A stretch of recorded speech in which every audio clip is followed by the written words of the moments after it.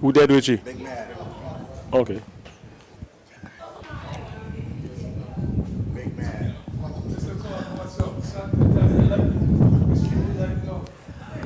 All right, good afternoon, ladies and gentlemen, and welcome to we're on the south of the island. We're in the village of Erlings, and we're bringing you live coverage today of the finals of the Dave Joseph Limited Overs competition. And today we have the men from the east, Freetown, coming all the way south, and the police team, they're here also. And so both teams will be battling for the honors of the Dave Joseph 35 over competition. And so today looks like a pretty lovely day for cricket, a lovely ambience here, just looking over the Caribbean Sea there, and seeing the umpire now signaling to get play started. And so while we get there, let me just introduce my fellow commentators. First to my right, is it Sir Dave Joseph? No, not yet. Not yet. Yeah, just Dave Joseph. Dave Suppy Joseph, and also we have Cleve Joseph on the mic there. And initially there, first ball, first boundary. Cleve, good afternoon. Good afternoon. Welcome to the live coverage. Nice being here, watching the finals. Dave Joseph, finals, police against Freetown. Hope we have a good game today. Well, I want to believe both teams are going to be pretty, in local parlance, we'll say juiced up, pretty excited. Both teams have won one competition in the Parish League circuit thus far, and so they're trying to come up trumps here on each other. As we see the opening bowler, I'll get the name to you shortly. So, Suppy, this competition is named after you. I guess that would indicate that you would have had quite a illustrious career in the Parish League circuit. I know you were on earlier, you guys were on the show earlier speaking a bit about your past, but I don't know if you just want to share a little bit about your experience in the whole Parish League circuit as we watch the opening bowler again coming in. And this one is driven, but not with any time in, just dropping short. Yes, Uppy. Yeah, well, I started my cricketing career in Parish League, playing for Newfield, and I must say that I've probably played for all the teams in the East in terms of Freetown, Bethesda, Seatons. So Suppy, I don't have to ask where your allegiance is here today then? Not really. I'm a supporter of good cricket, In this day and age, it's not about allegiance. It's all about, the better cricket. And, the better team will always come out on top. Most definitely. We see that looks like Malik. Is it Malik Gerald who's the opening bowler? Yes, and that was a very poor delivery. And the opening batsman there looking like, is that Dylan Wills? Dylan Wills putting that away to the fine leg boundary. Yeah, but Suppy, you talk about seeing good cricket, and that's one of the big topics that goes around now in cricket, with West Indies cricket really floundering. What's some of the bigger differences you would say in terms of the cricket back then to what we're seeing now on the field of play? Well, you see straight away, the police captain, actually, he won the toss, but he has put himself under pressure. I can't see you bowl into one man on the inside. Puts a lot of pressure on you to keep it in the right area. So there you go again. He's well offline. So he's under pressure from the word go. So he actually created the pressure for himself. So if Freetown is playing good cricket, they'll capitalize on it. Yeah, Cleve, if you could come in here, I myself was a bit surprised hearing that police would have won the toss and have decided to field. I would have thought they would want to go in there and put as much runs on the board and then try and defend it. And looking at the strip this morning, it looked like a very good strip for batting. We're surprised, but the bowler, they're encouraging him to bowl, for the field set, they're encouraging him to bowl on the offside, but he has been a bit too wide. I mean, that's the fourth delivery in the over. I think she has been outside the off stump, two has been down the right side. You need to get it tighter on the off stump. It's giving the batsman too many room to play through the offside. Well, I was interested to see, does police have a full team? Because really and truly, Looks like they're short of one. I'm seeing the full team? 3. Oh, Walsh is here, but he's not on the field yet. Okay, so they probably started with 10. So yeah, because I can't tell. I've seen a field with one man on the leg side there. And so it looks like we've completed the first over in these finals here at the Erlings Field. And after over number 1, the score is 13 without loss. So very brisk start there thus far for the men from the East. Good start for Freetown. Let's hope Police pull it back from the sudden end now. What's ball name? I'm not hearing him. Shadrach. Yeah. Okay, so we see young Vincent Shadrach now. Vincent Shadrach Jr. taking up the attack from the sudden end. And gentlemen, before we get too caught up in this game, I know you guys probably did a little bit earlier. First of all, let's extend on behalf of the Antigua Parish League network and circuit, we want to extend our sincere condolences to the family and friends of the late Ralston Otto. And I remember growing up as a young boy, you know, listening to Leeward Islands cricket, and you know, Otto was just always there fighting to the end. And I'm sure you guys would have probably expounded a bit on his credentials thus far. And you know, we just again want to extend our sympathies. Antigua, Seaview Farm, Leeward Islands, West Indies cricket has really lost a great son of the soil. That's right. Yeah. Got to extend condolences once again to the Otto family and the loss of an icon in Caribbean cricket. I mean, at the time Otto played, cricket was rich in the Caribbean, and he was one who helped it to be that rich. He was not an easy batsman to be dislodged.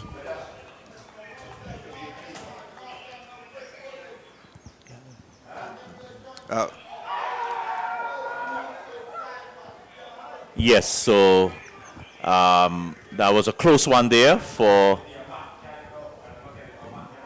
that's a close one there, and so for the batsman there.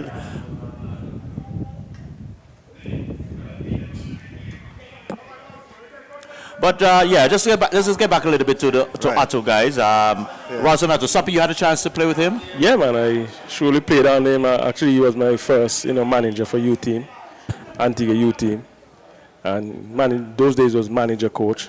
So he was, great guy for cricket. We have lost, great cricketing brain, and then I actually transferred up to the national team, where Otto was the captain of the national team too, and learned a lot of stuff from him, lots and lots of stuff.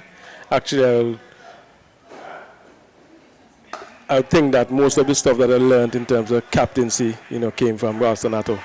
He was one of the, most superb minds in terms of cricket, knowledge of the game, and even also batting too. We went to factory. I went to factory like 1985, and Otto was always around there. Helping to assist Taddy, whatever program Taddy had on, and he then took us into the youth teams, and went all the way. And as we say again, may his soul rest in peace. Condolence to the family. It's a big loss, big loss. Lots of knowledge, gone. But whatever knowledge. An appeal here. Umpire not convinced. And so, not out is a signal. That was a good delivery from the bowler. That's the leg he should be bowling. Getting the batsman to come on the front foot to do a bit of scene. Very good delivery a while ago. Cleve, you from your end, you had what's your experience you had with Otto? Otto, as Dave just said, Otto was my first national under-19 manager slash coach for national team, also Leeward Islands. And then as I transitioned into the national senior team, Otto was the captain. A lot of knowledge. As a matter of fact, Otto was one of the person who gave me the name Esther Spade. Playing card, I said, join the game with a casino, one of those games. But Otto used to tell me that anything he wants, he can always call on me to do it. But he was the one who helped me in getting to that stage, because he was at factory and he was, giving us instruction what sort of delivery he wanted us to be bowling. So the practice made perfect when he came down to play for national team. So you had no problem to transcend, bring the way you learn. I guess one of the titles that Otto has always carried, one of the better player of the game who never really made the West Indies team. Was always on the scups, but I guess as they said, he came around at the wrong time. So, yes, you're shaking it like you don't agree? No, I'm just watching the bowling change here, because I thought this bowler, he was getting the ball to really in-swing good to the right-hander, which should be a right place for him to stay and bowl to the left-hander. Now he has gone a bit wider, so there he goes, bang to the cover for 4. Well, certainly so far, Dylan Wills, he has shown that great propensity to really drive those balls once it is in this half to the offside, and so another boundary to close off over number 2, and so at the end of over number 2, 22 without loss.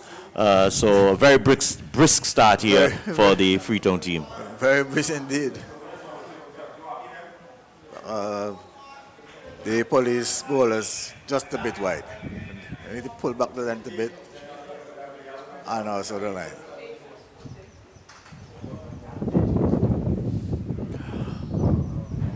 Let's see what Malik will do this over.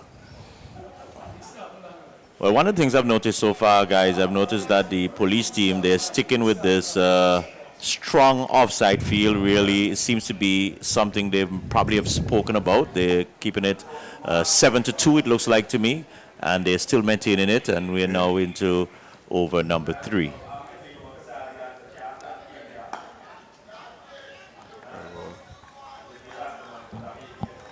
The opening batsman is Keith Baltimore. Okay. Just a little bit away from our scorers, guys, so we're just trying to get affirmation. That's Keith Baltimore? Yes, it is, yeah. Okay, so yes. So Keith Baltimore and Dylan Wills opening. So there are 2 slips. Finally.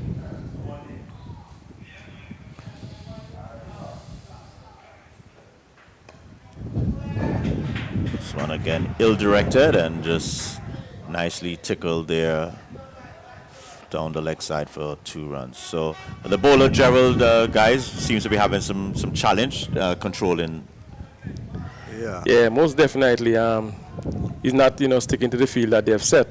As they say, it's a pack offside field, and most of the balls have been directed down the leg side.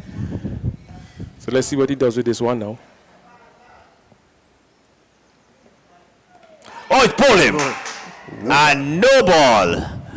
So what a piece of luck, or unfortunate luck, however you term it. It was well pitched up, and Keith, in my impression, was neither forward or backward, and was comprehensively beaten, but the bowler erred by overstepping there. Yeah, I think that delivery was pretty quick too. Yeah, that was pretty quick through the air, so I think he was done for pace there with that one. But luckily for him, it was a no ball. That's why it was a bit quicker. Okay, obviously. Cliff, you would have those experiences. You had a few of those in your career? I had a few of those. Yeah. But I mean, the batsman should be out on the front foot for that one. It was further up. I see he's beating for pace, but if he was on the front foot, as the other batter has been doing, Dylan probably get it through the extra cover region. And let's see. I think there was a hint of swing on that too, Johnny. Okay. I think it came in the air, it looks like to me. So it's Gerald. He's coming from the pavilion end, and this time he goes short, and this one is just, I would say, more tapped into the offside, and they're able to come back for 2 easy runs. Cleve, as a fast bowler, it looks like he's coming down, if you want to say coming down the hill. Does that at time interfere with your rhythm and what you're trying to do? It does. It does sometimes with your approach to the wicket. You as a fast bowler got to be thinking and got to know exactly what amount of energy you need to come down the hill. Actually, I never enjoy bowling downhill. I prefer coming up against the Wow. That came off the inner half of the bat, but it's really picked up some speed. Yeah. Very fast outfield.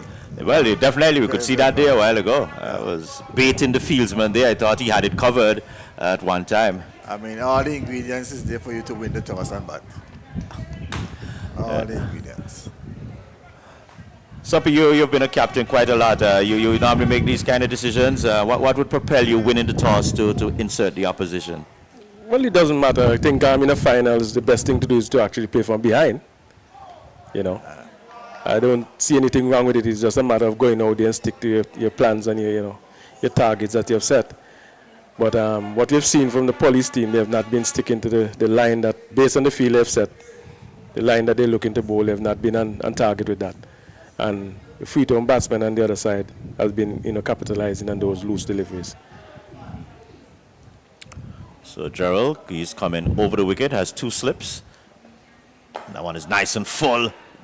Yorker length delivery, but well played there by Baltimore, coming down on it hard.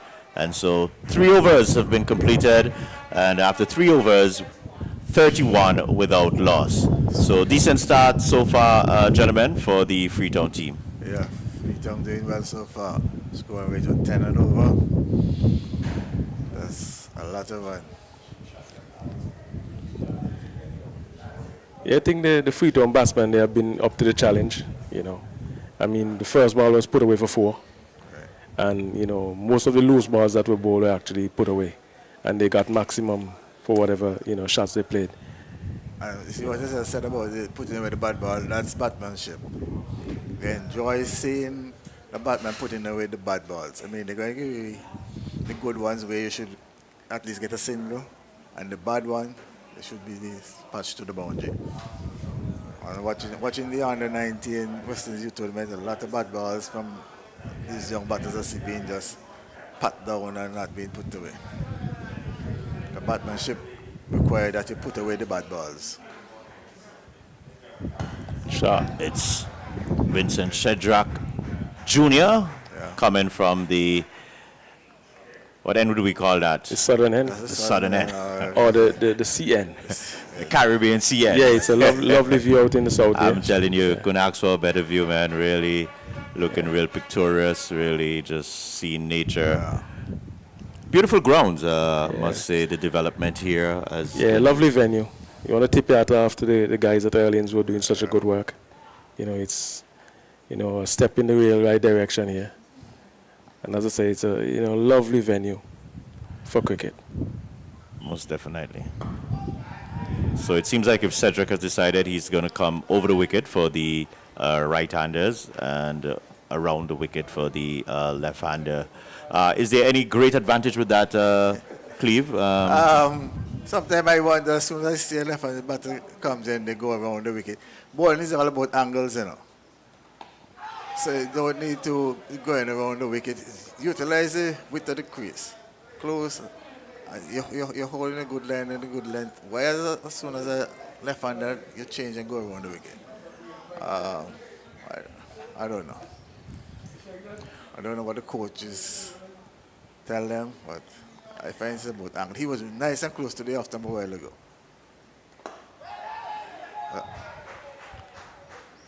Wow. I think that's very good cricket and we have a Freetown there. I've seen them hit a lot of boundaries, but here comes the singles playing to the game now. And that's it's a very good single there just now. That's what I'm saying. The good ball, they pick up the single. The bad one, they put the ball. So Freetown is batting very positive at the moment. Yeah, I think I'm seeing Dylan out there without a helmet, so he has quite a bit of confidence, it seems like. That's no headgear, so. And he has been playing some real good shots from the very start, so. He looks like in a good nick. So Shedrack goes around the wicket again, and that one is hitting the pad, loud appeal. I think it was more out of optimism than realism there, and so that looks like umpire Oliver Benjamin to me, and he signaled leg by there. Yeah, but up here, right, the youngsters must be full of confidence. No helmet. He has been on the front foot playing some expansive drives to the cover.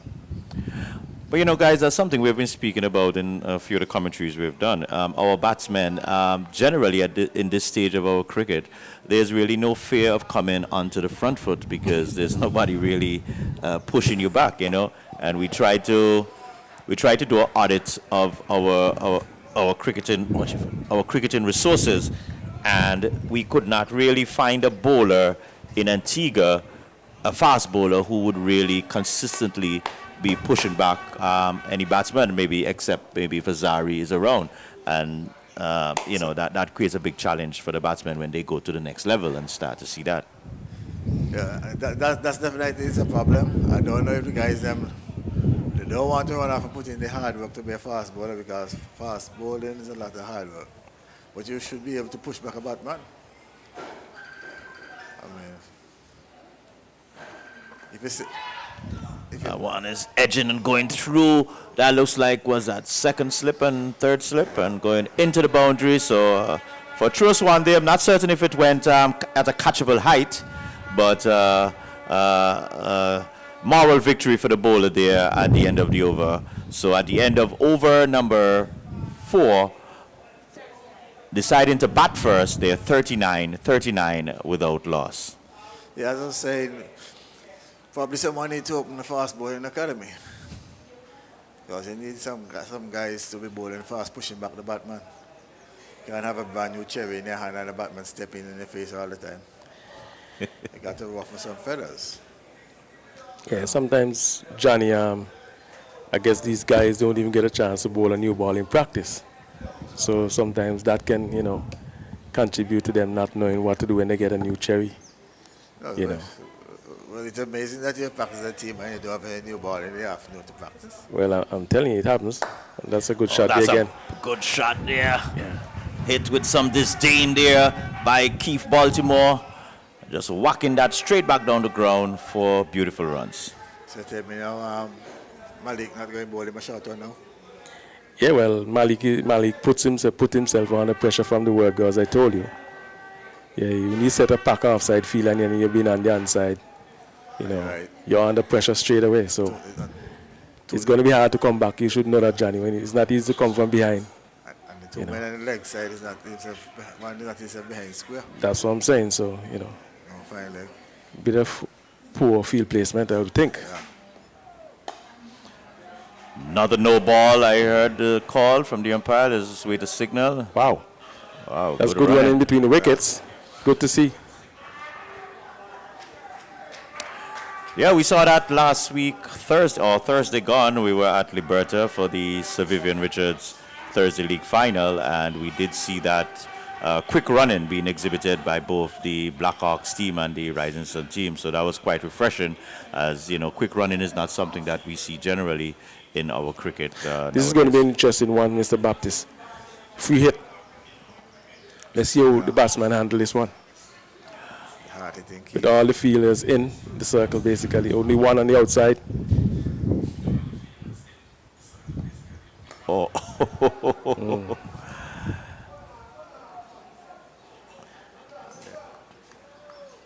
It was a full toss, but he wasn't able to get any real connection. He looked like he was a bit late on the shot, and the ball just lobbed down to the third man position, and they were able to get 2 runs. I think police could dispense in one of the slip fielder. Yeah, I was thinking that too. I was wondering, the bowlers have not shown that consistency, Right. but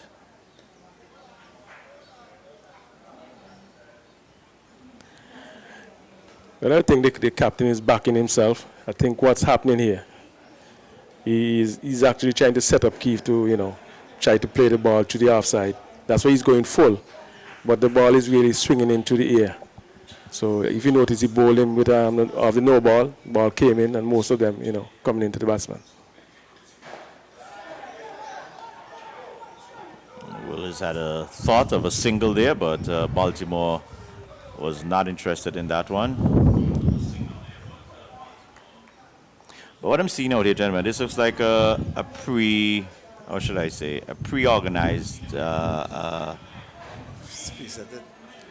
Plan? plan, yes. It looks like that's what they have in their camp, and you're not seeing it. Another wild thing, a chance for a catch, but dropped in no man's land. Well, I shouldn't say no man's land, but dropped in a land where no man was there. Right. I don't know. I think a better effort could have been made there. I think the Freetown batsman, the Keefe, is getting a little bit, rushed right now. So I think, yeah, he's in a space where he's looking to get out. Basically what I'm seeing. He's in a lot of hurry to do a lot of things out there in the middle. Let's hope he can settle down for the sake of Freetown and, keep batting sensibly. Yeah, and this is a challenge we have with our young batsmen of today. They hit 2-3 boundaries and they think now they're set, they've made it, and then you just see those rush of blood, and that's what affects. Willis definitely needs no invitation for those drives. From the first delivery, he was there, and so we've completed over number 5, and at the end of 5 overs, 49 without loss. We're going to go to a commercial break now, guys. I'll be back shortly.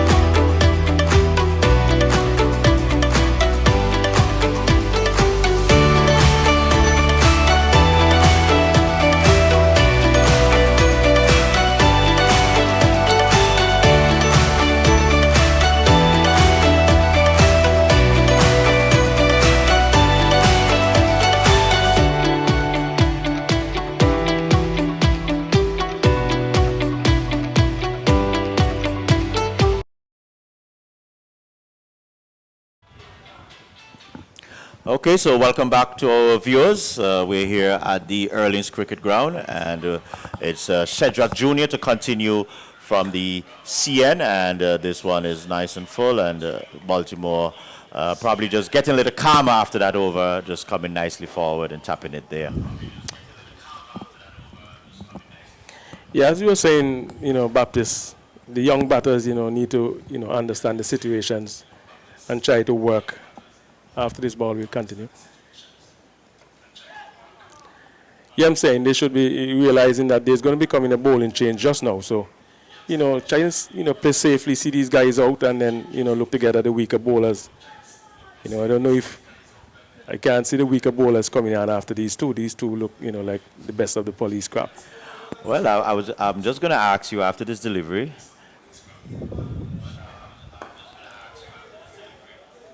For the police, for the season, even last season, their spin bowlers have been their trump card. Cleve Cornelius, I think he has had about 3 or 4 hat-tricks for the season. LaShawn Barnard also does a little twirl in there. Is it that the Freetown men are quite knowledgeable of that and are trying to get onto these fast bowlers before the spin bowlers come in? Well, that would be a good ploy if they know their strengths and their weaknesses. Maybe they're backing themselves against the pace attack anyway then.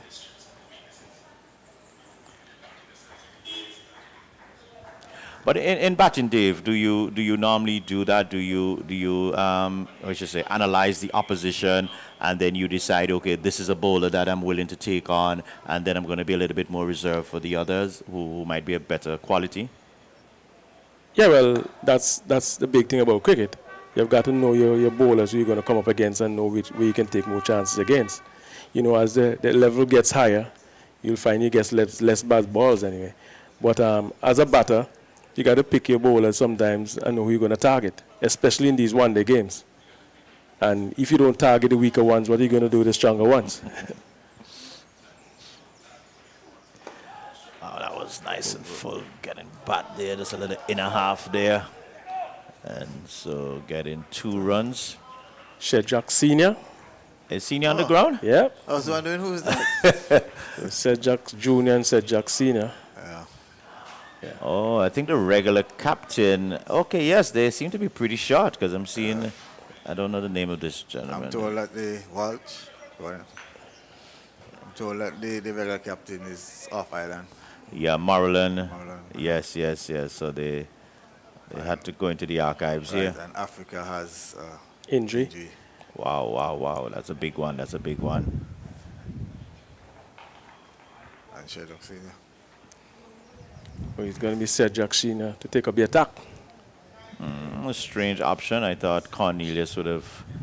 If he's on the field, let me just see if I can. Yeah, he's spot. there. Yeah, he's there. He's normally, when every delivery he bowls, he thinks he's getting a wicket. Yeah. Well, that's a positive mindset you have as a bowler. You must think, you know your wicket delivery, your wicket ball. Yeah, if it's one thing he doesn't lack, it's confidence, I can tell you that. And he has backed it up. As I said, this season, I think he's had 3 or 4 hat-tricks to his name. So he's regularly in the wicket column. So Cedric Senior there. What's that, gentle medium? Is he turning the ball? What does he do? I'm not too familiar with him. It's medium pace. He's actually Medium trying to pace. pull it back because I think the 2 bowlers who started didn't do a very good job. So he's trying to use experience here and try to pull it back, try to get the ball into, some good areas, it looks like. If you notice, he's really taking his time, thinking about what he wants to do. Yeah, trying to get the field in the right place. Yeah, so it's a case that Police is coming from behind now in terms of, the runs that have been scored from the, first, 5-6 overs. But this looks a bit strange, gentlemen. There's absolutely no fieldsman. Okay, so someone comes in now. Cornelius comes in from the mid-wicket boundary. Can't see directly below us. I'm assuming there's some, okay, they're making some adjustment now. I was wondering. So the man now is going to come at just behind square there by the umpire. Whoa, that should be a no ball, I'm assuming. And 4 runs. And 4 runs. So definitely not going Police way at the moment. Definitely really bad bowling there by Shadrach Senior.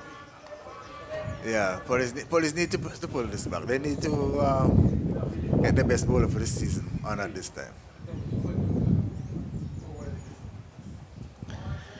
But you can, look at it that way, Cleve. Getting your best bowler on after this ball will continue. He's bowling, but it's a free hit, so doesn't count. You could not have asked for a better free hit ball than that, Eddie. And he missed it.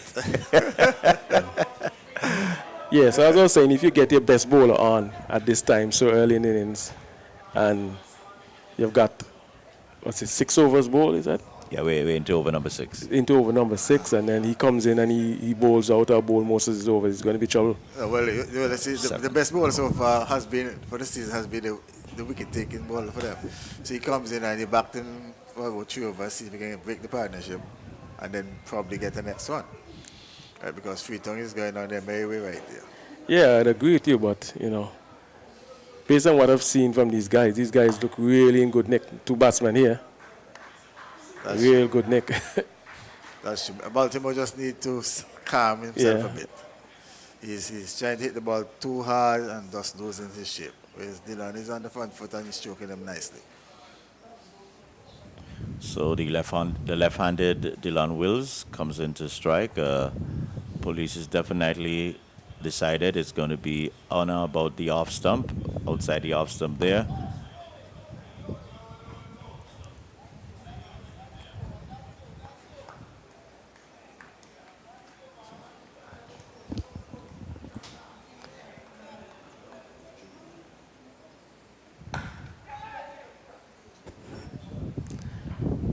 Yeah, I think Shadrach has, done a good job, pulling it back a bit.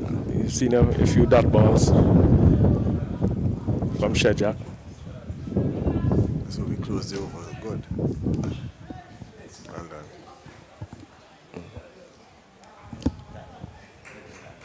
Right. Well, a good comeback. Oh, sorry. A good comeback there by Shadrach Senior. Had a rough start to the over, but the last 3 or 4 deliveries was on spot. And so we have 7 overs in the bag. After 7 overs, the score is 60 without loss. So real positive start by the Freetown team, gentlemen. Yeah, Shadrach Senior using a lot of experience there to pull back the scoring rate a bit. Let's hope Police can get into the groove. Try and contain the Freetown batters. I'm not certain if this is a firster, but it's a momentous occasion when you have father and son bowling in tandem. Yeah. So we have Shadrach Senior, and now we have Sadrak Jr. continuing from the seawater end. This one is just drifting into the pads, nicely turned there into a vacant. Back with the square, does it have the legs to make the boundary? No, it does not. Stands up, and they are able to get 3 runs comfortably.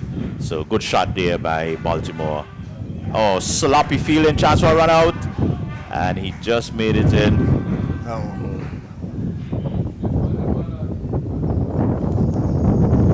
Oh, that's good positive running by Freetown. So the batsman is down, seems to be hurt. Who ran 4 runs? Yeah.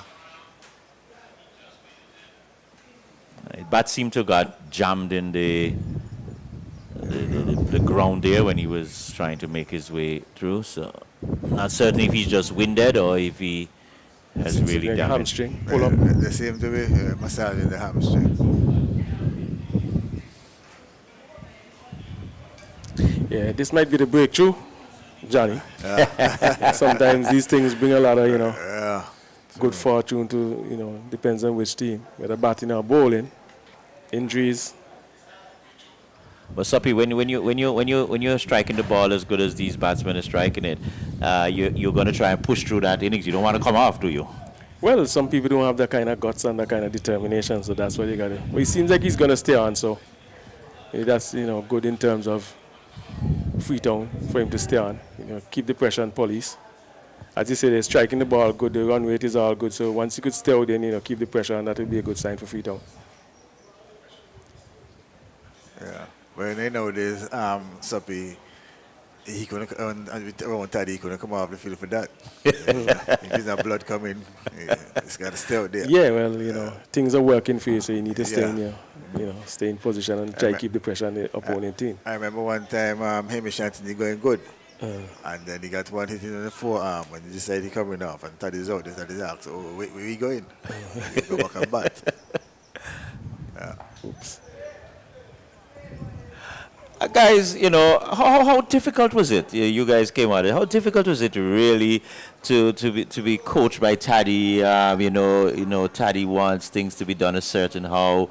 I mean, you guys were still young, maybe a little bit immature in the brain development. How did you guys adjust to that type of style? That's a massive question. Well, I had to. You see, we love the game. We wanted to play the game. After you listening to your heroes and then West Indies doing well, and you want to play the game. So when you got up there and Taddy start to drill you and start to inculcate what he wanted from you, right? You had no option but to practice and practice hard and, implement what was being taught. I mean, remember Taddy's name was the Ayatollah now. We all know who the Ayatollah was. Right, but this is all good. This is all fun. As I said, we love the game. We wanted to play. Yeah, it was all about that, the love that he had for the game. And I don't think it was really tough on the Taddy. It's just a matter of, the doing the work, putting in the work, and, as you see from the results that Taddy got in terms of a coach, the amount of players who went to the top. So you just had to put in the hard work and, get the job done.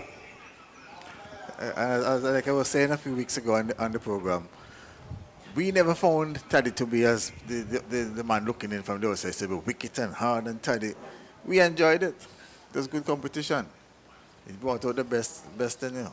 Yeah, when I started, I was at Freetown School, and I couldn't wait to get to factory when I finished school at 3 o'clock. And most of the times I got there before most of the guys who finished school at 1:30. Then when I went to Parish after that, I was finishing at 1:30, so I'll be down at factory like for an hour waiting, So it's just a matter of, what you want, identifying your goals and your objectives very early. I think that was the thing about this group that we had, Johnny. Right. Most of the guys knew where they wanted to go with the cricket, and they knew what they had to do to get there. Yeah. And they just did just that. Some of the guys really didn't get to the level that they think they should have gotten to. Clearview, for one, I thought he should have played, even for Leeward Islands, even gone further, but just didn't get that break. But there was a lot of work being put in by the players, Yeah, at the end of the over, what's the score? At the end of over number 8, so we're 8 overs in the bag. We are 65 without loss, so just about a little over 8 runs and over. But gentlemen, when we transition to today, I mean, you can't even. Somebody and I was talking. Sorry about that. Here comes the big bowler now. Oh, the wicket-taking bowler. Yeah, definitely. He's in the attack now. Yeah, go ahead, Baptist. Yeah, a Taddy's environment or factory ground environment. I'm wondering, we were having a conversation, how would it fit in with these players today? Because with these players today, you can't talk to them, you can't reason with them. No. I'm having none of that. It's not how they fit in, you know. That's what Taddy did was real cricket. Obviously, what we're doing now is not giving us any results. So we better off going back to what Taddy was doing. I don't know who can take it up and do it, but that's going to be the best way for us and the best way forward. So it's not about running from it and trying to hide and dodge now. You got to put in the hard work. I mean, you look at the television and you see all the Kohlis and you see all the big players in Australia they're playing. But what you don't see is the work that they put in behind the scene. Exactly. You only see the finished product. But there's a lot of work being put in behind the scene. So if you're going to play television, cricket is fine, but cricket is real hard work. And we need to get that in our youngsters' head. Well, this is trouble here for police, it seems like. Cornelius into the attack, and Baltimore wasting no time in going at him, driving that through the extra cover region, getting 2 runs there. Yeah, at factory, it fit in, or it got out of them because the work was being put in there. All right? I remember Earl was telling me, you know, when he went there, you know, Taddy put him under what he called a heart test. So, you know, you had all these bowlers just firing him. Even if he got knocked down, go and get up and batsman, batsman, you know. Yeah, well, that's something that you got to do, test the heart to make sure the heart is good enough to go through the rigorous challenges that's ahead, you know. I mean, I myself got my heart test too, and sometimes, you know, you wonder, you know, what was going on with these guys who wanted to kill you or something, but you survive through it and you come out and, you know, it's all good. You know. Wow, that's a big shot. It's a big shot, and you could see. That's a big shot. The confidence is there with the Freetown, and he had no hesitation in going after that, and I guess they're not making sure that Cornelius doesn't get comfortable hitting a line and a length there. Yeah, well, that's it. You're on a roll, so you got to keep the pressure on these guys. It doesn't matter who the bowler. Once he bowls a loose ball, you need to jump in it. And that's a good shot. Baltimore actually held his shape, you know, and tried to overhit it. Right. Looking like it will be a long way for police in the field.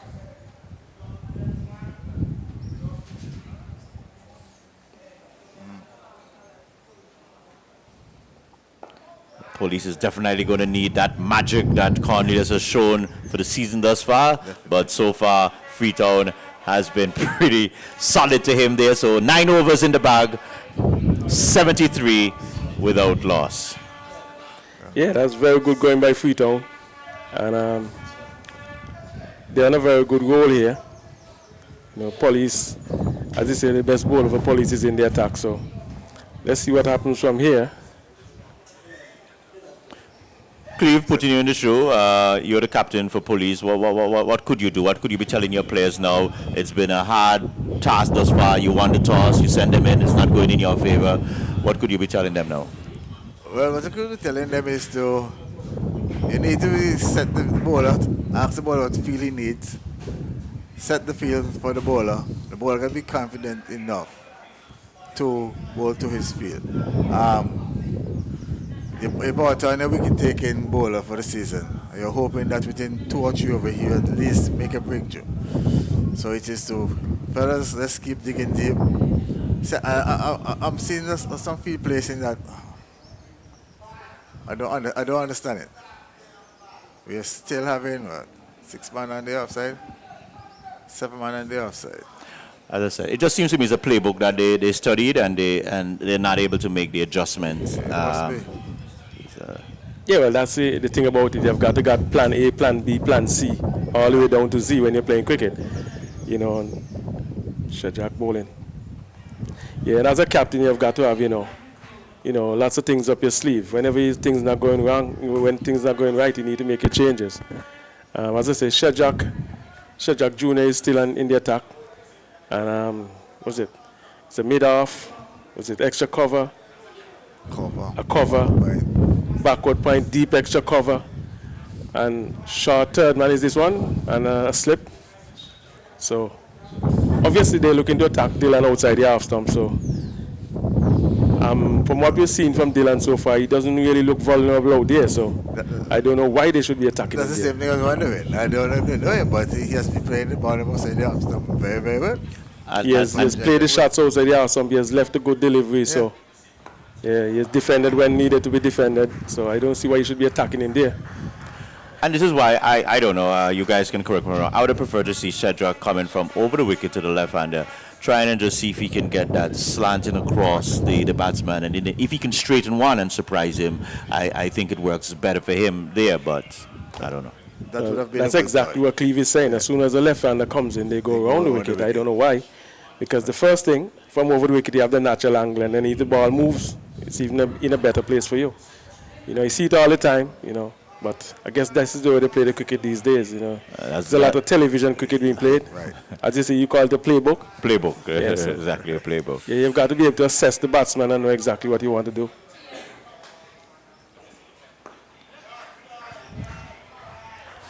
Wow, it's easy picking for Freetown at this point. Yeah, it looks The like guys are putting where the bad balls, the good ones are being tucked around the corner, tucked somewhere for a single. So, you know, Cleve, what we're seeing from Freetown here, this is good stuff. Yeah, that's good batmanship by both players. I think this is something the West Indies team doesn't do well. They don't take singles. And running between the wicket has been so good so far too, based on what I've been seeing. West Indies cricket at a high level, they say boundary hitters, they say engine room. Engine. Yeah, but then we have too many, you know, dot balls being bowled. Right. Still don't understand why as soon as the batter come, it change. Go around the wicket. Yeah. To me, he goes around the wicket, he's getting very close to the danger area also. Yeah, that's something I saw from even the bowler who started up here, running straight down the wicket. Trying a short one there, but didn't really even have any venom in it. I guess the slowness would have deceived Wills there. Yeah. That might be the slow bumper.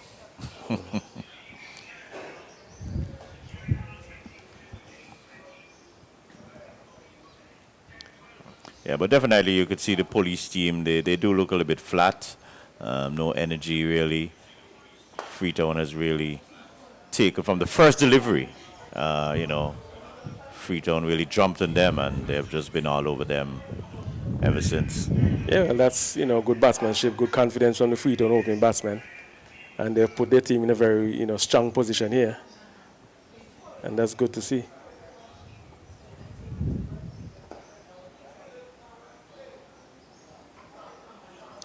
So we've completed 10 overs. So 10 overs in the bag, 76 without loss. Take a commercial break.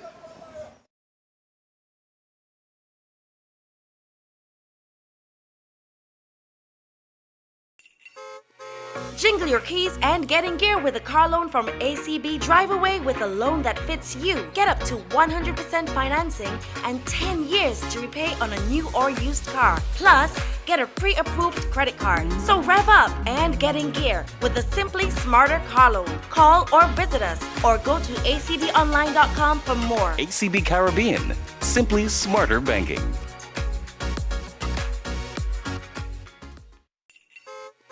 Jingle your keys and get in gear with a car loan from ACB. Drive away with a loan that fits you. Get up to 100% financing and 10 years to repay on a new or used car. Plus, get a pre-approved credit card. So rev up and get in gear with the Simply Smarter.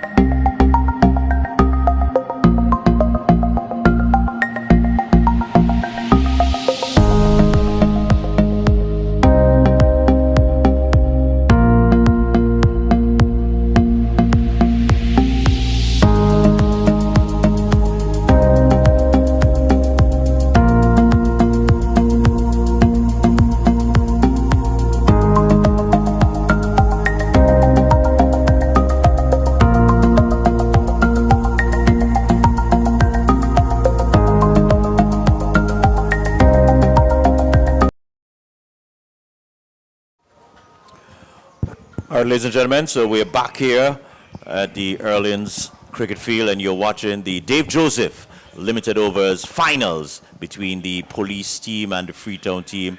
Police won the toss, and they decided to field first to give Freetown first strike, and from the first delivery, Freetown set the authority with Dylan Wills hitting a crisp drive for 4, and it has just been in all favor of Freetown. Police did have maybe a few half chances, had a bowl down. Baltimore was clean bowled, but that was off of a no ball. A couple appeal coming from the southern end there. But so far, I think, gentlemen, we could say it has been comprehensively Freetown all the way.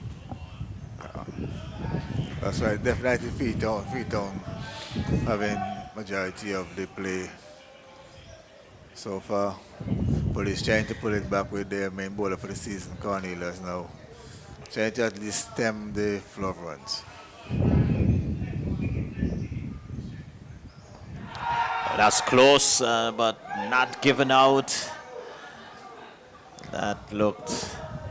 Yeah, well, Cornelius seems to be in real bowling form. He's actually giving a lot of cheeks to the Freetown batsmen out there, which is, good camaraderie out there. I love this one. Well, that's a part of his armory, He gives a lot Talks of them out cheeks of the too. way. Yeah, he talks you out your wicket too. Okay. You buy a wicket. Cleve, you do that a couple of times already. Tell me that, man. No, if you want to, I didn't have much to say now. The ball did the talking. Yeah, I just analyzed you for 2-3 ball and then, I was never a talker. No. Soppy, did you get with it as a batsman? Did you get in it with bowlers from time to time? No, not really. You see, there goes the rush shot. Right. Yeah. Yeah, so he's really getting on the Keith's skin, looks like. Yeah.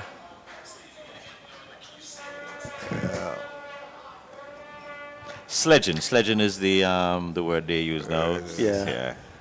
Yeah, let's see how he adjusts, to the left-handed batsman. He's been going pretty good to the right-handed batsman, so yeah. A lot of talking taking place out there.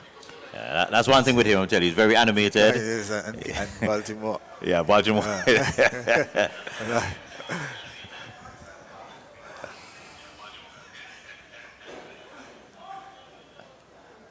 So the byplay is going there. Yeah.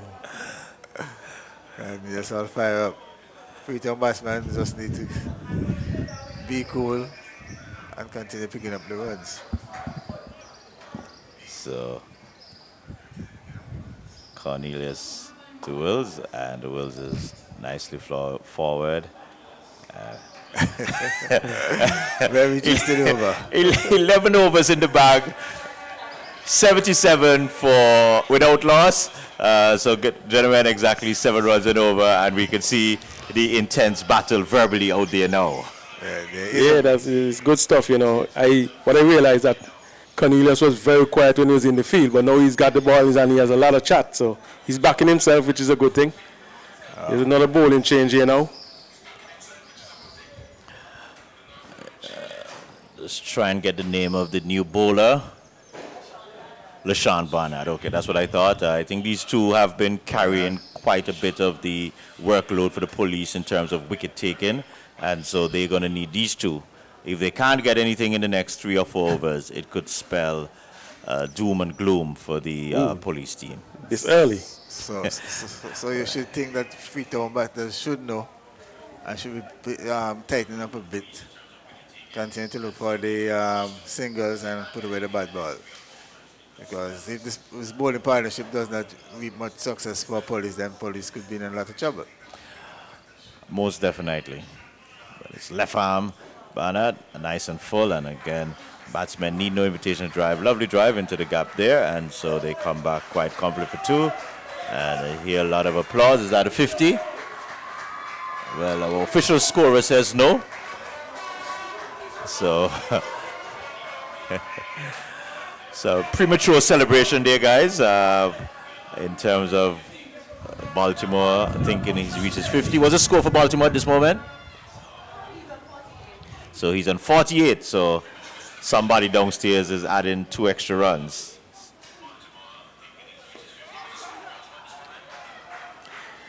Yeah, that's a well-taken single again, which is very good for the cricket. That's what I'm Say the saying. good ball is being picked off to for a single all the time here.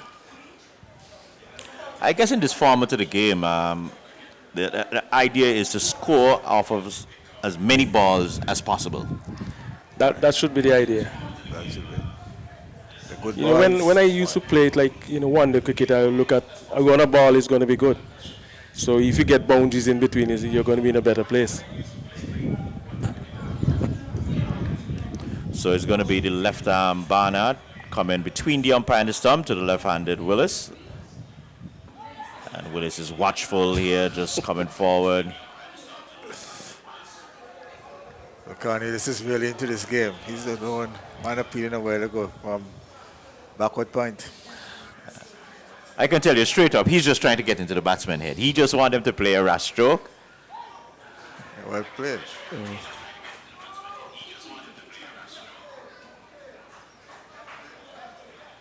2 more runs there. Gentlemen, so far I must say I'm very impressed with Dylan Wills. He seems to be, he seems to have his plan and he's playing within himself. He's attacking when there's to be attacked. He's respecting the good deliveries, running between the wicket. He seems to be unsung for his game today. Yeah, as we said from the start, he's out there without any headgear. He has a lot of confidence on his belt, looks like. And as you say, he's been playing, each ball on its merit. And he looks pretty composed.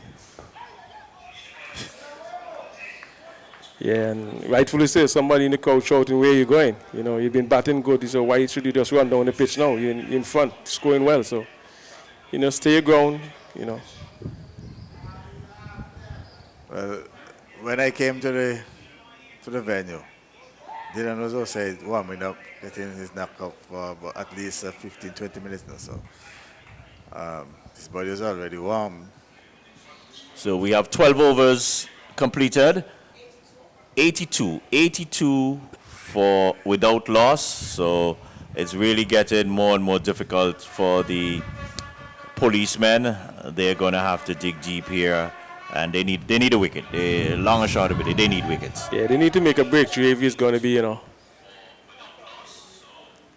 any good happening for them. They need to get a break now. Well, as you say, the wicket-taking bowler for all season is here now, so. For their own sake, let's hope they can make a break and try to get into the Freetown, batting lineup. Some discussion between the captain and the umpire.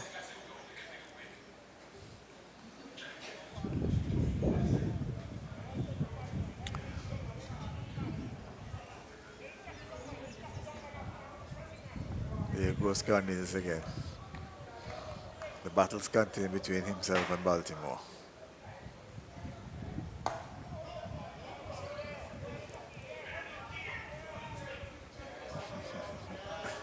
Baltimore coming forward, just pushing it back down the jack.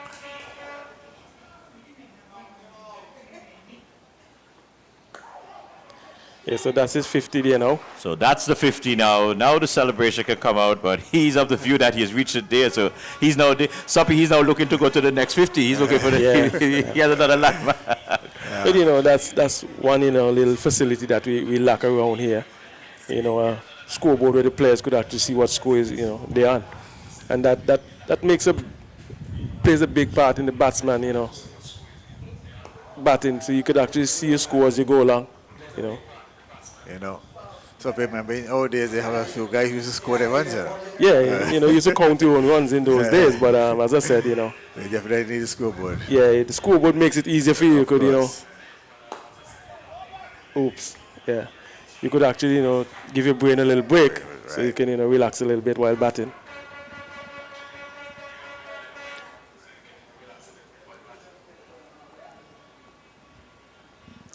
Oh, why? Wow. Cornelius is beseeching after every delivery. We just want to say good afternoon to Enot Jr. Hope I'm pronouncing your first name correctly. Enot. Isaiah Bruni, good to have you on board. Osafa Born, Akash Joseph, Wendell Samuel, Hansel Phillip, always with us every time. She's saying, time to attack. Wickets in hand. What's happened there? I just looked down. Yeah, that's well outside leg stump. Yeah, that, man, the ball you know, is well outside the leg stump. Yeah, that's not a really good call for leg before, really. But Cornelius is adamant that he should be, you know, getting a wicket here. So. Animated. Yeah. Well, okay, so the end of the over, yes, so over number 13 in the bag. 83 without loss, so not a bad over, only one run it looks like came off of this over. So at least they couldn't get a wicket, but at least they kept the scoring rate down. That's what they need from the bowler at this point. Freetown batsman just seem to be going through, what's we call it? I think a torrid period at this time. Probably just need to take someone brought down a bit of liquid on the field for them. Don't know if the sun is getting them. It's pretty hot outside there. I think where the man said today we should be on 94. Soppy, you agree with this comment by the viewer? Time to attack. We still have wickets in hand. Attack. You got lots over, so you don't need to attack. And he's gone. This one was nicely flighted by Barnard, and Baltimore, I would say, lack of foot movement, just had a wild swing and getting an edge and comfortably taken there by the man in the slip. So the first wicket goes for the police team. But Baltimore, he goes for exactly 50? 50, so he goes. So good breakthrough for the police team, definitely what they needed, guys. Yeah, very good breakthrough. I mean, this was a fairly good innings from Baltimore from the start, but he seemed to be getting a bit tired towards the end of the innings. The police now has the breakthrough, and let's hope that they can continue picking up wicket at regular intervals for the team's sake. Yeah, at least police got the breakthrough, so they look like they've, you know, picked themselves up. Again, look, based on what I've seen on the field, they huddled together, and then looks like they're looking to go forward now. Maybe that's the break they wanted. You know, but a good innings all now by Keith. You know, he got 50 for his team and for himself. You know. Mark Charles is telling us he's watching from West Palm Beach. Very clear, and the comments are very clear and nice. And he says, "Hail up, Soppy." Yeah, so. Yeah, just want to say good afternoon to you, Mark. You know, hope you're having a good vacation over there in West Palm Beach. Well, we're here in glorious sunshine here, and we're actually on a beach, close to a beach, playing cricket here, Mark. So, good stuff. Freetown in the lead here, looks like. The new batsman there is Jared Phillip. Soppy, I want to ask you a question after this over from a captain's point of view. There's a wide there. Jared generally bats at number 3, but he's not one of the, I would say, the most attacking batsmen. He's very solid, very reliable. With a start of 82, would you be tempted to change your batting lineup to get a more positive player to continue this momentum, or you would just continue as it is? Well, not really. You have Wills at the other end going pretty well, so you don't really need to change anything. What you got to keep doing is just picking up the singles as they just did there. You know, rotating the strike. You know, picking up the singles, bad balls, you put them away. You know, it gives you a better platform to launch later down in the innings. The last, you know, 5 to 10 overs, you could launch with more wickets in hand. I think we still have the likes of Austin Richards Jr. in the kind of stuff to come. Lineup there. So last time I saw him at Freetown, he was really hitting the ball crisply. But it's Willis and just going back and punching this one into the cover region, getting a single. So in the last couple of overs with the spin duo, they have sort of pegged back the run rate a bit, not as much boundaries, and a few dot balls in between, plus the vital wicket of Baltimore there. So something for police to build on. Yeah, that's been swept away for 4. Yeah, good stuff. good shot, but Well, looking at the police attack, what I would think I would do from a captain's point of view, I would have bowled one of these spinners earlier, because, you know, you'd be able to stem the ball in the runs flow a bit earlier than, you know, they've let Freetown, you know, go too far. And they're paying the price now. But it's a long time I haven't seen that shot being pulled out, really, a sweep shot. And that's good to see. Yeah, most young players, they don't want to sweep, really, but that's a very good shot there. Was that a shot that you had to practice quite a bit? I really love that shot because it's actually. Oh, Oops, that's a good delivery Nice there. handball. Some balls that you reckon to be very good and you can paddle it or sweep it away the bowler, then after a while tends to think he's bowling bad, but he's not really bowling bad. It's just that you've managed to create a shot. Now if you in today's cricket they're coming out with the reverse sweep, so that makes it even more difficult now too. whoa! That. Yeah, it's happening out there now. All sort of things, lots of R's and O's. And I can tell you all of that is being generated by Cornelius really pumping his guys up and that wicket. So we've now completed 14 overs. At the end of 14 overs, 91 for one. Keith Baltimore just lost his wicket there for 50.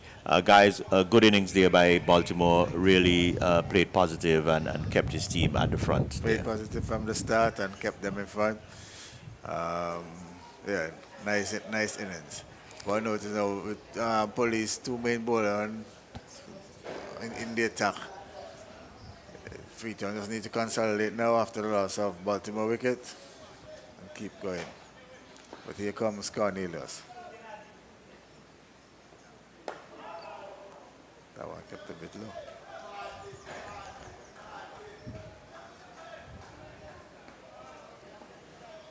As I said, from Philip, what I've noticed a few times I've seen him bat, he's solid.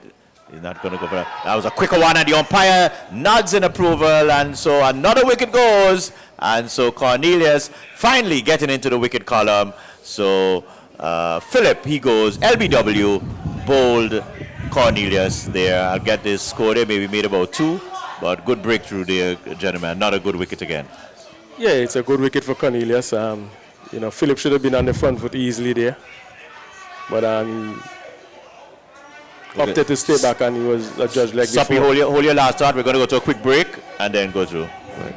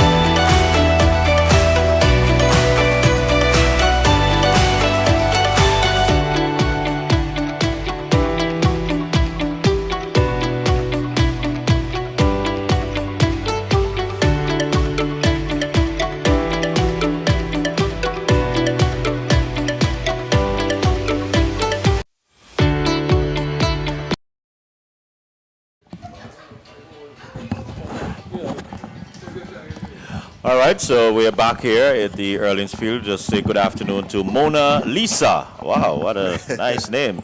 She's saying, stay batting Wills. And Carol Martin, good afternoon, guys. Good to have you, Carol. Oswin Hackett. Wills, I see you, bro. And Wendell Samuel saying, it's good bowling, but poor batting.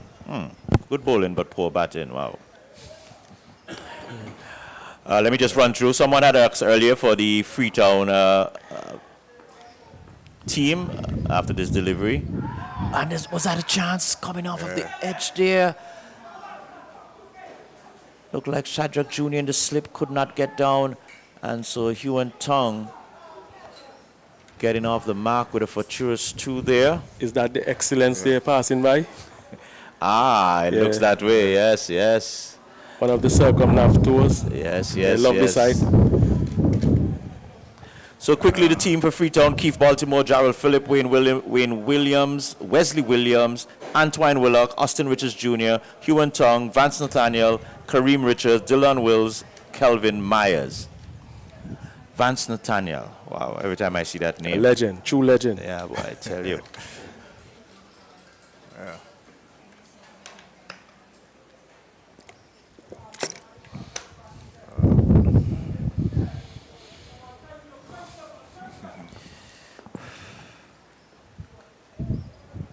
Sweeping. Cornelius turning up the heat.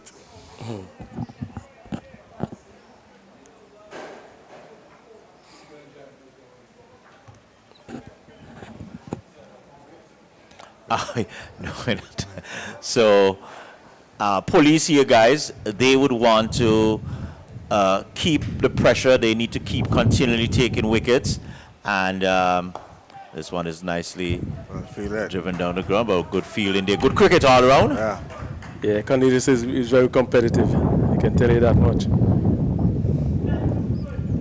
Let's go.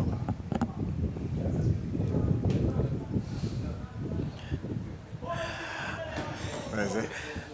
So we completed another over. So over number 15 in the back scorer. After 15 overs, 94 for 2. 94 for 2. We're going to go to a commercial break now, Mr. Technician? No. No? All right, so we continue here.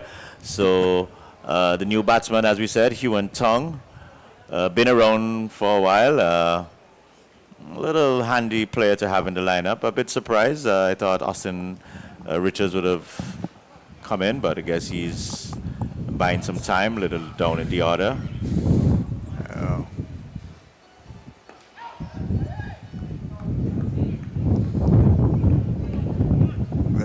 The ball is giving the ball a lot of flights, and with the wind coming across the field, getting a bit of a drift also. Yeah, I think that's what outdid Baltimore also. Well played. Yeah, that's a very good shot.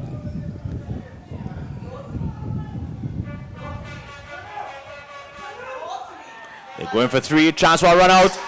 And he looks like he's gone from here. So excellent fielding there. Good throw by, who's Malik. that? Malik Yeah. Gerald. Good stuff. And you could see the excitement there.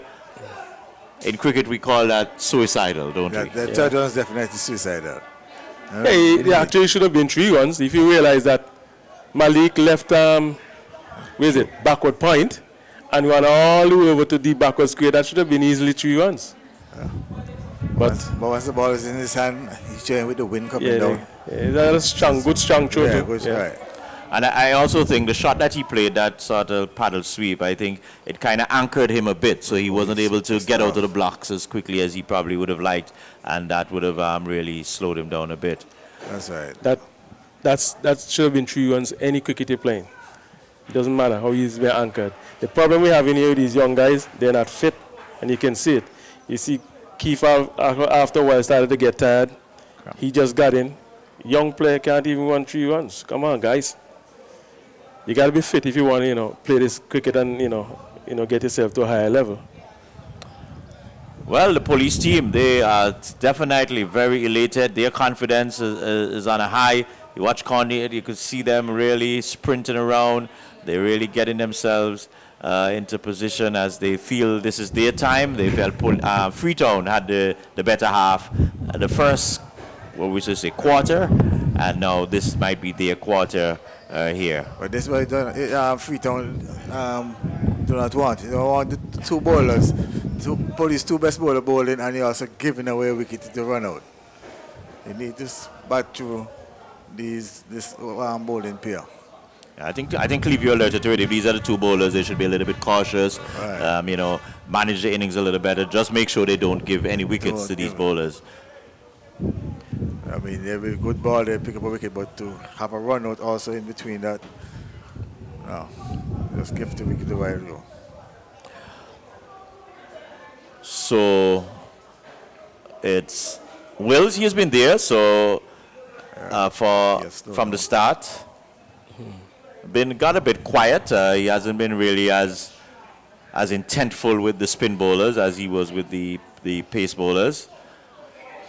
So let's see as Barnard comes between the umpire and the stump.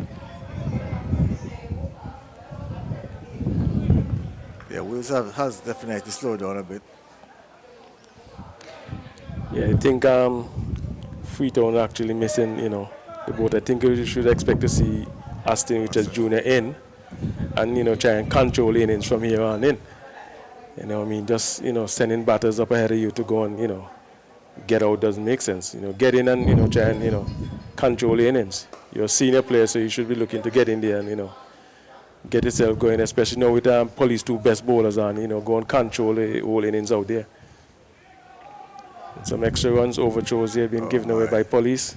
Yeah, Police has been a bit sloppy in the field. Sloppy cricket by Police. And you don't want that. After such a brilliant fielding, good throw, you want to keep supporting the bowler, keep supporting the team, and you really don't need those sort of letouts there. Yeah, that's why it's important to try and get the ball back to the wicket keeper instead of to the bowling end.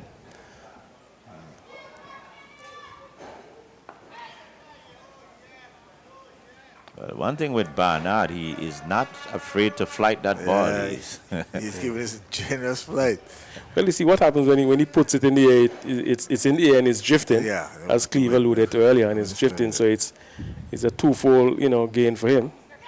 And that's been swept away before. It looks nicely like. played. Yeah. Well played, sweep shot by. Yeah, and there we see another one of the circumnav tours boats, They can't. in the distance. Yeah, Would that be Cats? Yeah, that looks like the Cats. Yeah. Just drifting across, the sailors up. Yeah. So just really enjoying the nice, Lovely blue, picture again. tranquil waters here. Yeah, we were in Barrel of Beef, or, well, they say, tell me it's Barrel. Okay, sorry. Another over is completed. Over number 18. And the score is, so the 100 came up off of that boundary. 102 for 3. So the 100 is up. We're in over number, we're going to have the 18th over. So we're just about midway. Anyone want to make a prediction? Anyone want to make a prediction as to what the final score could look like here? I predict anything between 180 to 200. 16.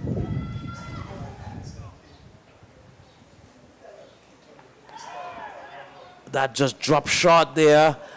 There was the batsman, the new batsman there at the crease. Anton Willock. Anton Willock. Yeah, it's interesting. I see Cornelius getting some drift here into the wind, and it's a real good thing to see him getting the ball to go into the wind.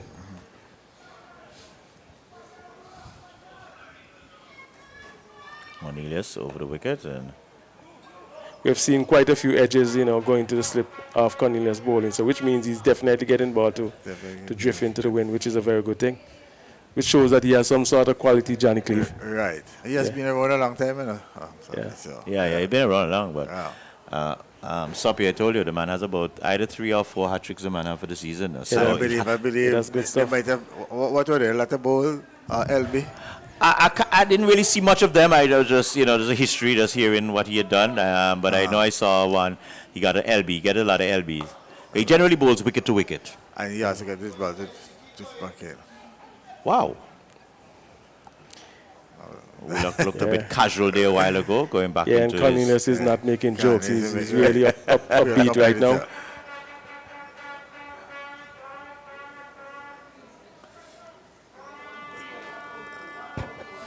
The batsman should realize that he's getting lots of drift. He's not actually turning it. Shot. That's a good shot. Nicely driven down the ground.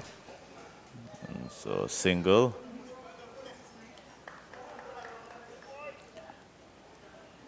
You must make mention that Willock is actually the nephew of Pernell Watley.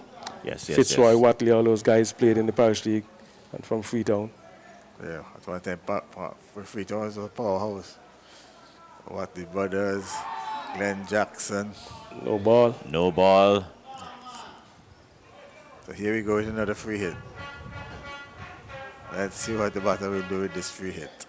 Umpire just giving Cornelius a little replay as to what he did. So let's see how Dylan will approach this free hit. So up in your play days, they had free hit? No, they didn't have Oh my, free you missed that boy.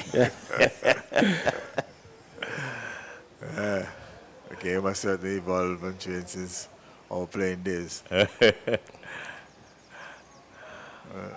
Let's see what Cornelius will come with this free hit. Wow. Yeah, that's a big hit. Yeah, maximum. Maximum. That's the from first Wales, maximum, I think, for the innings. right. Yes. So we call that an ACB Caribbean maximum there. That one went out of the park. Was powerfully hit there. Well played. That's if we get the free hit, you utilize it.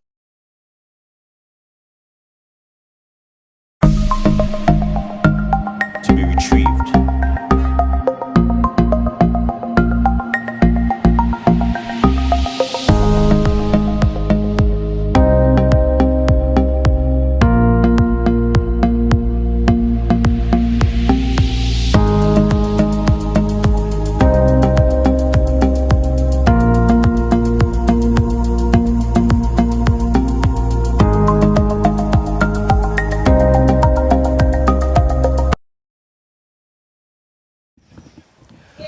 So the ball is back, and we're back with play.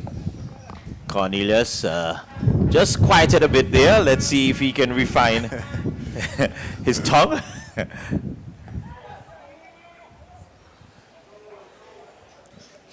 Gesturing to him, tell him, go again, hit me again. So 17 overs now completed.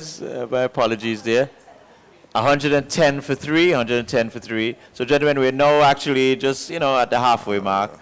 Yeah, give me some ideas what you think Freetown will be looking for at the end of this 35 overs. 110. I would say anything 180, 200. They should be looking for that amount of runs. Yeah, well, they're set for that kind of score. I believe maybe, as you say, maybe 175. I don't know what the batting is like coming down at the end. With Austin, which is still in the dressing room. Yeah, well, he should be, he's a man with a bit of class, so he should be able to get some runs once he can get into the set and get going. Yeah, based on the lineup, it will really all depend on Austin Richards Jr. After this. Yeah, because it's like we have Vance Nathaniel, Kelvin Myers, I think is a young guy, Wesley Williams, all these guys. So it's going to depend on Wills, and if this partnership may need to continue for another 7-8 overs, lay that platform, and then Austin Richards can come in and play with a free hand. But Barnard has other intention as he's trying to get, and that one bounces.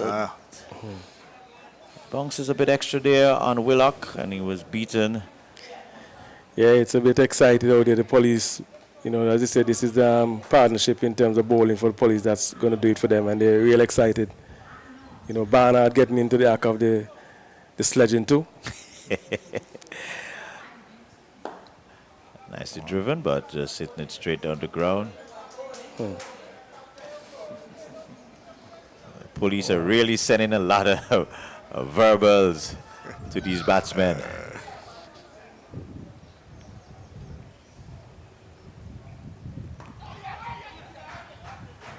Yeah, that's well played. It was a good ball too, so it's interesting to see, it's good balls and they're being picked off for a single. Well, that's one thing that has certainly dried up with this partnership bowling of Barnard and Cornelius. The singles have dried up, the boundaries are far and few in between now. Yeah, I think the field placement is a lot better. I think Cornelius actually understands what he's bowling and his field placement that he wants to bowl to. They still have a slip in place. This one, Wills is falling forward, but just tapping it in front of him there. Really impressed with Barnard. Nice high action, giving it a lot of loop and getting some bunks. Nice, easy action.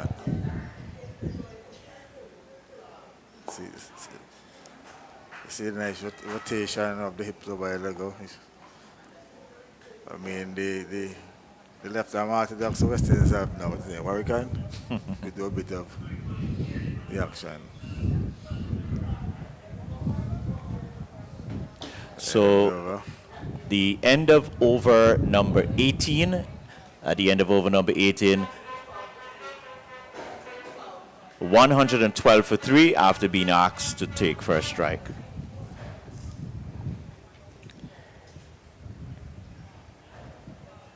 Here we see some discussion now in terms of the field placement.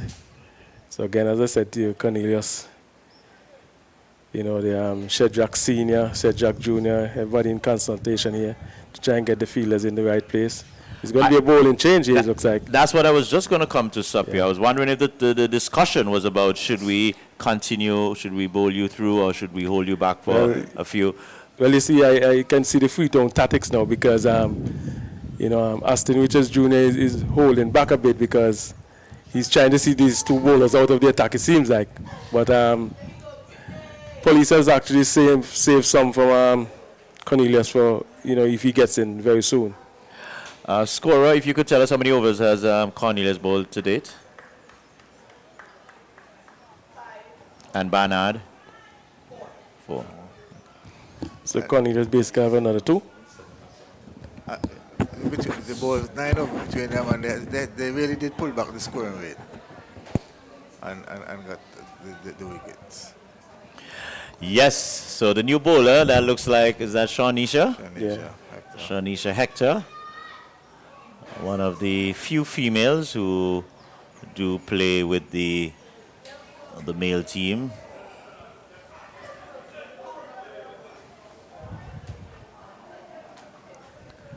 So let's see how Wills will approach this introduction of Hector. No slouch with the ball, she can handle herself, but Wills should be seeing the ball as a breadfruit now, so. Yeah, he's been there from the start, so he should be by now. Oh, beating him outside of the... Yeah, that's a very good start from the young lady there, Shawnisha.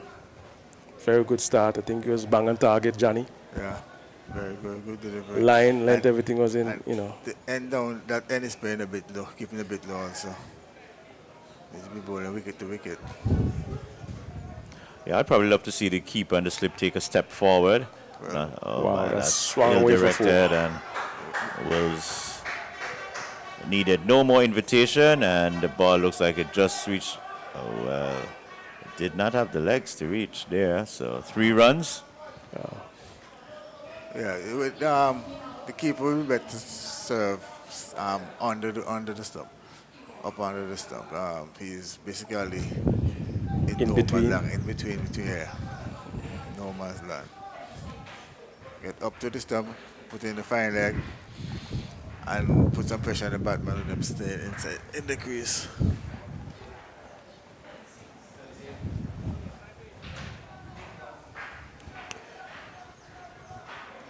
Lesroy Drew is saying, come on Freetown, we have to beat Police this time around.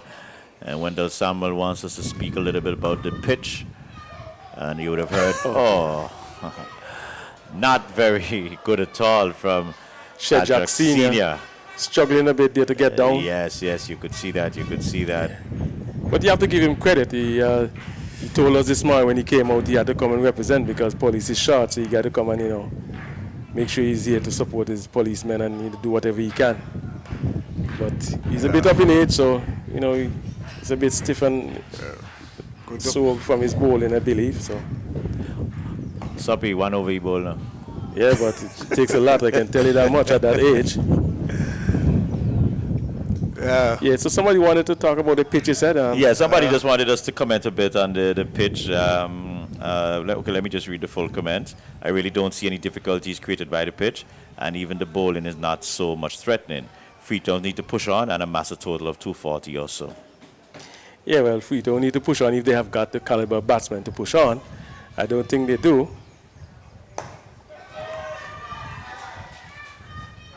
Yeah, that one hit down the ground by Wills. Single. Yeah, as I say, I don't think there's any devil in the pitch really, but you've got to work with what you have. I think Freetown know their strengths and their weaknesses. So that's why they're not really, you know, attacking in that kind of, you know, vicious or ferocious manner. They're taking it down closer, then they probably can launch a little bit later on.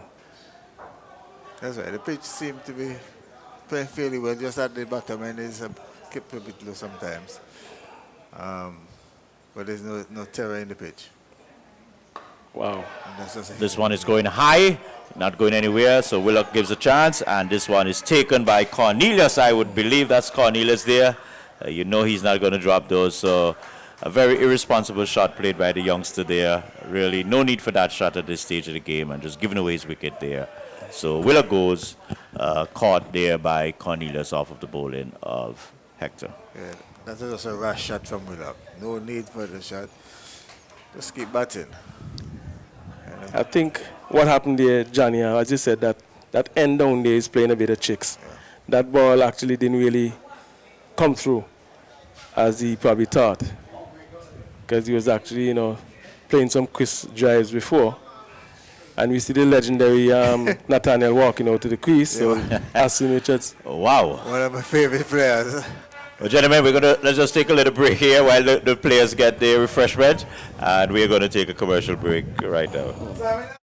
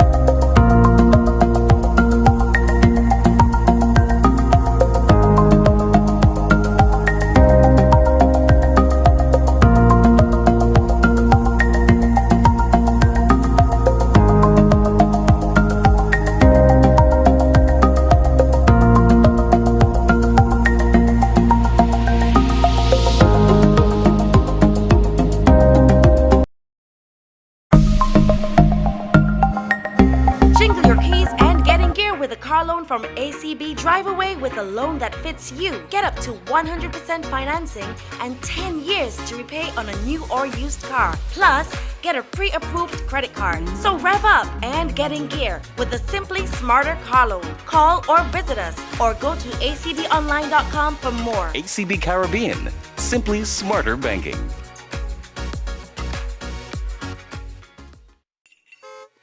Jingle your keys and get in gear with a car loan from ACB. Drive away with a loan that fits you. Get up to 100% financing and 10 years to repay on a new or used car. Plus, get a pre-approved credit card. So rev up and get in gear with a Simply Smarter car loan. Call or visit us or go to acbonline.com for more. ACB Caribbean, simply smarter banking.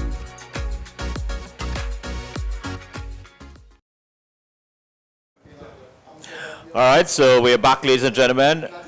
You're watching live coverage of the Dave Joseph 35-over competition finals right here at the Erlings Cricket Ground. We're coming to you live on our ACB Antigua Parish League platform, Facebook, and YouTube channels. We should be joined by ABS, I believe, shortly. But so far, gentlemen, Freetown got off to a blistering start. And let's say maybe in the last 10, 11 overs, the policemen have sort of arrested the situation and brought themselves back into the game. Yeah, well, police, they're actually back into it again. Being let in by the Freetown batsmen. Well, the police, the bowling in the middle between Cornelius and Barnard has been good. They're able to pull back the game. Let's hope that Freetown can continue pressing on. I mean, Dylan Wills has been there for a long while. We still have Aston Richards in the pavilion. So let's hope the next few overs, Freetown will be able to keep pressing. Driven down the ground and a single. What do you gentlemen make of the decision by the Freetown captain or team to hold back Austin Richards Jr. and Vance Nathaniel being sent ahead of Austin?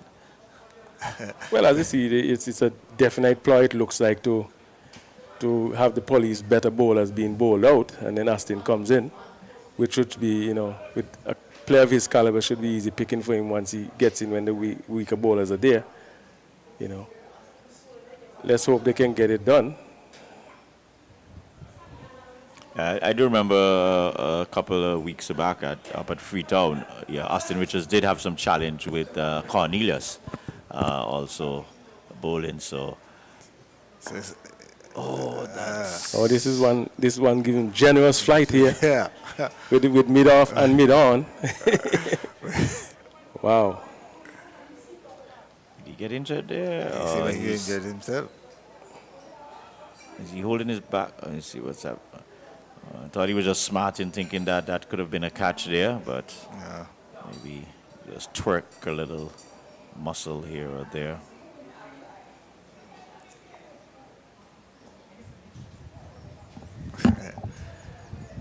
Yes, the game is interestingly poised right now. Interestingly poised. Barnard bowling very well.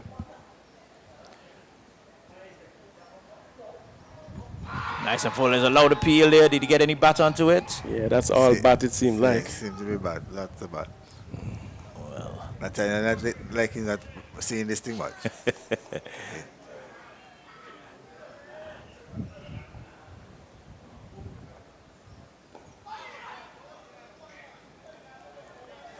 Well, definitely Barnard is flighting it. He's keeping it full to Nathaniel. Nathaniel has to come down pretty hard on these deliveries, trying to keep them out. Asking Nathaniel to hit over mid on and mid up. And Wow. Nathaniel did go down the wicket there, gave it a little whack, but just dribbled to the bowler there. So another good over for the police team, and a trot comes to an end. Over number 20, 20 overs in the bag. 118 for 4. So, guys, the scoring rate was once at about just a little over 8. It is now dropped just a little under 6 now. So, definitely a very good period for the police team. Definitely. I wonder if Nathaniel can hit the ball out of the 30-yard circle. We him don't have a swipe on that one where to go. No time whatsoever. Nathaniel, Justin, just freshly in. So I think Wills should be one picking up the attack and looking to score the runs here for Freetown.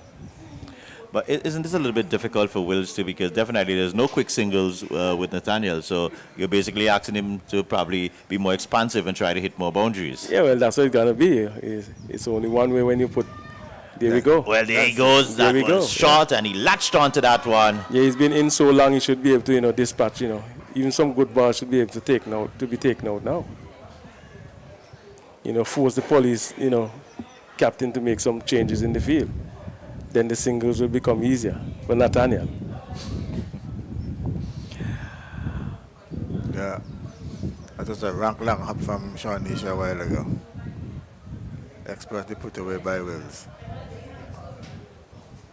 So, well, they've finally dislodged a slip, but the field is now a lot more even. It looks like no, not even 6.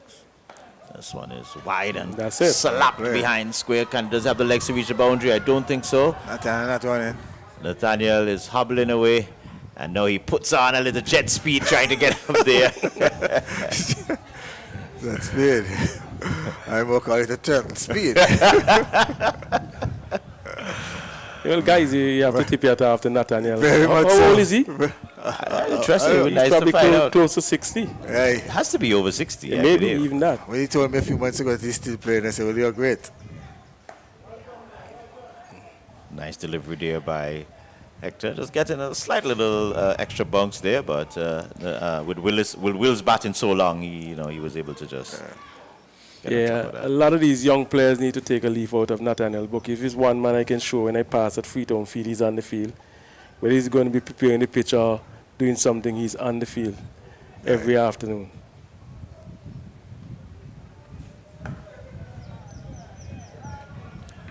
Gentlemen, if we could just talk a little bit about this bowler, Shawnisha Hector. I know she has been tipped as, a bright prospect for West Indies cricket, Leeward Islands. We haven't heard much of her lately. I don't know if you guys follow, know anything.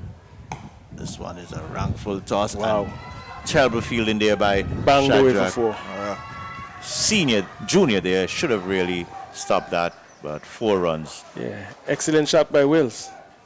Yeah, well, Shawnee, she had some potential. I don't know where the fall off came from. But seeing her as a youngster before she actually made the West Indies team, she had a bit of pace and she was bowling a good line, good length. Seemed to have fallen off a bit.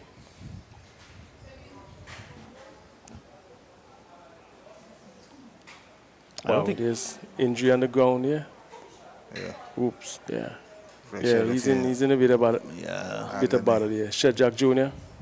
He like his ankle or When you see, No, it looks like somewhere back or something, stretching his back here.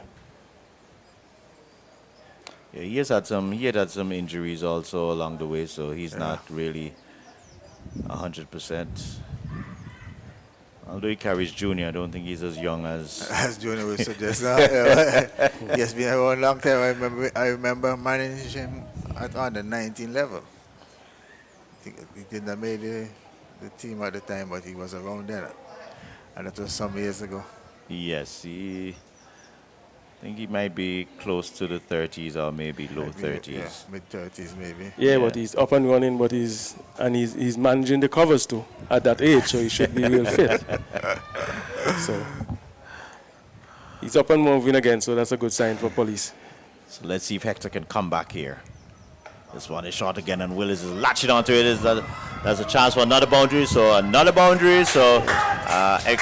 and it looks like it's the 50 up for Wills. So an excellent innings by Willis. First delivery, he latched onto it in his innings, and he has continued in vain. So good batting there by Wills, gentlemen. Yeah, very brilliant shot and a very good innings for Will so far for Freetown. He's looked in touch. As I said, he seemingly has a lot of confidence. Went out without any, headgear in terms of helmets and stuff like that. And he's been there and been doing pretty well. He has dispatched, the bad balls whenever they come along. He's been taking the singles. So all in all, it was a very good innings so far from, Wills. Yeah, very good innings by Wills. He's holding the innings together. If he could stay there for the remaining overs, and if Austin Richards Jr. would get in with him, I see a very good score for the Freetown team. Well played today, young man. To be making a half century in the finals must give you a good feeling. So 21 overs in the bag, 21 overs completed, 132 for 4. So Nathaniel faces up.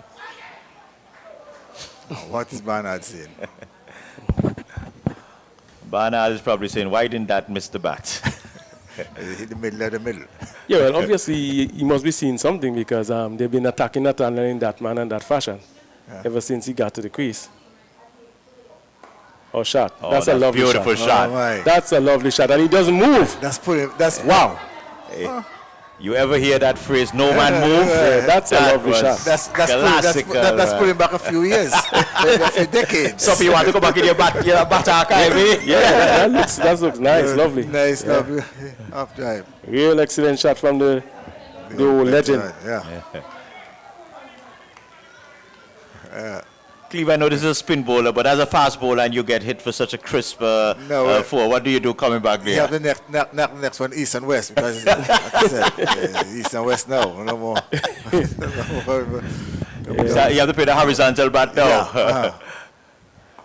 And the time solidly forward. And guys, look at Nathaniel back. What number you see on that? Number on one. Legend. But I think that's a very good, shot he played it just now, defending that one from Barnard. Barnard has taken the ball out of the air now for sure, Right. after being hit to the covers of 4. Yep. And also, as simple as it may look, what we're seeing with Nathaniel, that bat and that pad is very close together. Very. Yeah, he has the right technique. He's one from the old school. Yeah. Yeah. I mean, in my days coming up, I used to use him as one of my idols, especially when Freetown was coming up against like Liberta, Hungry, Walter, and all those guys here. There used to be a real battle between Freetown and Liberta, with Hungry and all those other fast bowlers over at Liberta, Glenn Jackson, all those guys over at Freetown. Real, good cricket. Nathaniel playing inside of the line there. So probably his confidence, that shot would have done his confidence a world of good. Well, he might not be as fit as the younger ones, but obviously he looks like he knows what he's doing and he understands what Barnard is actually bowling. And you see Barnard actually trying to hurry him up, pushing him, getting him into batting his crease. But he's not really ruffled by that at all. And so we have another over is in the bag after being asked to take strike after 22 overs. A 136 for 4. And That was an interesting over a while ago. Nice competition between Barnard and Nathaniel. I mean, after playing a lovely half drive for 4, and then he circumspect to some good delivery. After Barnard stopped realizing that he cannot be flighting to Nathaniel because Nathaniel is driving well. Now he's flatter, but good length, good line. Well, it's going to be interesting to see the field placement here now. With the opening bowler, what's his name again? Malik Gerald. Malik Gerald coming back. And Will still at the crease. So both opening bowler and open batsman challenge here again. Resume, and immediately he's decided to go around the wicket. Well, as you said, it's a new way of teaching cricket. It's a textbook form. So Yeah. Well, he's going to employ a slip still. So obviously he still think he... Wow. Will is again back into his driving mode.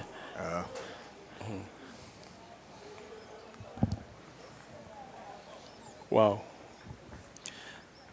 Now let's see what's going to happen with Nathaniel. Well, the slip is still in place. Let's see if they're going to put a couple of close catches here. They will want to close him down and, keep the minimum runs for this over down to a minimum here. So they have actually done that in terms of the field placement. I would probably be tempted to get another slip in place. See if I can get a catch there. But there's some people who say, hey, we're not going to try and get him out. Let him back. Let him back. Yeah, well, that would be a good thing because he's not scoring much. So Right. let's keep him there.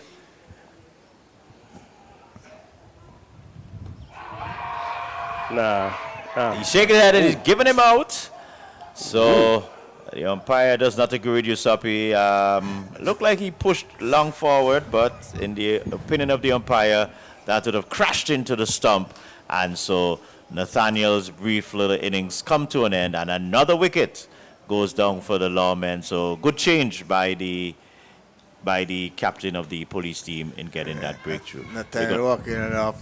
Well, it will be interesting to see do plays and, Nathaniel walking off very dejected.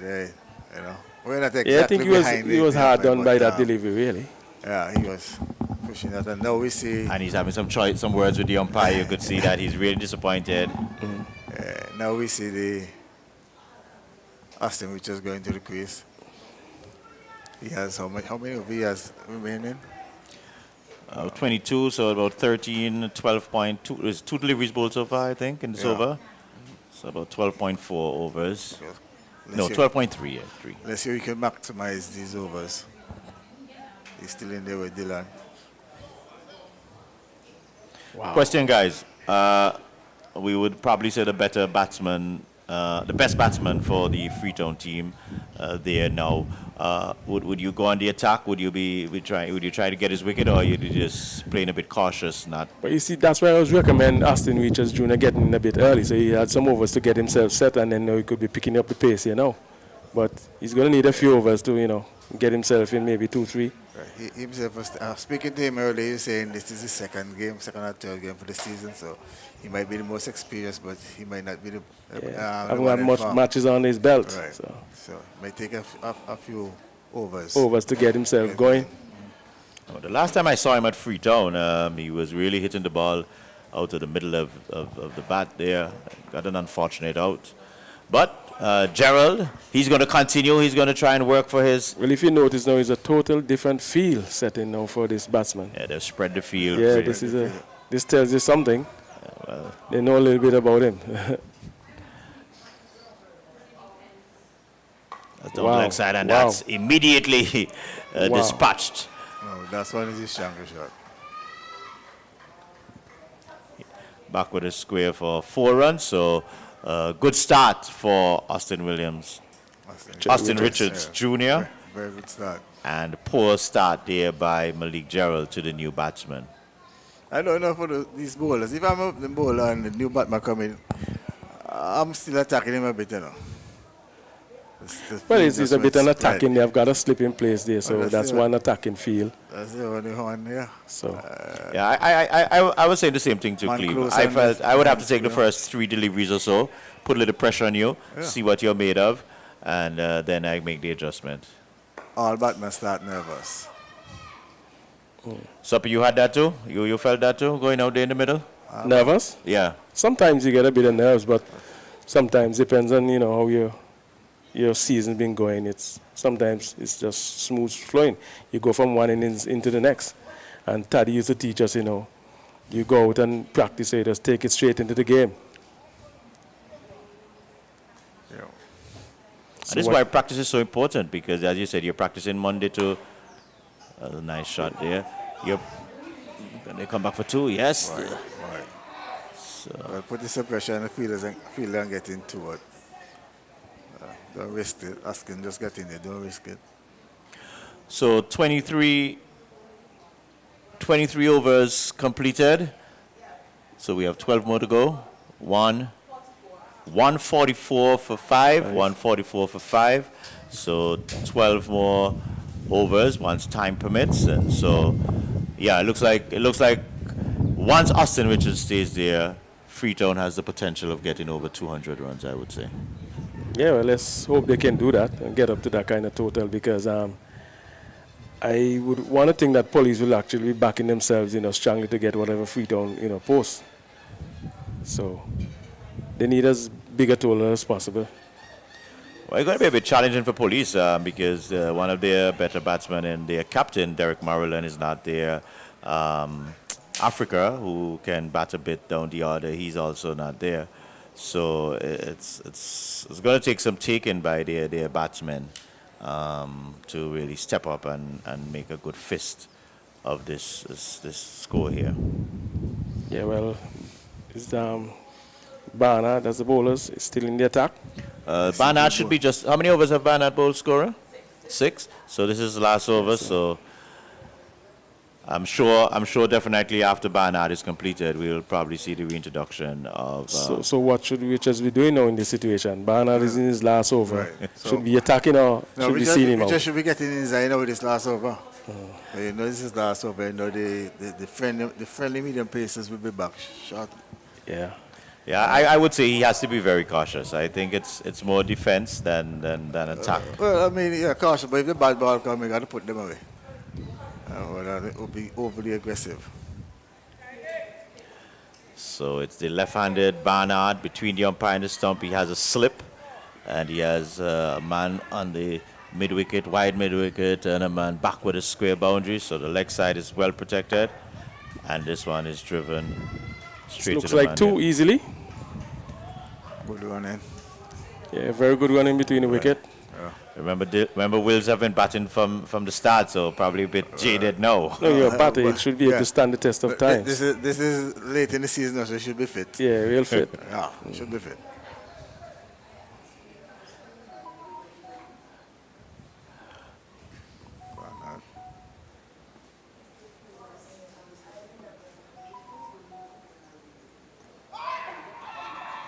Appeal, but that was clearly down the leg side. Let's see if he got any bat onto it. Let's wait for the umpire. Any signal? Any glove? No. Leg buys. Leg by. So 2 more runs to the score there. Yeah, it's interesting because Barnard is still hanging it in the air a bit, which means he has some sort of confidence. He has a good field placement in position, though. Richard should be looking to, play him straight down the ground, in my opinion. Wow, that's a good single again. Whoa, There's an that extra would here. have been close. If that would have hit, I would not like to be the umpire. Very close. It looked very, very close there. Yeah, Wendell Samuel is saying Austin Richards Jr. should have come in before Nathaniel and shoulder some responsibility. Why is he? Well, he's there now, so he's not holding himself back. He's there. Hansel Phillips said I was asking the same thing, and she's saying they're looking for at least 220 Shot. runs. That's a big shot. That's a great That's shot. a big shot. Swept away by Richards. Barnard drifting offline. Right. So, which is how many balls in the over? 4 balls? How many balls bowled so far? 4. Right, so Richards has now 2 more balls to just see off Barnard. Cleve, as a bowler, a stature of a batsman affects you in terms of what you're planning to do. You let's say you were bowling to a previous batsman, and now a batsman maybe of a different. Right. Different stature, so length has to be adjusted and different stuff. But once you would have practiced it at practice, then you will know when to make the adjustment. I mean, you could see a batsman coming on his front foot. Although some batsmen are taller than another one, the shorter man might be having a bigger forward press than. So you have to know to adjust your length. All right, so the 24th over has been completed. Spelled by Barnard.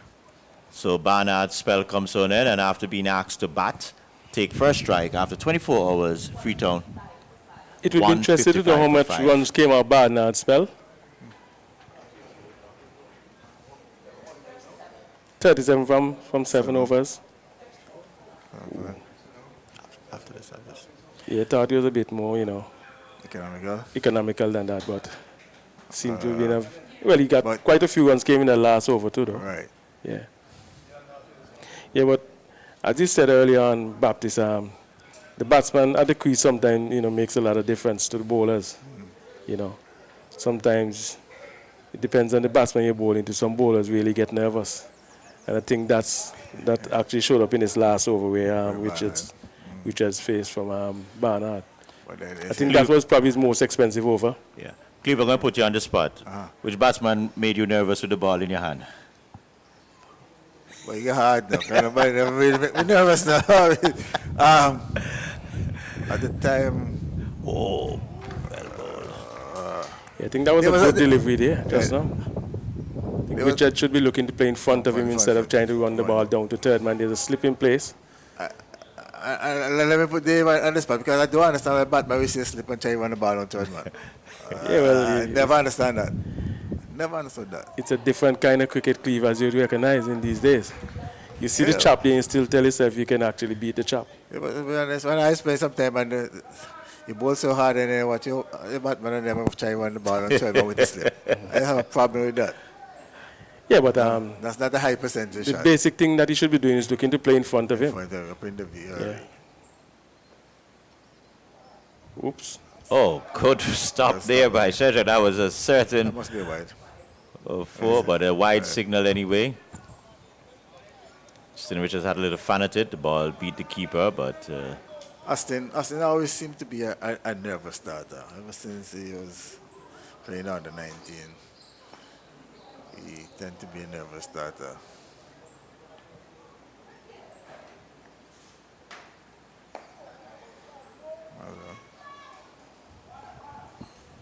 Actually steered Yeah, there. that's a good single there, And if you notice, the 3 balls prior to that one was in the same place, so you should have just come forward and just drop it and take a single. Yeah, we seem to be a nervous starter. Once you get going, you see wide variety of shots. Oops. Heard the call for 2, but No. Richard said no. Yeah, that's exactly what you're talking about. Austin Richards should have been in early and, control the innings. He's got that kind of experience, so he should be able to go there and back himself and, play each ball on his merit and set himself up for the launch down at the bottom of the innings.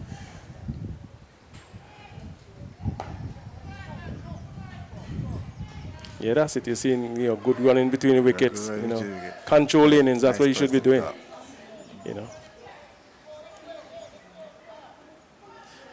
what's going to be interesting to see him come up against Cornelius when Cornelius comes back in the attack. Well, if my memory is correct, I know the last time they met at Freetown. Well, the last time I saw them in the duel, Cornelius definitely did have the better of him in terms of really beating him quite a few times. But a different battle now. It's Wills and Gerald. Not a bad over there by Malik Gerald. So we are now completed over number 25. And at the end of over number 25, asking to take first strike, Police.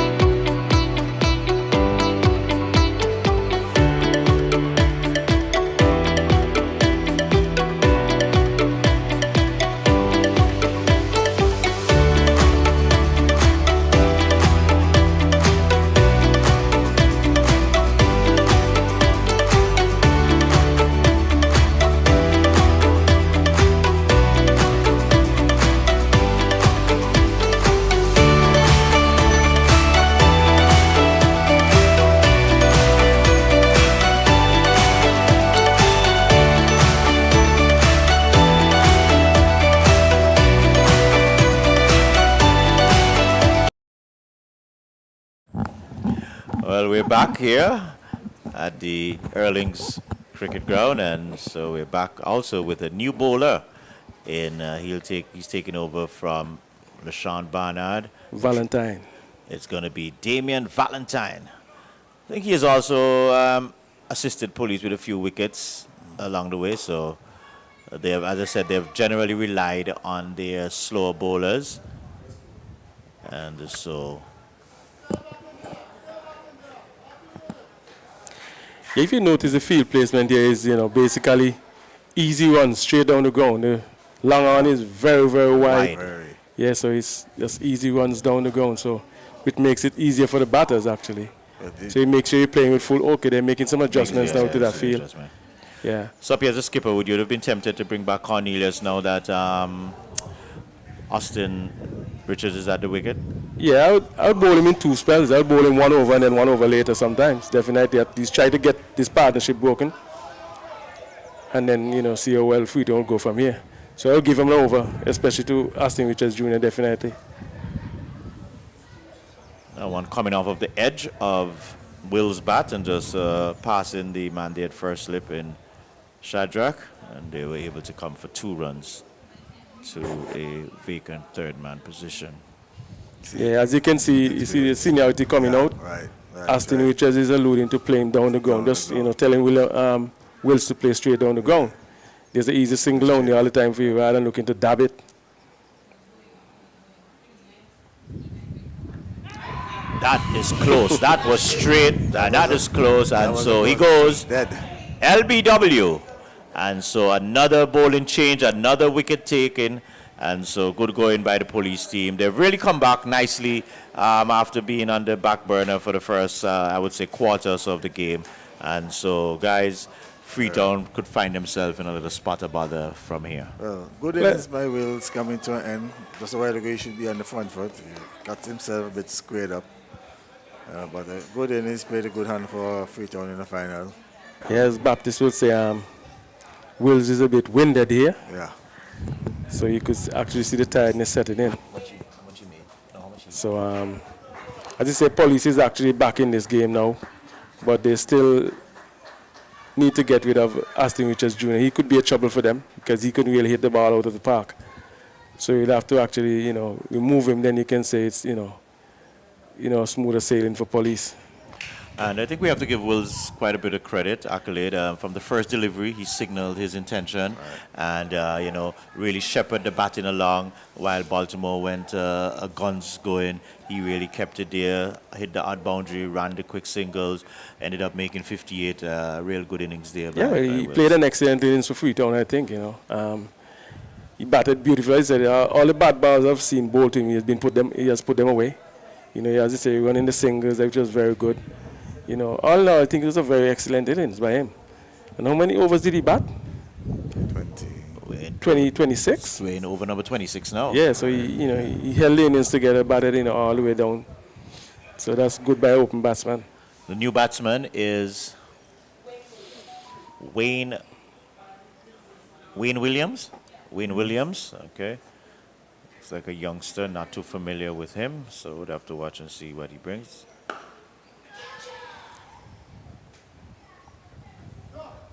Interesting. The policemen put 2 slips for the new batsman there in Williams there a while ago. You would need to take wickets. Try and peg Freetown back even more. So the left-handed Valentine comes into the left-handed Richards. And this one is a full toss. He gets a top edge. Luckily, it will fall safe. Went straight back over the top of the keeper's head, and so he got 2 runs. See, looking where he want to hit the ball instead of keeping his eye on the ball. Well, I think he actually was targeting, what you call it, mid-wicket square, which would give him a 4.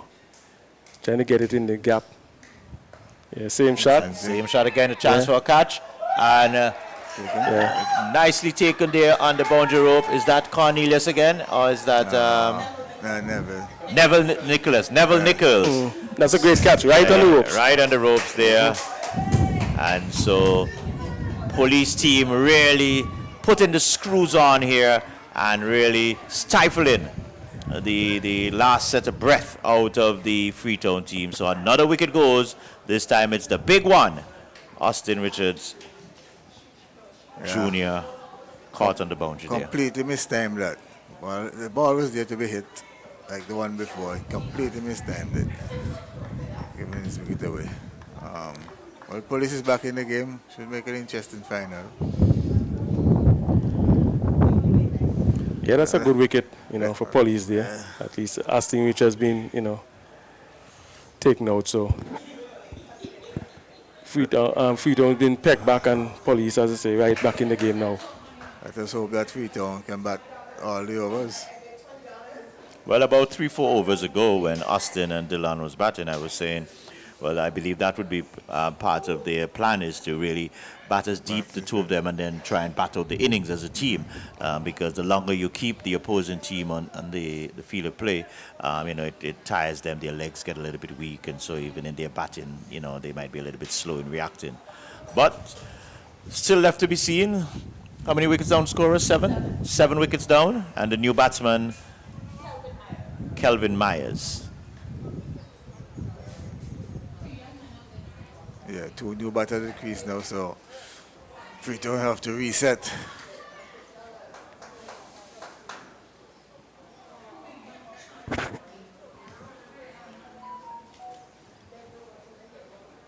So it's lots of hands waving out there now. So And that's the captain. everybody getting involved now. Everybody feeling. and they're more beat now, police. They're taking yeah. a few wickets, and the big one there in which has just taken out. So they should be happy with that.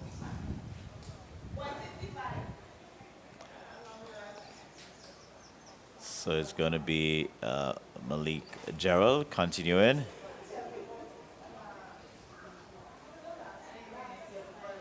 Still a lot of adjustment in the field. In, out, left, right.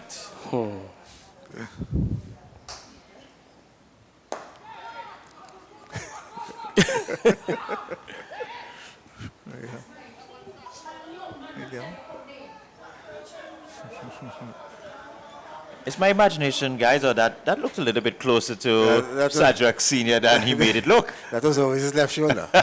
Yeah, well, as you said, it's the same case with Nathaniel. So the senior boys not moving too well. Senior boys not seen it. Williams again, and he pulled him. Really no foot movement there, and that ball just kissed the pitch and hit the top of the, is that the off stump there? Yeah. And so he goes, and so another wicket goes down, and 8 wickets down, and we'll be back after this commercial break.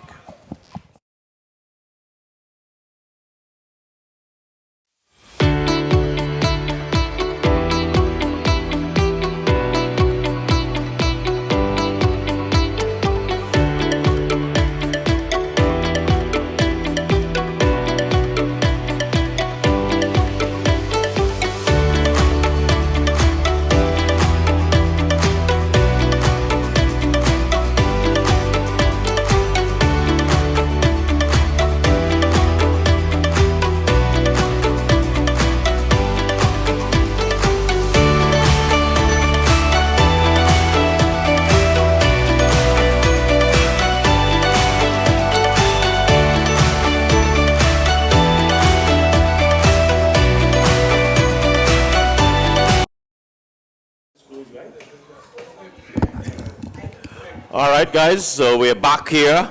And just to remind you, you're watching the Dave Joseph Limited Overs Finals right here in the Erlings community of Erlings. And we're in the Erlings sports field. And a new over, well, not a new over, but the continuation. The new batsman going out there is Kareem Richards. I've seen Kareem hold the bat before. He's not a novice with the bat, so if he can stay a couple of overs. Oops. Jumping back Good delivery. there. Yeah. So the police team, they're really fired up now, guys. I can't see my face.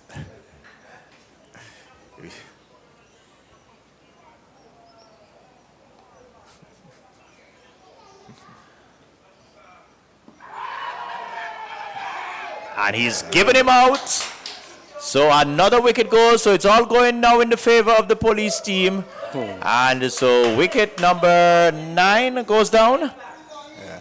So guys, I guess the fat lady is tuning up to end the Freetown innings. Yeah, it is. Yeah, It's a bit disaster if Freetown doesn't bat all the 35 over. I mean, police is fired up now, but it has all gone wrong for Freetown in the last 5-6 over.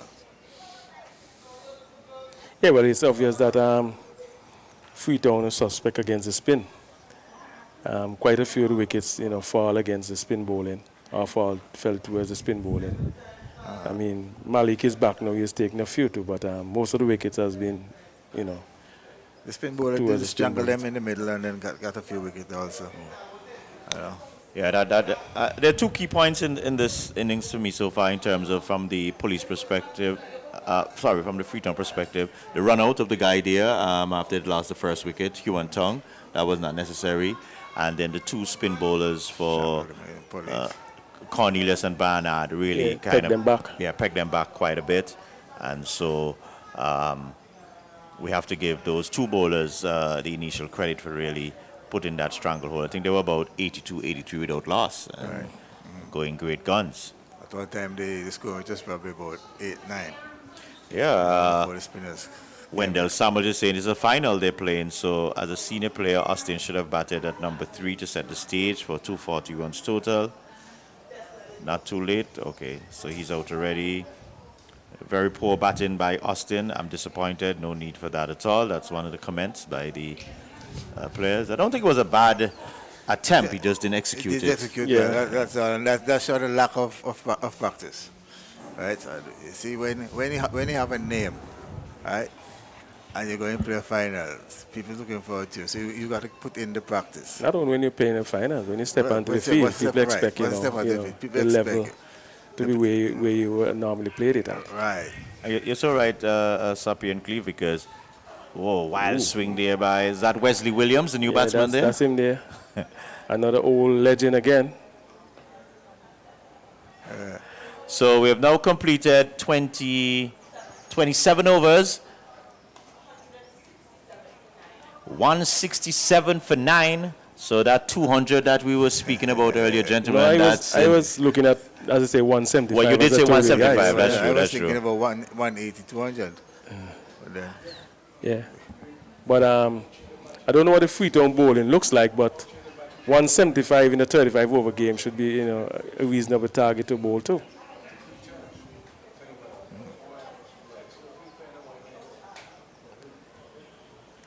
as I So- said, 2 batters at the crease now needs to maximize the overs. Make sure you bat to the end. How many overs we got left? We have 27, so that's what, 8 overs left. That's a lot of overs, lot of balls. That's the balls. Well, if they get a run a ball, they eclipse the 200 mark. So it's quite a simple equation for them, but only 1 wicket left. Well, police, they're trying to finish it. They have 2 slips for left arm Valentine coming into Myers. Myers. Kelvin Myers. Kelvin Myers. And this one coming off of the toe end, just trickling there to the man on the offside. So a man on the mid-wicket boundary, not certain if that's needed, but that's where he is. And everybody else looks to be in. Well done. Single down the ground. Brings the legendary Wesley Williams into strike. Yeah, he has shown his intentions from very early. He's not going to be poking around, so. Goes again. More bats beating up the Jack pitch. Senior, well fielded by the Ulster there in mid-wicket. Yeah. Would you say sprinting across or crawling across? Just chatting across gently. Fitting a call he got there. Got the job done. Yeah. This one Oh, coming fine. off an outer edge and No. an appeal for a run out, but umpire Julian Daniel has no interest in that one. Shakes his head quite vehemently, saying, "Not out. Get on with the game." So, a much needed run. Police has to be very tight here because the 167, 68 now. It's already a challenge in total for them, and they can't afford much more additional runs to be added onto this. That's why they had the mid-wicket in place, because they know that they're, strapped in terms of their batting. Well played. Still a chance for a run out, but throw is a little bit high. Yeah, good singer. So another single goes on to the scorecard. Even Shedrack Jr. now is getting animated, telling the fieldsman, "Come on, let's go, let's wrap it up."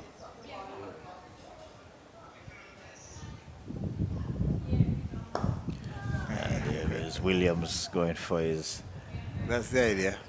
Singular ball.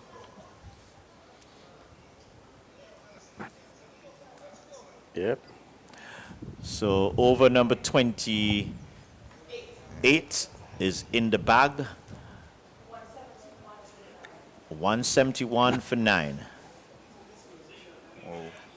Gentlemen, I would be tempted to bring back Cornelius from the. Well, I guess I don't know if he wants a ball from this end. I will let Gerald continue because he's taking wickets, but I'll have to find a way. I don't know if once Cornelius comes to bowling from that end, I would probably have to bring him in to wrap this innings up quickly.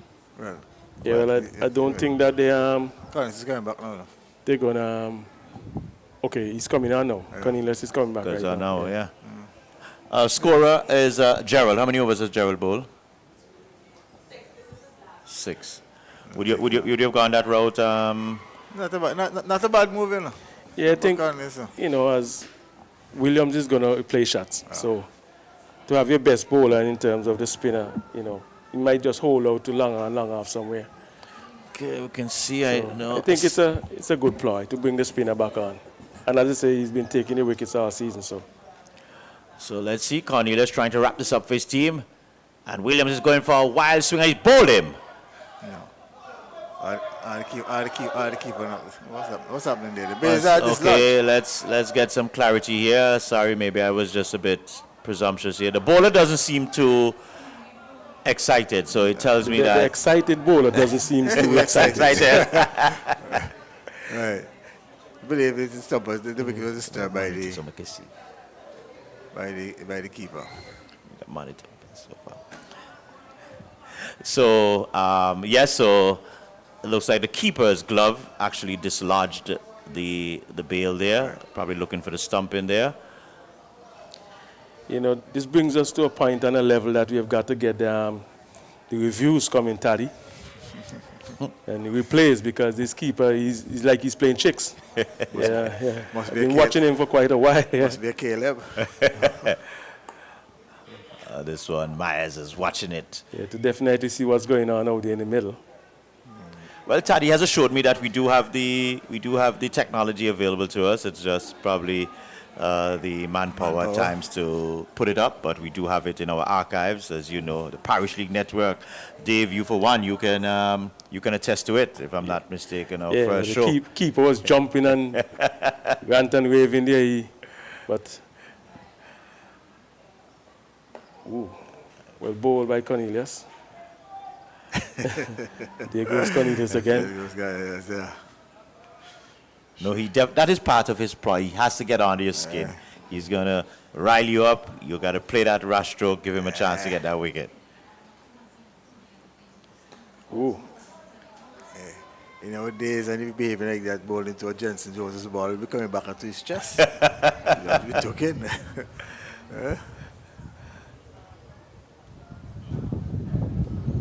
So still a slip in place. Yeah, let's see how Williams go against Cornelius. I don't think we have to see where he goes. We know what he wants to That's do. how he goes. Let's see how it ends.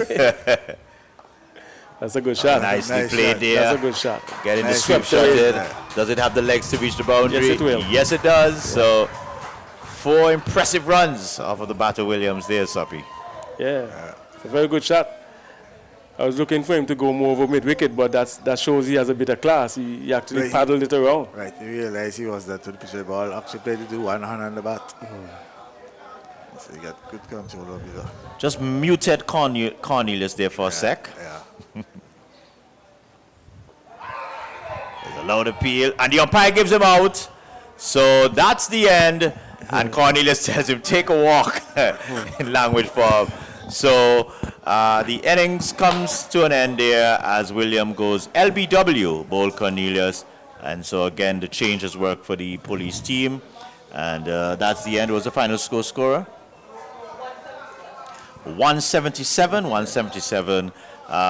Still a very decent score and right in line with what you would have said there, Soppy. 175. Yeah, I think 170, 175, 180 is a good challenging score in 35 overs. So it's left to be seen. Police has got to go out and get them. Freetown has got to try and defend what they've made. So it's on the board already. So we'll wait and see what police does when they get their turn at the crease. That's right. One's on the board, one's on the board. Freetown got to go out and defend it now. 177, very competitive score. Yeah. So as you said, we started pretty crisp with the Freetown opening batsman jumping on the police bowlers from ball one, and they batted pretty well. Don't know what you guys thought about that. Well, definitely the opening partnership, and we'll get the scorecard shortly to go through it. The opening partnership of a pair of Baltimore and Wills, they definitely set the platform, both of them getting to a half century. And it was really good to see the intent, not only in the boundary hitting, but how they ran between the wickets. That's right. Good Yeah, run. that was a very good, ploy in terms of running the singles. It actually upset the police bowling because if you realize it was a left and right hand combination, so the bowlers had to really adjust and change the line around, and that posed some problems to them. I think that was the hallmark in the Freetown innings, the singles they took, the twos when they can, the threes, Yeah,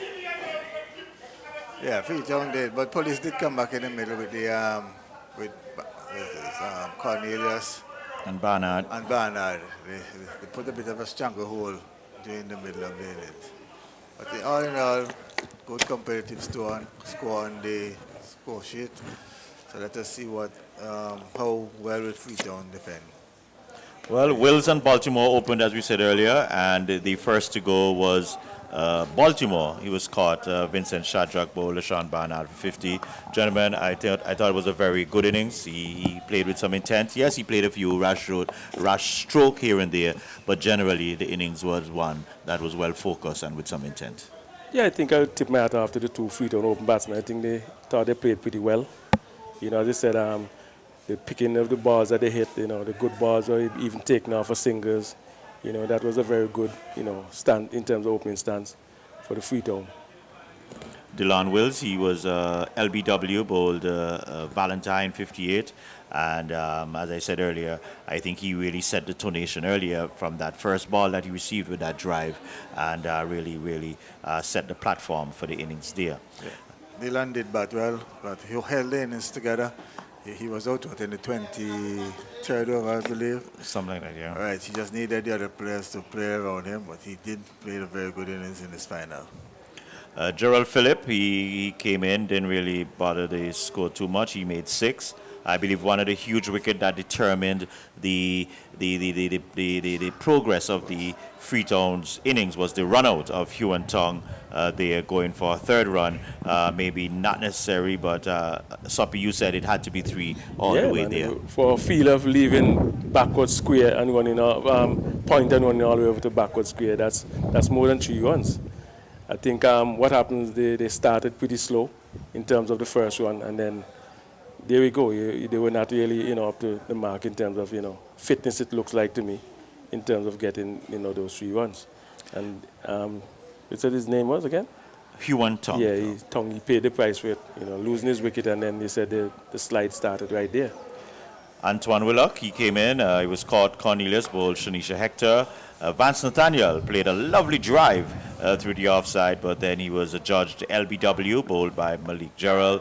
Austin Richards Jr., quite a lot of talk, guys, in where Austin Richards Jr. should have batted. Some of our viewers are saying, look, you had a good platform, you should have gone there. Soppy, you said he should have batted a little earlier, get himself in, and then, look to explode. Yeah, most at the end. definitely. I thought he should have been in earlier, use a few of the early overs to get yourself in, pick yourself up, and then after, launch it down at the bottom, back end of the innings. But he didn't do that, and when he actually got in, it didn't last long, and created some more problems for Freetown. Cleve, did you see it the same way? Do you think he should have come in earlier? He should have come there earlier, definitely. Get a few over playing himself, because the scoring rate at that point was still fairly healthy. Could have come in. He should have come in earlier and then push on the ball, get the platform going. That's one of those things. That's the captain's decision. And then again, when you're a name brand, you got to stamp your authority early. Yes, so he was caught. Neville Nicholas bowled Damon Valentine for 19. Played 1 or 2 cliff shot, but good shots. But as you said, it just wasn't long enough innings to show that great intent. Wayne Williams, he was bowled by Malik Gerald for 3. Kareem Richards, he was a judge. LBW bowled Malik Gerald without scoring. And Wesley Williams, he was LBW bowled Cornelius there for 7. Bowling, not out batsman was Kyle Mayers. Is it Kyle? Kelvin Mayers, I'm thinking of the Bajan. Kelvin Mayers, he was not out on 3. Bowling for the police team, Malik Gerald, 6 overs, 46 runs, 3 wickets. Guys, he good to see him getting 3 wickets, but he started a bit bad, but his second spell, he did come back quite good and get some wickets. Yeah, I thought he came back good, and bowled some real, good Yorkers in the death there for police. And it's good to see that he actually backed himself to come back and, bowl, in the latter end of the game. I thought when they brought him back, I would have actually bowled the spinner in Cornelius before he brought him back, but he did pretty well, picked up a few wickets in the latter part of the innings, and worked out well for police. Yeah. Vincent Sadrick Jr., he bowled 5 overs, 28 runs, no wicket. Vincent Sadrick Sr. Made an appearance. 1 over, 7 runs, no wicket. And I think this is where the pressure really started for the Freetown team when we had the introduction of the spin duo of James Cornelius and LaShawn Barnard. James Cornelius bowling 6 overs, 24 runs, 2 wicket. LaShawn Barnard 7 overs, 37 runs, 1 wicket. Cleve, I think this is where it started to turn around for the police team. That's where police got a stronger hold on the Freetown batters. They bowled very well in tandem, only 3 wickets between them, but Barnard only went for a few in his last over. So from over number 1 to number 6, he kept things tight, and the Freetown batsman was on a stranglehold. Shanisha Hector, she had 2 overs, 19 runs, 1 wicket.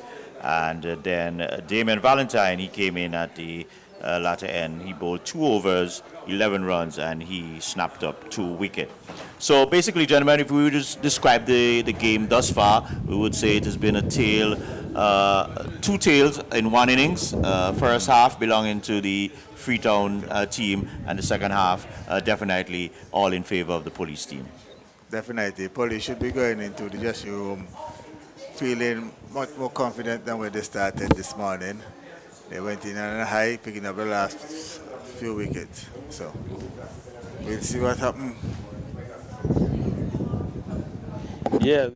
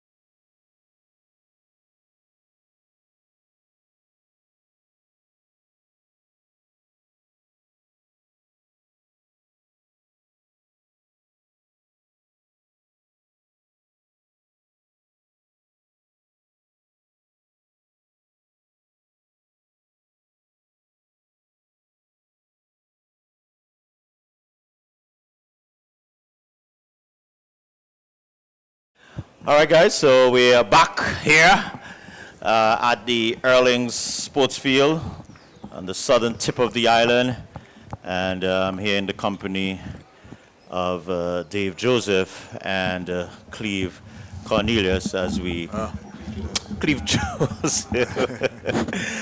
I was just having a long conversation there with Cleve Cornelius a while ago, so he was just telling me nobody can handle me. So we're going to bring you the second half. And gentlemen, 178, I think it is, for victory. Right, that's right. Soppy, let me get from you first. You're a batsman. What kind of approach you would take for this target here? Well, as I would say, the Freetown open batsmen really went out and took charge from very early. So I would expect the same sort of stuff from Police. Try to get command of the game, running the singles, putting with the bad balls and that kind of stuff. So the opening batsman for Police is Malik Gerald and Jaron Jones. Jaron Jones, I remember him from around youth days. That was then. That's 3 years.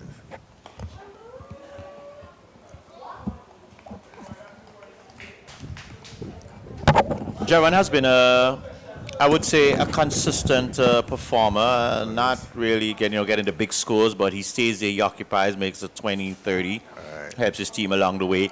Malik Gerald is more like a pinch hitter, he just throws his bat. If it's in his favor, then it's going to be a good day.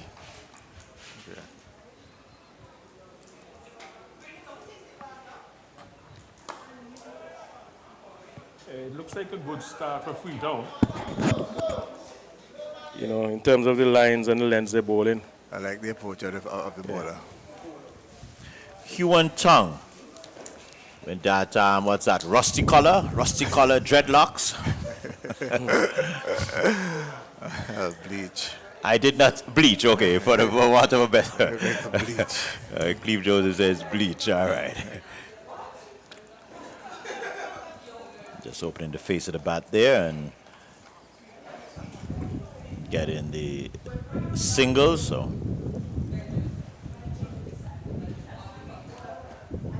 I think one of the things Police will definitely miss in the batting lineup is I don't think they have too many power hitters. So we won't see much big strokes being played generally. As you say, if Malik can probably get off a few, Freetown might be in a spot of butter. Again is.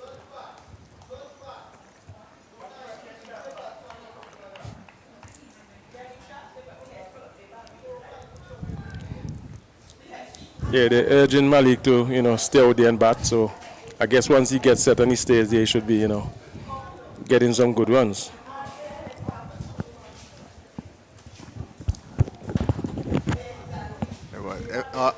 So far, the shots have come behind point. Seems the ball is a bit wide.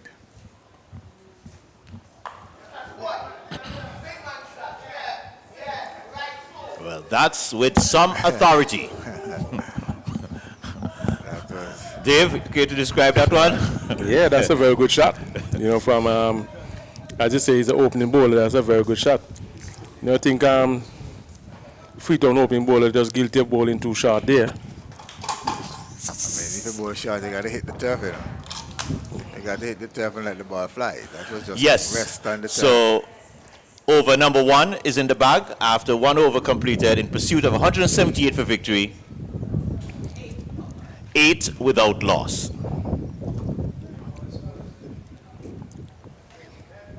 So, a decent first over for the Police team. They would feel good not losing a wicket, and 8 runs, not a bad start. Yeah, but the bowler, I mean, the first 5 deliveries outside off stump, and then the last one, he just jogged it down, just touching the pitch, basically a long hop, free hit. As a bowler, you got to be always thinking high percentage, You bowl 2 good balls, and instead let the third, the fourth one, the fifth, you got to be thinking high percentage. I think what happened there, Cleve, if I'm judging them right, the intent is actually to bowl back of a length because he pitched it in too short. Okay, he did the first 4 or 5 was, good, yeah, if you notice, the shots that were played were back of a length balls, Right. So I don't know if they've done some homework on these 2 opening batsmen for Police. You understand? Yeah.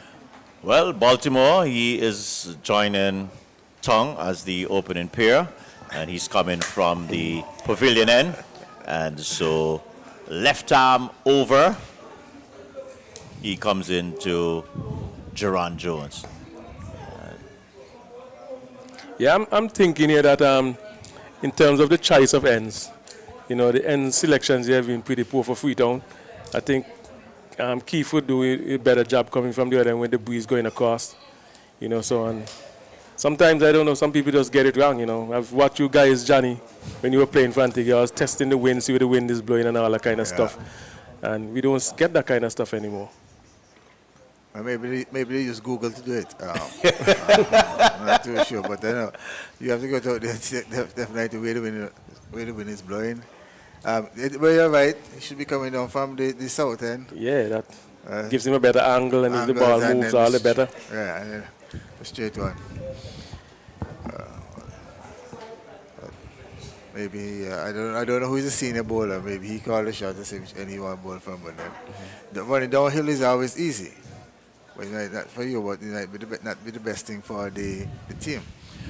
In a situation like that, Cleve, the bowler wants to bowl from the one end, the captain wants to bowl from one end. Who gets the final say? The bowler. Well, the captain usually help and say, but when you're a big bowler, when you're name one bowler, you call a shot down. Yeah, when you're name one bowler, you call a shot, man. Yeah, I think the bowler should, know his areas, know what he wants to do, know what the wind is going to do for him. Right. Which side of the pitch is going to be better for him. So, as a captain, I'll be backing the bowler. Most of the times I'm, leading, I'll ask the bowler, what do you want? If he's not doing, what he says he's going to do, then I'll have to step in as a captain. Especially in the middle of the over before things get too badly. Yeah, I was just going to get to that, Suppy, knowing that you have had quite an extensive captaincy record. How do you handle situations like that when there's a little conflict in terms of what the plan is or what is preference? You see, it shouldn't be a conflict, because you should have worked out all your stuff in practice. Right. So by the time you get out there, you should know exactly what you want to do. Sometimes I think Freetown had, a week now to know what they're going to be coming up against. Police had the same, Yeah,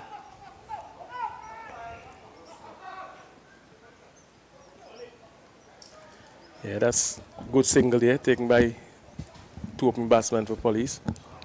There was a little hesitation back and forth there, but they were able to come through good. So after 2 overs, 10. So 10 without loss. At this stage, I don't think Police will be too concerned about the run rate. I think they're more intent. They don't want to lose any early wickets to put any additional pressure. So 10 in 2 overs. That's true. Yeah, that should be the idea, try to, keep your wickets intact, so when you get deeper into the innings, you can really, launch if necessary. Right, not a bad over by Baltimore. That wasn't bad. Let's hope that he can maintain that form for the first spell. Yeah, there's a change in terms of the bowler going around the wicket now, so let's see what happens. Suppy, look at that vessel as it just glides across the water there. Wow. Yeah, that's a beautiful picture again. That's one of the, that looks like a dive boat. Yeah, coming from, what do you call it, Cades Reef? Cades Reef, yeah, it's around there. Yeah. I enjoy watching this, the boats passing by, cricket playing,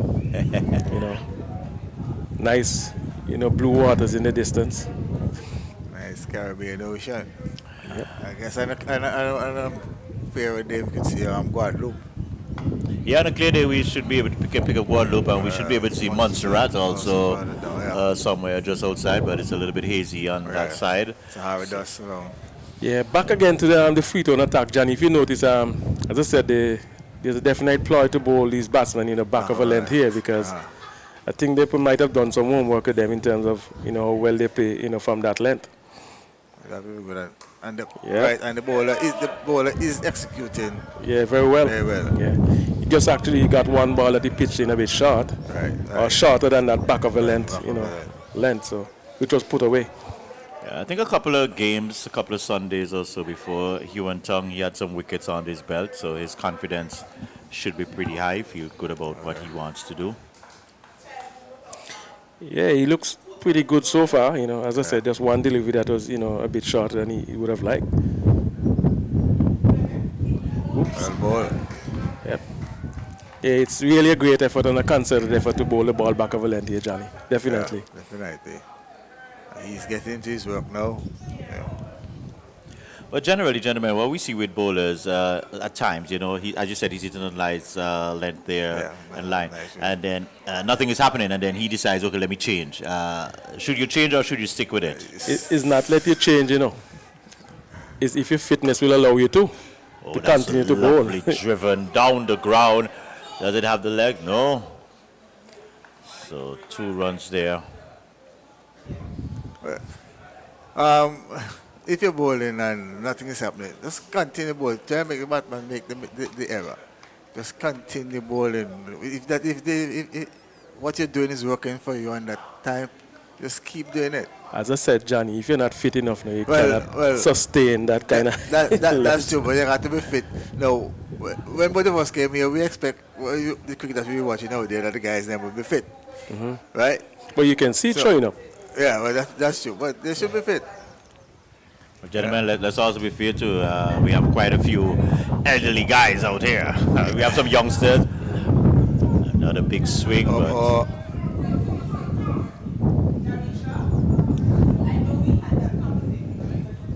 Wow. wow, That's that's a a powerful rather throw. powerful throw there. Antoine? Antoine Willock. Well over the keeper's I head. tell you. And so another over goes into the bag. 3 overs completed. 14 without loss. And so I would say a kind of sedate start by the police team. But again, as we said earlier, they just need to bat for quite a while without losing wickets. Yeah, well, they need to keep it going. And as I said, don't lose any wickets, which would give you a better platform to learn from as you go along. Looks like Gerald is going to be changing the lumber. Not totally satisfied with. Not probably satisfied with the production he's getting, so want to get a heavier tool. Heavier bat or lighter bat? It looks like a lighter one. Looks like a lighter one too. Okay.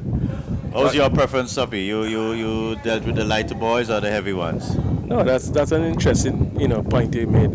When I started with heavy bats, real heavy bats. Those days you can't even afford a bat, so you were using whatever was given to you. But as I went on in my career, I learned that the lighter bats sometimes are better for you. It helps you to be able to maneuver any shot you want to play. Work your wrist a bit more. When the bat is real heavy, you can't really use too much risk.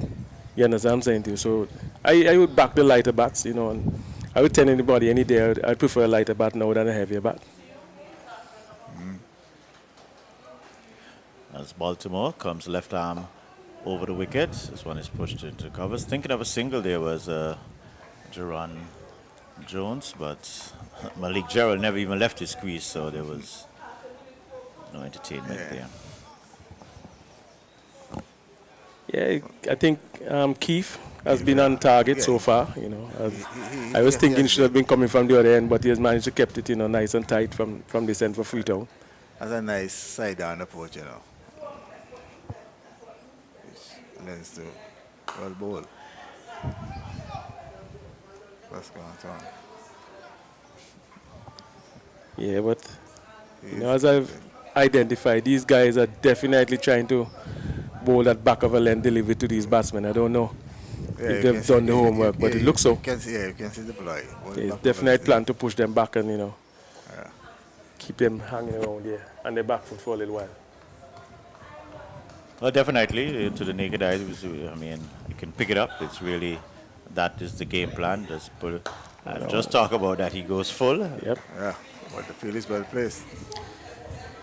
Yeah, obviously you can see Gerald eyes lit up just now when he saw that one up in his half. So, yeah, it's a definite ploy to keep him on his back foot. I think there is his weak point, actually. That was it powerfully, couldn't get a single. So, good bowling so far by Baltimore, keeping the batsmen quiet.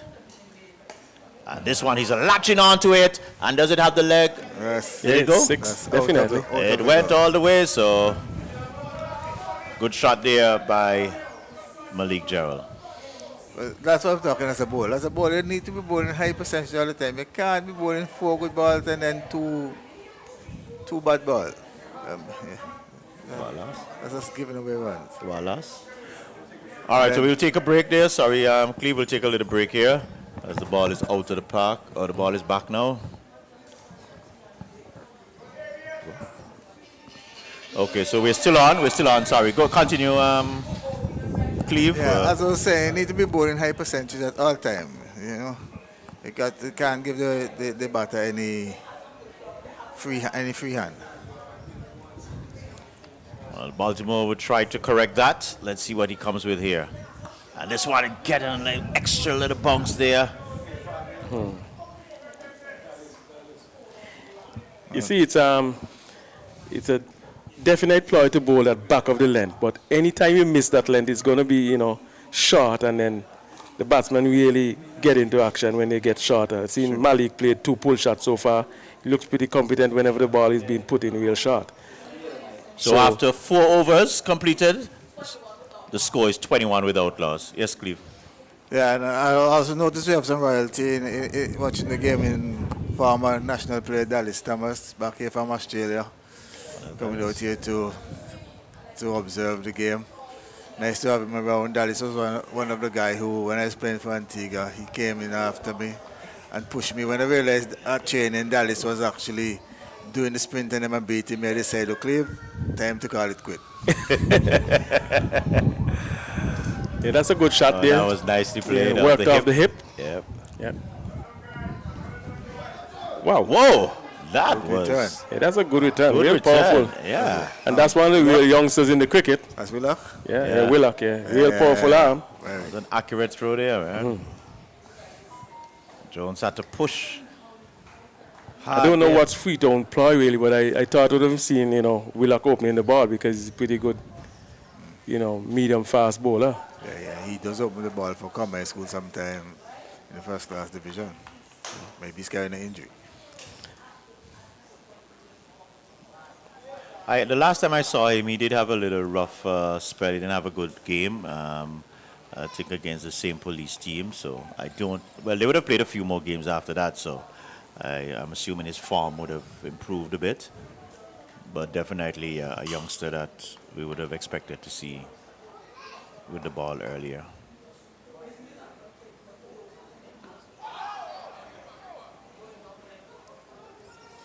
Well bowled. Yeah, I think he has, picked up some pace here, Cleve. Yeah. Looks like the ball is really hustling up the batsman here. So, guess as I said, he's really gotten into his work now and really hitting the deck a bit harder here now. Yeah, very small figure, but seems to be packing a little punch there. That was a little quicker delivery there, the last one there. This one is nicely helped over the top, and this one now will run into the boundary. So that was definitely a good cricket shot there, and 4 runs there to the scorecard. That's what I'm talking about. You got to be consistent. You got to be careful, when you say build small, because Cleve was very small too. Cleve not taking that too kindly. Oh my God. Small but strong. Small but strong. Okay. You got to be strong if you're a fast bowler. I have to be running those hills and things, sprinting those hills. But talking about, but that's not what that's our youngsters are not doing that anymore. Everybody's dependent. If the coach doesn't call you and tell you come out to practice, nobody does. I listen to most of you guys give your stories, running on the beach, running through the hills, running from village to village, but you're not getting that sort of commitment, that sort of dedication from the youngsters now. Yeah, well, as I said early on in the commentary, you're watching these guys on TV, all you're seeing is the finished product, but you're not seeing the work that's being done behind the scene. And it's a lot of work to be able to get out there and, bowl, 4 or 5 overs and bowl them properly, bat for, long periods and do it well. Fitness is the art of the day when you're going to play this game. That's what's going to take you through. You got to be real fit. Cleve, how difficult is it as a fast bowler to really, maintain that energy, maintain that fitness, as we call it, as we see this delivery here? With the love for the game that we had, it came naturally. I mean, you go to factory during the week, you put in the laps, you put in the sit-ups, we used to have a table up factory, we used to do some exercise on, used to call the slaughter table. you put in the work, and the weekend, 9 o'clock, we at end of the river. But we were, Johnny, we were talking about Ralston Arthur early on in the commentary, As I say again, condolence to his family and, the whole cricketing fraternity. Right. I don't know if you remember the name Johnny Solomon. Suppy, I'm not going to cut. After it's over. Okay, go ahead. Sorry, go ahead, Suppy. Sola. Yeah, I was asking Cleve if you remember the term Solomon, because I think Otto was the one who brought up that kind of, slang in terms of when we were playing. because the bowlers were actually bowling like they're generating the energy from the sun. From the sun. Oh, okay. Right, so, Solar energy. that was a game against, we were playing against Sweet and Jensen, you know, your older brother. Both of us were going, and I was telling Jensen, let another guy bowl. Jensen said, no, we go in. But the thing is, you know, Jensen had a short run. One time I finished my over, went down to the final leg and did 2 deep breaths. Time to go and bowl again. Yeah. But you had to be fit, as I said, at the time. It was Cedar Valley, it was fourth. You know, we enjoyed it. We really did enjoy playing the cricket and training. So the Change of bowling. Change of ball, yeah. Austin Richards Jr. 28 without loss. So both teams sort of following a similar pattern in terms of not losing the wicket. Obviously, Freetown was a little bit more aggressive. Single, score goes up to 29.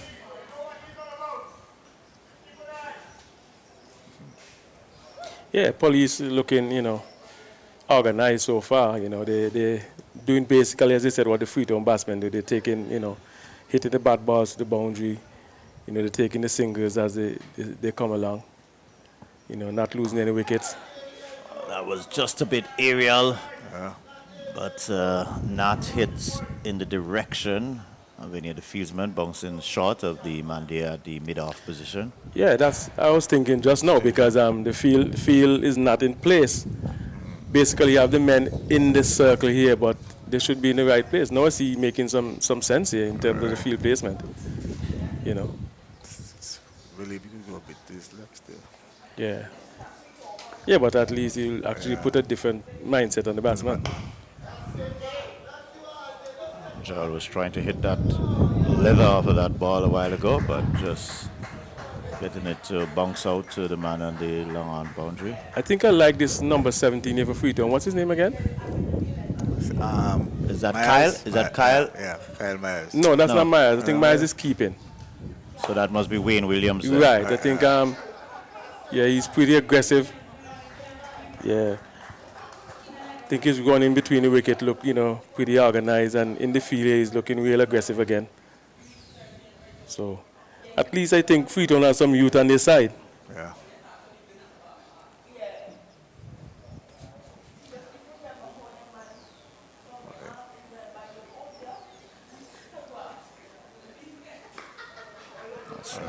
Nicely played there by Gerald. 2 runs. So Gerald showing a little finesse there. Normally is a power hitter there. So another over is completed. 6 overs in the bag. 34 without loss, and we'll go to a commercial break.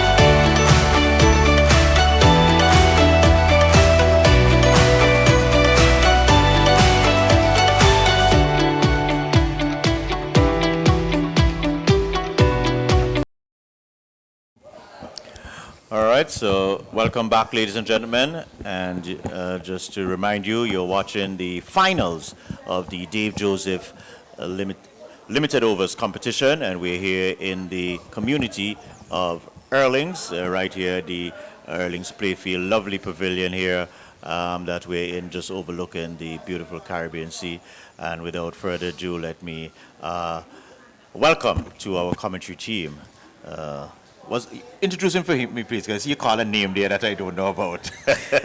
Yeah, it's Dallas Thomas, you know, former Antigua, Willie Key, East Sider. No, the name are Mighty, what you said? No, not Mighty Guider. Guider, yeah. Right, you got it. That was a poor delivery there. No ball, it looks like, signaled by the umpire. New ball in the attack in Jarrell Phillip. And just bowling a gentle wayside full toss. And hit That's a for- no ball? I think I saw the signal of a no ball, did I? Yes, and I see the free hit signal A now. free hit too? Okay. Free hit.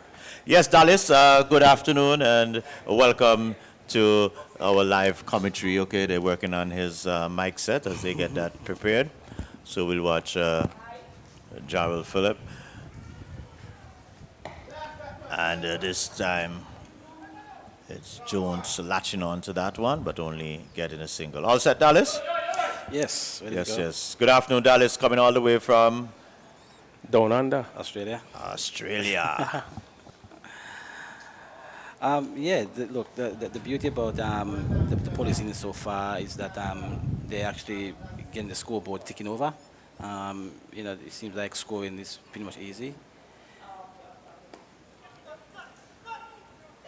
A little mix up there between the batsmen there. Gerard Jones was almost halfway down, but Gerald was not too interested, and then latter just decided, yes, it's on, and they get through for the single. Yeah, the legendary Wesley Williams struggling a bit. That's my uncle. Yeah, you know that. Dallas' uncle.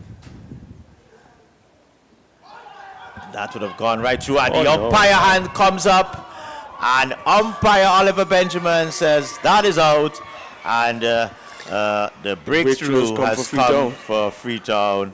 So Gerard Jones, he looks up to the sky, but his innings comes to an end. And well, Dallas, you bring the luck to Freetown. I think so. A changing commentary. You know, I think I don't know. I think the umpire gave that decision not by the shot the guy actually played.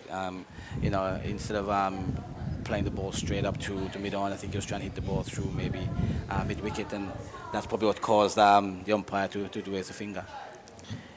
Yeah, but it should not be down to that, Dallas. It should be, judging, height, line, all that kind of stuff. Absolutely, I 100% agree with that. Yeah, I thought that was a bit high, in my opinion, but the umpires saw it differently. So Yeah, you know. it's brought about a breakthrough for Freetown. So they'll be hoping to make more inroads into the police innings, yeah.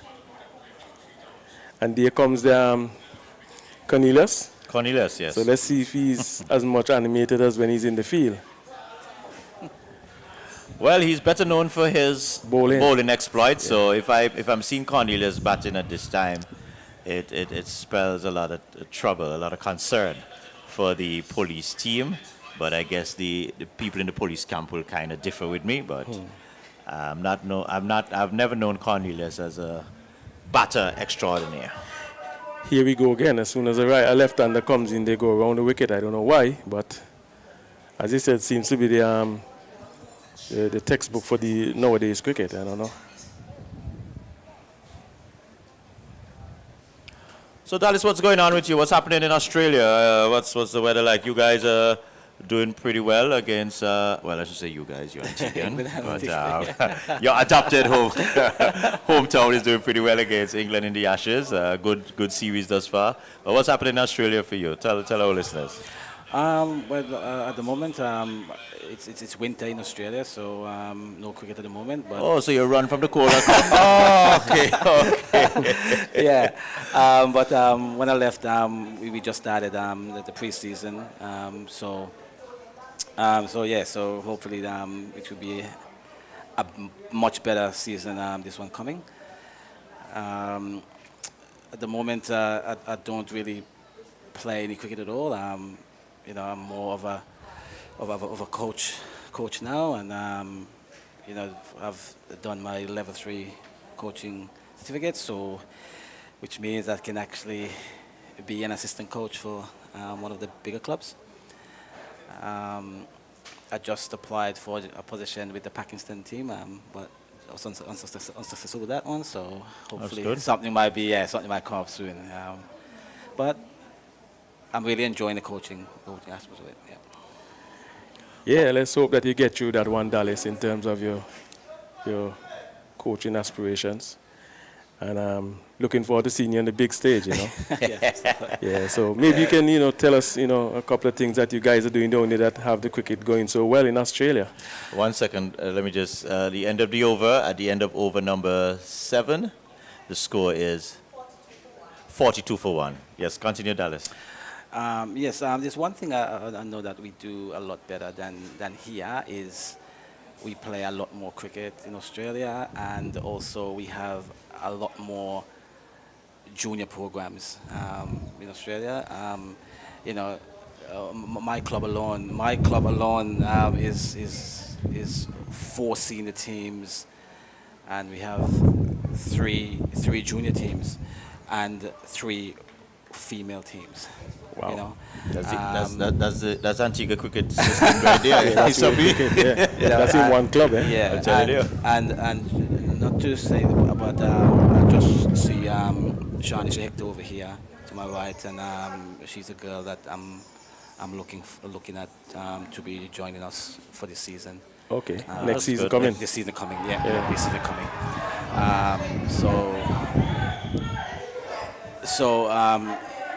You know, the reason why I'm looking at her is it's because I wanted to move forward with the cricket, you know, from where she was before. Yeah, we were just talking about that earlier, just trying to weigh out where she is at a stage in her cricket. But it's good to hear that, Dallas, and all of our cricketers, especially our young cricketers, they need that level of exposure.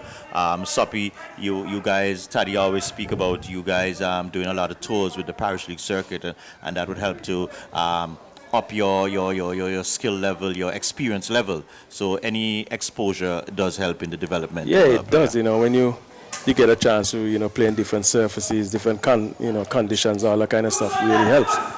You know, it adds a lot to your resume too when you get into these areas. When you get into, like, you know, England, you have played there before. You get to Australia, you've played there before. So you understand the conditions a little better, you know. So you'll be able to adjust and adapt easier, even to help some of the other players that are in the team that who have not have been there, you know, playing in that kind of condition. So it's good that Dallas, you know, can, you know, try and get Shawnee down to Australia, you know, see if you can, you know, propel her forward.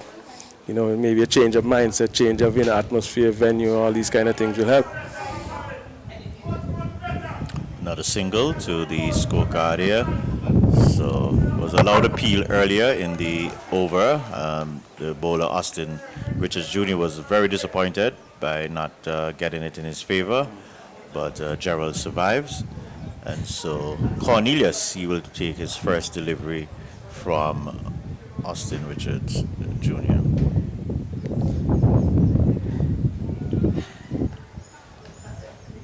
Yeah, Freetown has a pack offside field. A slip, was it short third man? Was it cover, extra cover, mid off, and a short cover? A lot of hip and hop, but they finally came through for the run. I'm going to put a 1 cent on the target. There might be a run out between these two guys. Gerald doesn't back up well, and Cornelius is very anxious. Yeah. 46. So the end of over number 8, 46 for 1, and so that's just a little bit below 6 runs and over. As we said earlier, again, I don't think the run rate at this moment, they may want to keep it there. They don't want it to fall behind, but definitely they can't afford to lose any wicket at all. Yeah, that's going to be the thing, you know, not to lose any wickets. I say, you know, keep your wickets intact, you know, for the latter part of the innings, if needs be, to launch an attack, you know. But they're going good so far, you know, loss of 1 wicket, you know. I think I'm seeing, you know, better in terms of field placement coming out of Freetown. I can see some thought in what they're doing, you know. So that's a good thing, at least for the cricket. And that's what we ask for sometimes. We just want to see some thought process into what you're doing. Sometimes you see some things on the field and you can't. Yeah, you just can't work out what is it, you know. Yeah, you can't map it out. This looks, you know, this fielder here looks a bit different, you know, out of sorts. This one they're setting it backwards. Yeah, but for most parts it's been pretty good. Catch. Yeah, that's a good shot down the ground.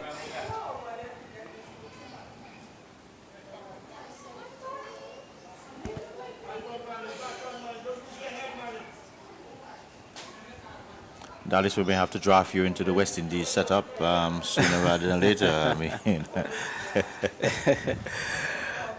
you know, with all this under your belt, as you said, 3 senior team, 3 female, 3 juniors. That's quite a lot of cricketers to attend to. Absolutely, absolutely.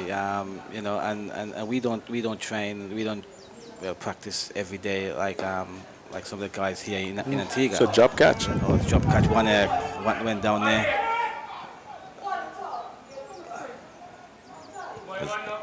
Is that the opening batsman Wills there? Putting a blemish on his strong performance thus far. Yeah, that was a sitter. Straight to him. Drop. You know, it's one thing to drop a catch, but another thing to let it go for 2. That's another part. You know, drop a catch and go for 2 runs. You know, you always need to keep the ball in front of you. Philip, right arm over. And there's a loud appeal, and the umpire again shakes his head immediately, and the Freetown team not impressed, or the bowler I should say, not impressed, very animated there. The ball seems, I think the ball seems a bit high, and also being off spinner, I think he might just miss the leg stump there. It depends on how much turn is he getting. Yeah, well, that's probably true as well. That's Yeah, but it's happening out there, you know, lots of excitement, you know. As you alluded to earlier on, it might be a chance of a run out here, it looks like. Yeah, batsmen running crazily, it seems like. Yeah, Malik doesn't back up very well in the wicket. And Cornelius is just running. Just running, yeah. Yeah. This one is short again and tugged 1 bounce to the man there on the mid-wicket fence, and single there. Yeah, so Dallas, as I said, in Australia you got quite a bit of teams, you know, on their belt. But I mean, I'm interested in what sort of training guys do in terms of physical work. Yeah, so our training is very much structured, you know. On a normal training night, you know, we, like, for me as a coach, you know, I have a whiteboard.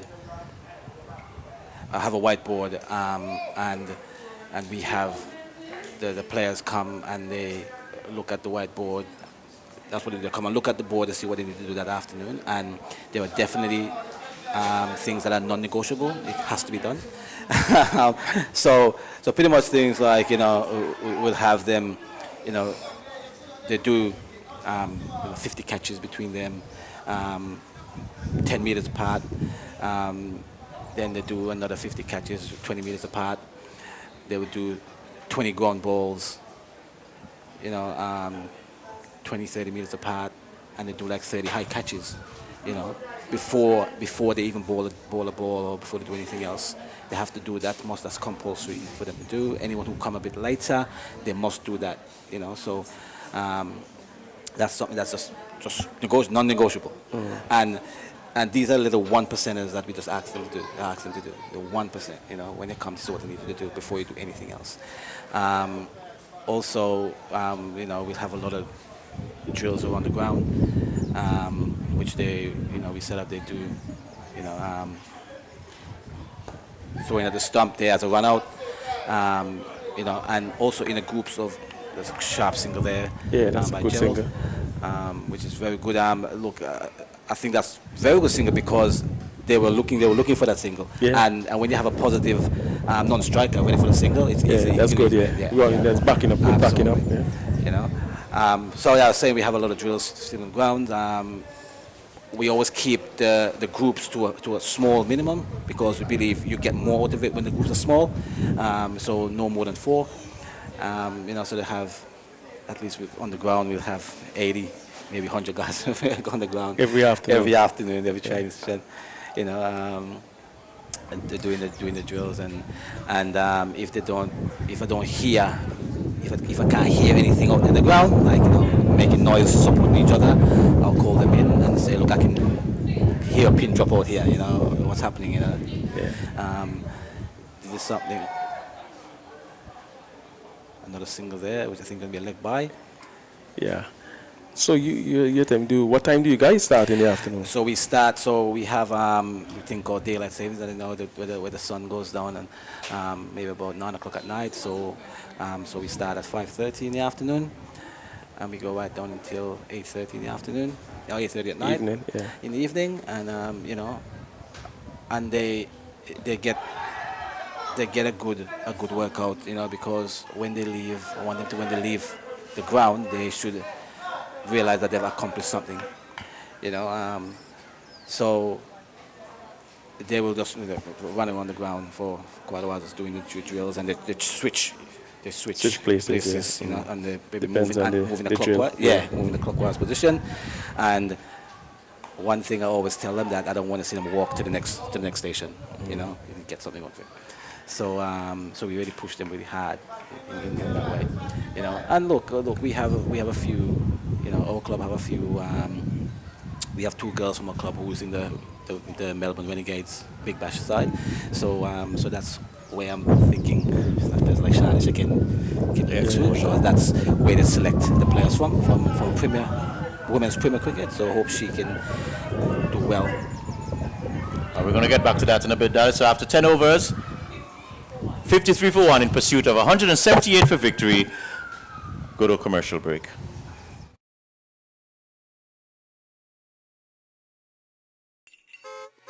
Jingle your keys and get in gear with a car loan from ACB. Drive away with a loan that fits you. Get up to 100% financing and 10 years to repay on a new or used car. Plus, get a pre-approved credit card. So rev up and get in gear with the Simply Smarter car loan. Call or visit us or go to acbonline.com for more. ACB Caribbean, simply smarter banking.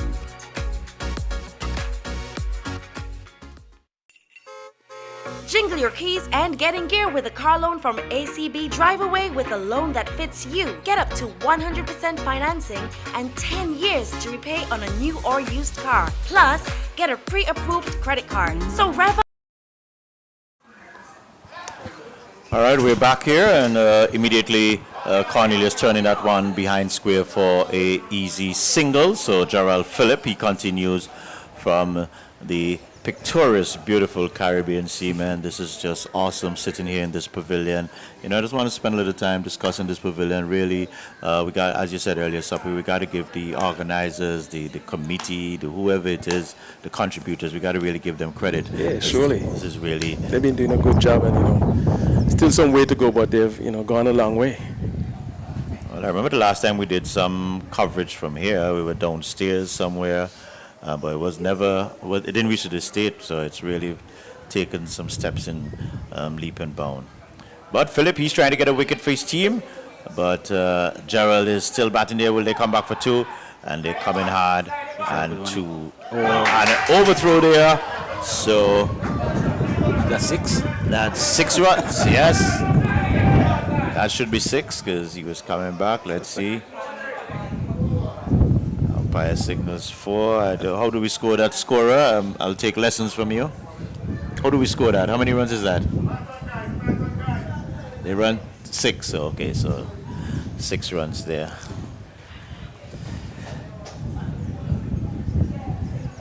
Yeah, as you can see now, Freetown is, a bit ruffled here. Yeah, the singles are coming, they're taking the quick singles, and that's been upsetting them a bit. Yeah, I think they have to calm down a bit. They've had a few appeals which they have thought should be in their favor. The umpire has not, and so they got to play the game and not play against the umpire. That's cricket, you got to keep going every ball.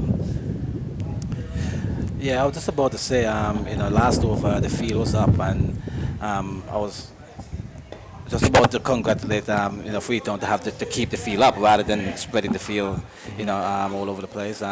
Because once the field spread, the runs probably come easily. Easier. Yeah. So and then now this over, I can see this field spread just a little bit there, Wide signal by umpire Oliver Benjamin. So there's a bit of indiscipline creeping into the performance here of the Freetown team, just giving away 4 extra runs and now bowling a wide. So yeah, from what I've seen, I don't know if they're attacking Gerald, right. Yeah, that's where they should be attacking him, somewhere around the half stump, because he plays the ball very well to the inside, it looks like to me. That's his favorite area. So you don't want to be attacking him in your own leg stump. You want to be attacking him outside half stump coming in. Oh, that's only short, and he's latching onto that quite quickly and punching that into the backward boundary for 4. Yeah. So he definitely loves them shots. Yeah, not only short. Once it's inside his body, at least that area is pretty strong there. Well, Gerald is definitely keeping his team in the hunt, not giving up. Score goes up to 65 for 1. We're in over number 11.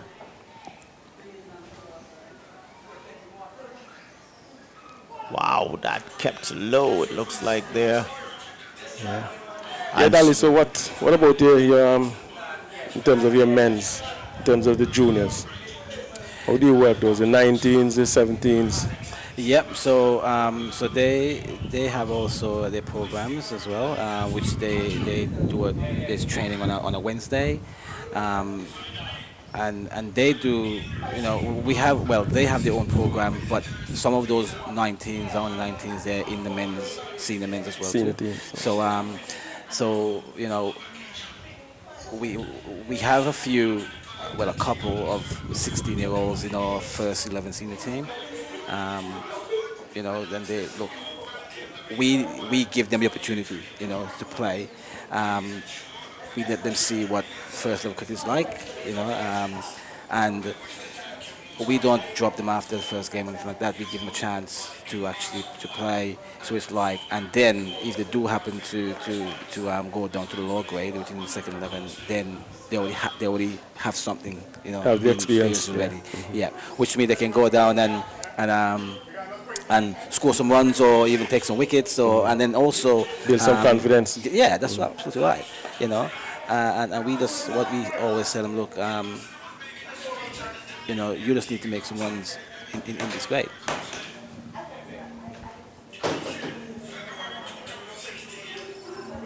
Yeah, they need to make runs in that grade and come up. But they have a robust program. You know, not because they are young boys that mean that they be treated any differently to the other players. Yeah. So wide signal there, umpire. Yep. So I'll let them know. You know, we're not treating them differently to the senior guys. You know, they come, they get the same treatment. They come out, do everything that they expect of them on the same night. You know, and look, it's one thing differently, I must say, to Antigua as well, to maybe on the Caribbean, is that, you know, there's a very good shot there, down too long off. You know, which is the privilege that we have is, you know, the pitches are prepared for us, or the turfness are prepared for us every single day. We come to the ground. Yeah. So that's one thing, you know, we train. We always have nets to train, you know. We have a pretty good setup at the club, which we have about 8 turf nets and 3 hard wickets. So if it rains or something like that, we can go on the hard net. We can go on the hard wickets. Yeah, we can do that. And if it's really wet as well, what we do, we have 2 boarding machines that we can let them still have a hit in the hard wickets with the boarding machines, so we don't get players injured. Because they get a bit slippery at times. You know, that's a very good single. Yeah, Baptiste, you have told me that Cornelius is known for his bowling, but I'm seeing some smarts from Cornelius. He's actually taking some real cheeky singles and he's working the ball around, you know. Well, that's his cricket, Suppy. He's gonna just dink them in the gap here and there, and I think the Freetown team is falling asleep a bit when he's on the strike. They need to have the closing fieldsmen be just very tight, but he's taking advantage of it at the moment. That's nicely played there. Full toss there. Toss on the pads. Does it have legs to make the boundary? No, it doesn't. I would say here, though, Dave and Dallas, Freetown has to be very careful here. It looks like if they're just going through the motions now. Yep. And while the police batting may not be appear to be very long on paper, if they keep sticking into them, it could be very interesting down the stretch. Yeah, the run rate is pretty good. And as you say, it's not what's on paper now, it's how you get the job done. I think Cornelius is batting very smart, and he has managed to keep Malik Gerald in check in terms of his hype, because Diego is really hype there. But I think Cornelius is much calmer than him and keeping him under control. Yeah. 71. Okay, so 12 overs have been completed. The police team, they're in pursuit of 178 for victory. They are 71? 71 for 1. So 12 overs, 71, that's just a shy on the 6 runs and over. At the start, they would have wanted just a little over 5 runs and over. So they're well within reach in terms of the run rate. Within striking reach. Yeah, and the beauty of it as well too is that they have wickets in hand, which can be a launching pad coming down closer to if they need to at the back end of the game. From what I see so far as well with this game, I think at the start it looked like the Freetown team has a plan at the start, and then now being number 3, number 4. And now the 5th ball is coming on here. I think the plan looked like it's gone out the window a little bit. So the police team is scoring a bit freely. But I think it goes back to what you would have said earlier, Dave. When you go on the field of play, you must have plan A, B, C, D, E, F, even you said all the way down to Z. Yeah. So I think what they've heard is that they have made some mistakes in terms of the field placement, especially to Cornelius. He's tucking the ball just forward the square on the inside. And square of the wicket, he looks very strong, both sides. So you got to get a man in that position that will peg him back a bit, and then you should force him to play another shot. See, there he goes again. Oh, there's a new bowler now coming from the CN, Wesley Williams. Yeah, pretty experienced, so he should be able to peg them back a bit. I don't know how long he'll be able to sustain it for, but he should be able to peg them back.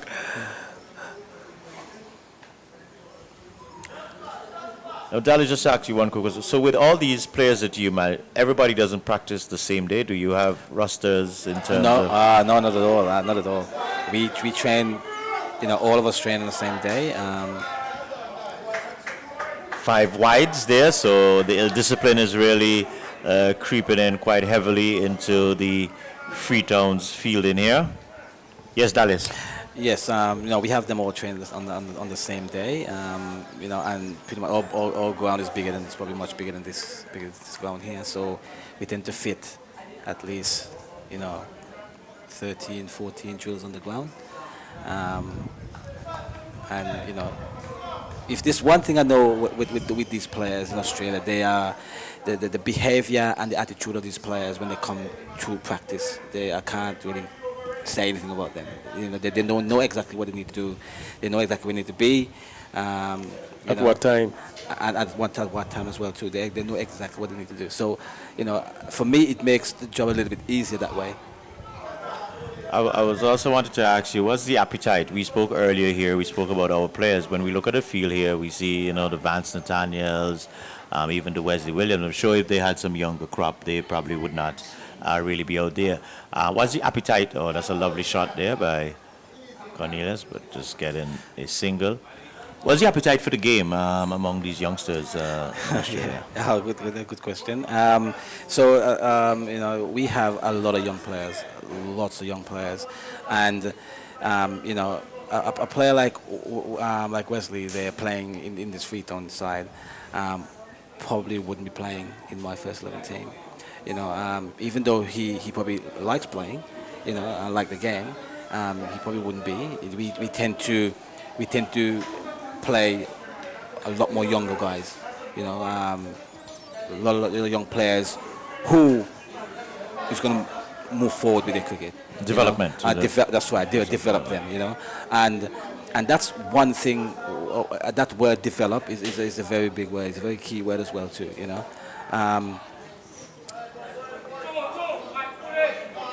We are. Look at this! Wow. Wrong end. We are developing our players for their future, pretty much, right? We are looking at them to be Australian cricketers. You know, we are looking at them to be even Shield cricketers. You know, that's their long-term goal for them. So when they come to practice, they come to me with a plan or with a goal in mind, and the goal has to be very realistic, something that have to achieve, you know, because there are a lot of things, a lot of factors that can play part in them not achieving that goal, right? And this thing over there called Mother Nature is one of them. It's one of them, okay? So they always have to have their goal in mind of how much runs they want to score, how much, you know, how many, the young guys, how many wickets they want to take, you know, things like that. They come with the goal in mind. So I always say, listen, one thing, this weather can change a lot of things for it, right? The other part is maybe a bad decision by the umpire. And the next part, is number 3, would be a very good delivery that gets you out, you know. And that could happen. You can go out there as you could be the informed player, and the first ball, you know, very delivery, right. You know. But what I said to them, whenever you get in and you're in, Stay in. you need to stay in. Yeah. Make it count. Then. That's right. You know, and that's only in your control. You know. 13 overs in the bag, guys. 78 for 1, exactly 6 runs and over. So Police, in the correct terminology, would say is unsung for what their target is. Yeah, but as we've seen in these cricket games, you lose a few quick wickets and then you're in trouble here. So if Freetown wants to get back in the game, you need to take a few wickets here. This is young Willock. Willock, yeah. So Willock, pretty lengthy run up. Comes in over the wicket, big 5 on his back. Yeah, it's a good start. Good start. To be honest, how many overs gone? I think the field is very spread for a fast bowler. You know, I think they need a few even catching guys even in close. Well, I think they've gotten themselves in that position because of the amount of runs being scored. Yeah, so they've been pushed back on the back foot now, so they're forced to save runs now. Yeah, well, they've been more defensive. At this point, yeah. Yeah, they're more waiting for something to happen than yeah, trying if to they make take a few happen. wickets, you might see the fielders come back in close again. Yeah, possibly. I think if we can bowl another 5 deliveries like that, I'm sure Malik would do something silly out of the way. Yeah. You know. Yeah, that's a good delivery. Good delivery, yeah. Yeah. Let's just remind our viewers, you're watching the Dave Joseph Limited Overs Finals here in the beautiful village of Erlings. We're here at the Erlings Sports Field, and today we have the police team coming up against the Freetown team. Police won the toss and asked Freetown to take first strike, and they were able to amass 177 in their allotment. No, they were bowled out. Sorry, they were eventually bowled out, and so Police now they're trying to arrest that target to take the championship home. So young Willock, a lot of responsibility on his shoulders, and here's Cornelius jumping and running. Very animated cricketer, doesn't stay still. Yeah, that's a very good delivery there by Willock. As I said, if he can bowl at least another 3 deliveries, you know, at least dot balls or even a single, you know, yeah. that will do probably Police Freetown a well good here. Yeah, peg them back a bit. Yeah, that's correct. Not having them scoring so freely. Well, likewise for the Freetown innings, this is just about the point where they started to get pegged back by the spinners for the Police team, and so Freetown, I'm sure, would like to return that favor. Yeah, as I said, it's the time of the game that, you know, the fielders got to come and back up the bowlers, you know, and, you know, try to create that amount of pressure to then, you know, get somebody out, even not by, you know, bowl catch, you know, run out or something like that, some sort of, you know, spectacular stuff to bring themselves back in the game. Freetown would like to have that at this point. Turn that half chance into a full chance. Yep. Absolutely. And again, that's the, you know, again, I keep saying the 1%, and that's something that, you know, it could be a very good run out or something like that, you know. That could change, probably could change the game.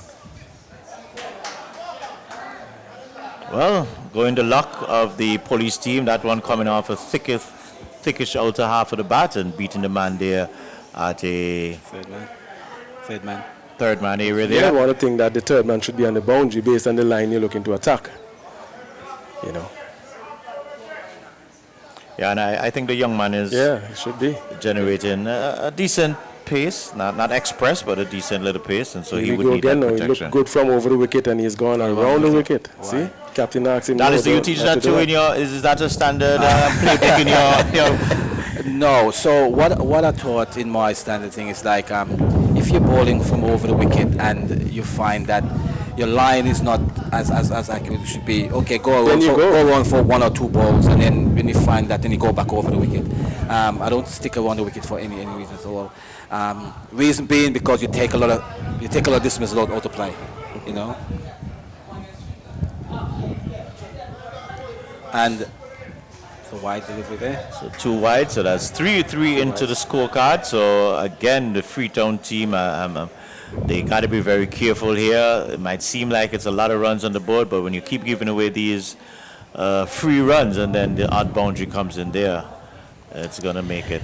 Yeah, the Freetown team looked pretty flat. Yeah, very flat. No I noise. mean, at this point, police were, chirping a bit. They're trying to get themselves back into the game. You've got to lift your whole team back into the game. Some support. Yeah, I think I heard Another misfield again, so another run, another free run. So really imploding for Freetown at this stage. And so the over comes to an end. 14 overs in the bag at the end of 14.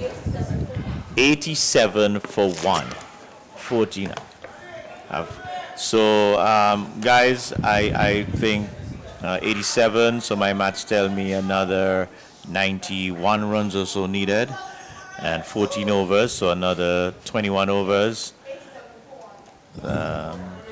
Should be quite gettable once you're able to keep your wickets intact. Yeah, gettable. As you said, if you manage to get one or two of these batters out, it's going to be a different ball game. So Freetown has got to, pick themselves up and, try to, create some sort of, momentum in terms of taking a wicket or two. Well, it's going to be Williams. He will continue for the Freetonians, if I'm pronouncing it right, trying to make that breakthrough, and he'll be bowling to the effervescent, ever-present Cornelius. I think that's where he scores most of his runs. Square the wicket on the outside, square the wicket on the inside. If you can plug that area, you're going to force him into an error. Yeah, he's going to play something different. Yeah, and look, again, it's a no-brainer there, Soppy, and I think you say actually right. I 100% agree with you there. Yeah, there he goes again. There we go again. I believe that when you're training and even when you're playing, when you have the ball in the hand, the baller dictates what shot you're going to play, pretty much. If that's one thing, the late Shane one always say, that bowler always tell the batsman what shot he wants him to play, and that's what you need to do. According to the field you have, you let the batsman play the shot you want him to play. Yeah, I was just explaining to a young fast bowler that I'm doing some mentorship with just the other day. I was asking if you know what they call me and you. And he said no. No? Yeah. No. Wow, it's crazy true. Ball could have gone somewhere else for more runs. You got to be careful. It's wild. Yeah. Yeah, so as I said, I was asking the young bowler if he knew what they call me and you. He said no. I said, well, what me and you is all about, let the batsman play the ball back to you. So it's you and the batsman alone playing back to you all the time. And then you're going to be in a very good place. Well, as we said, Cornelius always looking for action, doesn't want to stay still. And this one is short again, and once it's short, Gerald Eyes opens up, but didn't really get much solid bat onto that. So just cleared the inner field there for a single.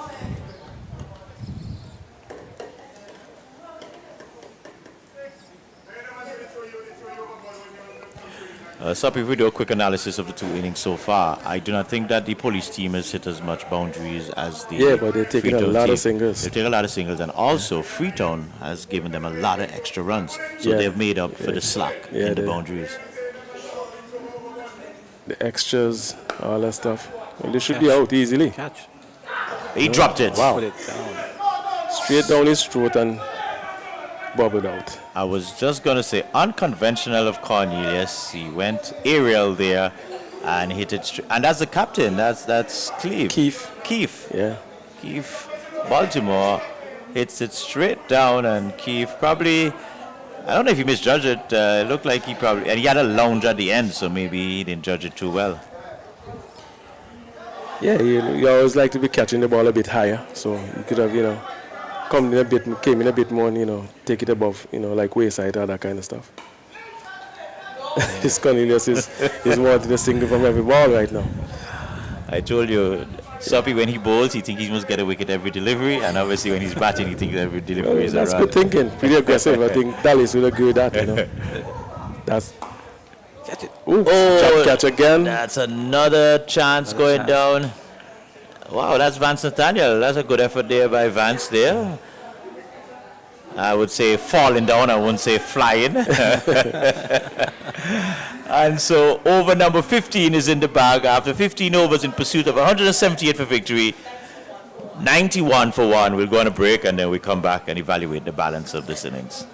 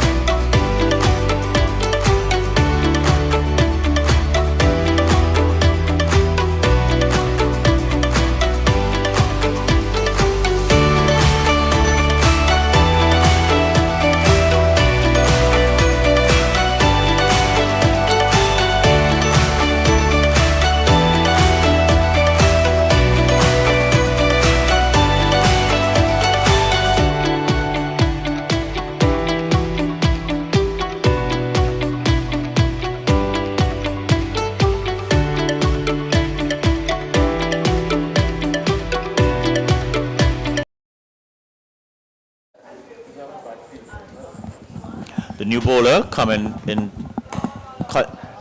Willock continues, and Soppy Dallas, I'm not certain if you have the same observation as me. I've noticed as Malik's Gerald innings has gotten a little longer, he has tempered himself a little more in the rash shot. He's playing more circumspect, respecting the good deliveries, and when the opportunity is there to hit, he's trying to hit it. Well, obviously, he knows what's left to come, so he has got to, take it as close as possible to the target, and he's playing and doing, the right things, taking caution. You're in already. Why try to get out? Yeah. Also, what I noticed with Malik, he's playing within himself. Yeah. He trusts. He looked like he trusts his own technique. To play, to defend the right balls and then trying to hit the bad balls. So when you can trust your own technique, at least you're in steady hands there for you to make some runs. Ooh. Bowler fell down there, fell over just now. I think he had some real pace on that delivery, Dallas. Yeah, that's some gas there. I looked a little bit quicker there. Yeah. Well, as I say, in spurts, you can really see the plan in the Freetown, plan in terms of the attack they're doing, the lengths they want to bowl. They're really striving for a wicket here. You can see that now. And they look like they wanted to remove, dislodge Malik. Seems to be the man that's bothering them. Catch it. Aerial, just wide of the man there. And they're coming back for two. And go to run in again Safe. by the batsmen there. Both teams did this very well, though, running between the wickets, getting the singles, ones into twos.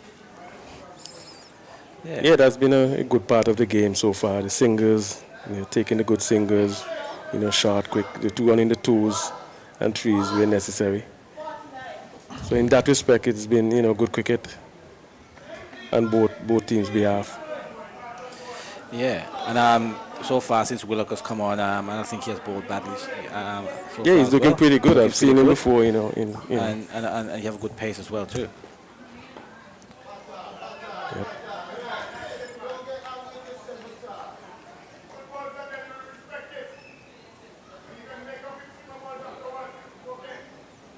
So young Willock really trying hard. You could see the determination by the young man trying to get that wicket for his team, much needed wicket.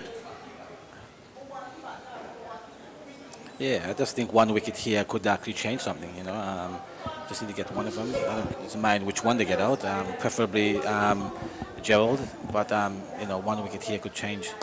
It's aerial again, and I'm falling in a similar spot again, so that's a 50. 50 for Gerald. Wow, that crept up on me there. Wasn't paying attention. So good innings, really keeping his team together, keeping his team very much interested in this championship here, Soppy. Yeah, I think he has played well. As I said, he has been, tempered himself a bit to this tail end of the 50 here, and cut out a lot of the rush shots that he was playing even earlier, and trying to get his team over the line here, and that's very good on his behalf. Excellent half century by Malik.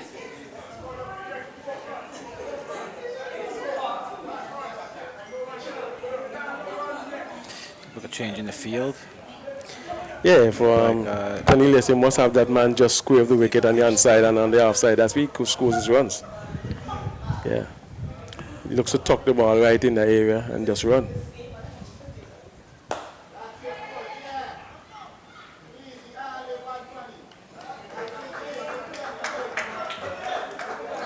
Again, another good single there. Single there. Yeah. And I just believe, when a fielder is inside the circle and it's a long way inside the circle, he should be safe in that single. Don't think it should be a single there at all. And he's easy, but they make it comfortably. Yeah, they're sitting back too far. Yeah. So 95 for 1 after 16 overs, 95 for 1. So far, I guess we can just say it's been a cruise in the park for the police team. They would need to continue on this rem, while Freetown, it looks like they're going to be a bowling change. Is it the skip? No, it's still Wesley. Wesley, okay. Yeah. We've got some feeling changes, looks like. It's going on the third man going in. But that is what would you be telling the Freetown team now? You're the coach, you get a little, what we call it, strategic timeout. What could you be telling them at this point? Well, I wouldn't be rushing. I wouldn't be rushing to bowl over so quickly. I should have a chat, maybe captain bowler, and even vice captain if they have one out there. Should just have a chat and discuss. Even some positions or some sort of strategy they're going to use now to try and, maybe tie one end down. Don't have one scoring from both ends. So maybe Wesley Williams should be that defensive bowler. From one end, because he can bowl stump to stump, and the quicker bowler from the other end, who's Willock. Wow, this. Yeah, Cornelius is anxious to get to this batting end. Seems like he has some plans on his mind. Yeah, it seems like he wanna.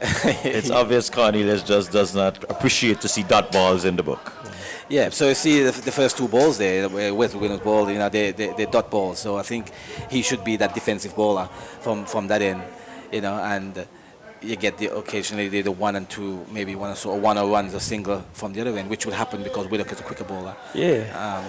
So I think that's what the strategy. That's what I would have said for sure. I have to try and tighten up at one end. Yeah, that's a good ploy, as you said earlier on, Dallas, to slow the weight down a bit, because they're definitely on a party. They have a good rhythm and a good flow here. So if you can upset them a bit with that, it should maybe change a little bit for you.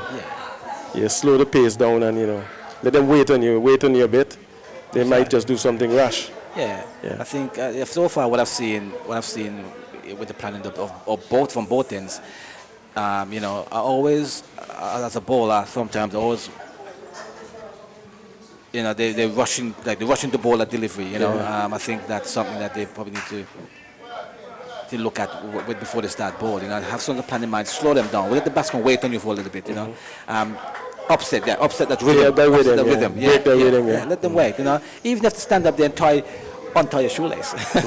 All right, so we have 17 overs in the bag.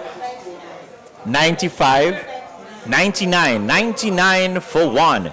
And so the scorer there was just dancing away, so you don't have to ask where her support allegiance is.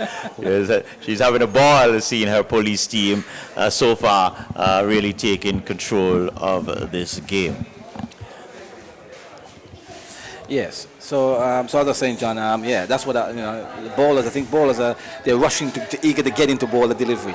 You know, for me, when I bowl, sometimes I'm at my bowling, I'm standing up, and I would deliberately undo my shoelace just to, yeah, you know what, that upsets the batsman as well, the rhythm of the batsman, you know, because he's in such a nice with the rhythm there, he's waiting for you to come, but you just upset him a little bit, you know. Yeah, let him wait a little longer. Yeah. Well, Soppy, as a batsman, how would you have handled that? I'm sure you'd have had a few of that in your time. You have got to, you know, keep your composure, you know. Oh, that's a nice single again down the ground. Yeah, so as I said, you just got to be, you know, keeping your composure, making sure that whatever the bowler is trying, it doesn't get to you. So, and it all comes down to if you know the game too, because you should know what the bowler is trying to do. You understand? Some of these guys, like, they don't really understand what's happening, so there lies the problems. They rush in to go and bowl, you know, and Wesley's run is so short and he's still rushing to go and bowl. Yeah. So the rhythm is basically the same all the time. So when sometimes you break the rhythm, a lot of things happen for you. Sometimes you may even go in and, you know, pretend that you miss a run, you know. Just let them wait and think. Well, they've now put a man in a short mid-wicket area there, trying to effect a catch. Let's see. Oh, Cornelius is equal to the task, turning that on the ground, beating the man that they just placed there. Let's just focus a little bit on young Willock. He is coming to the attack, has looked pretty good. Nice little run-up, really hitting the deck in a nice manner. What's your guys' take on the young chap there? Yeah, you can actually see some thought in what he's trying to do. Yeah, he's been hitting the length, hitting the deck, as he said, pretty hard, and then he tries to go full. You know, it's basically like he's definitely trying to get a wicket, which is what Freetown wants at this time. You know, try to get a wicket, make a breakthrough, and then see how far they can go into the Police, you know, batting lineup. See, there goes the one that is trying to go full.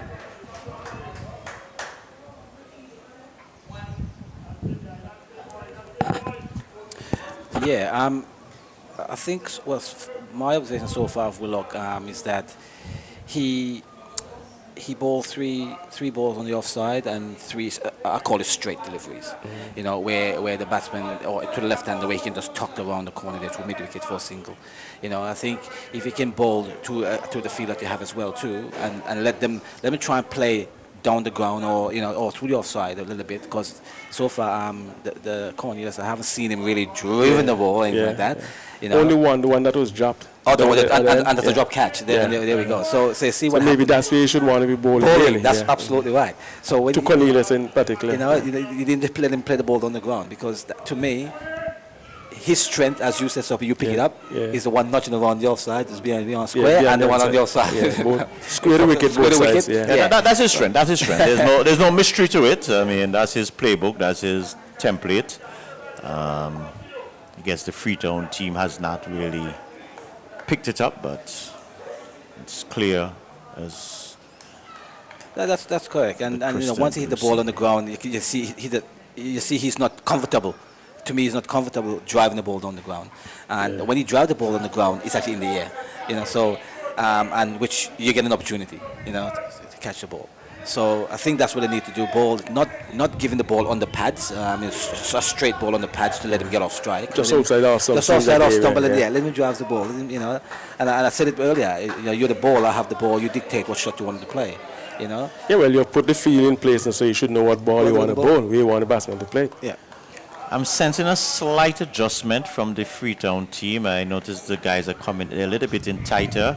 I'm just watching Baltimore to see how he walks in there, because that's great wicket. And that's a loud appeal, and it's gone. There's the one I'm Yes, talking about. That's the ball, yeah. that's the ball. So you guys just called it there a while ago. So the breakthrough, the much-needed breakthrough for the Freetown team has come. Cornelius just fiddling with that one and getting a thin outside edge and being gobbled up by the keeper. So the second wicket goes. So Freetown, this may be the what we call it, the Break the need. yeah, the break they Breaker need. they need. Yes, that's what a fantastic delivery. We just talked about that, and I guess if that ball was straight on his pad, he would probably got tuck it on the tuck it inside, on the yeah. corner on the other side.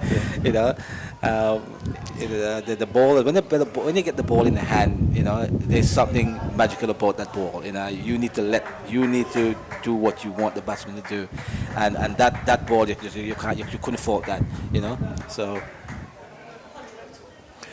Okay, so 102 for 2, and Cornelius, he made 17, but guys, I would say it was a good innings by Cornelius. He kept the innings there with Malik. If another wicket had fallen, as soon as he had gone in, it would put Police under pressure, but he was able to stay there, occupy the crease, and accumulate 17 runs, and he pushed a lot of quick singles and turned some ones into twos, so he really had a big hand in that partnership there just a while ago. Yeah, most definitely. But I'd want to comment a little bit on that delivery that Willock bowled. That delivery had a bit of pace to Dallas. Yes. Yeah. If you notice, the height and everything for that delivery was totally different. Yeah, it carried on to the keeper pretty good.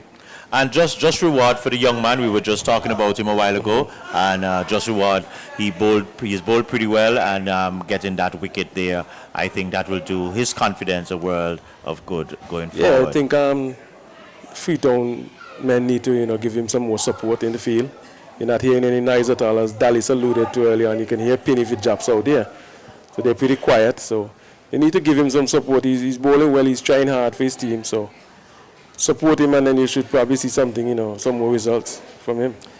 Yeah, and nothing more important, when you have support coming from the other, Teammates. There's 11 versus 2 out there, and. Even though some of those balls, the corners playing on the corner, if someone dive and stop some of those balls there, keep the batsman on strike, that bowler well good, because the confidence will build, and nothing more for a bowler. You want to bowl 6 balls to that one person, even the rotate the strikes off. Hey, that's what building pressure. It frustrates a lot for a bowler, and you keep rotating, also rotating the strike. That's not good. So they need to have one, if you can keep it as a new batsman coming out, if you can keep him on strike for 6 Is this balls. Valentine? Valentine, yes. New batsman, Valentine. He's on a I non-strike kind end of sense Malik is going to do something rash now. Yeah, I can sense it. His stance, everything has just changed. Yeah, I don't know if you realize that. Everything has changed, Probably tell himself, I need to get going, get the score closer. But let's see. It's Williams. There it is. And you see he's going there and getting a single. So Valentine is a new batsman. He has played some good little innings for the Police teams for the season so far. Nudges it around the corner here and there also. And so let's see what will come out of this partnership. But Williams definitely has other ulterior motives. He needs wickets for his team. Yeah, I think also, where the game is at the moment, it seems like nothing has changed much in the field. The Valentine hasn't really, he faced 1 ball now, and he still have, long off and long on out. I'll put a bit more pressure, on him coming in new. Feet won't be working yet, and let him try and hit the ball down the ground. So. Well, he has shown his intentions. He's already working his ways around, so he is right in this area again, it looks like to me, in terms of, screw of the wicket. And a nice little drive there, and they're coming back for 2. And so Valentine gets off the mark there. Would the strategy change now, Dallas? You said earlier when things were going in the police favor, the bowlers would slow it down a bit, tie your shoelace. Would the new batsman, would you want to be getting at him now, getting at him fast, or? Well, it's not so much getting at him fast. I think what we need to do, I think we need to now put more pressure on him as a new batsman coming in. Malik is already set in the wicket, so again, we want to get another wicket, as soon as possible. So they need to probably, to me, bring the feeling a little bit more. Keep him there. Keep him there. And keep him on strike. 'Cause you want to bowl to him for as long as possible. He's new, So you have a long off, out in the boundary there, which to me is an easy run down the ground. So at the end of over number 19, 105 for 2. So my maths tell me another 73 runs needed from 16 overs. 73 from 16, so that's below 5 runs and over. So still very much in the pendulum. The winning pendulum is still very much in favor of the police team. Yep, that's so true. Probably another wicket here might change, definitely change that. What they have here, they have a deep cover, fine leg, a deep mid wicket, and a deep long on. Willock again trying for his team, nice and full.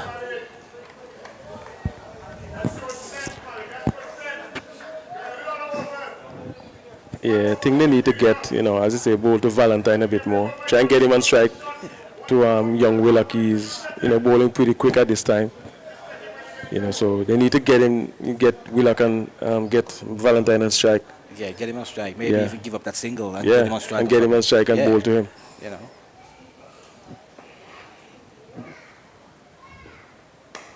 Oh, that was nicely played there. Does it have the legs to go into the boundary? I think it does.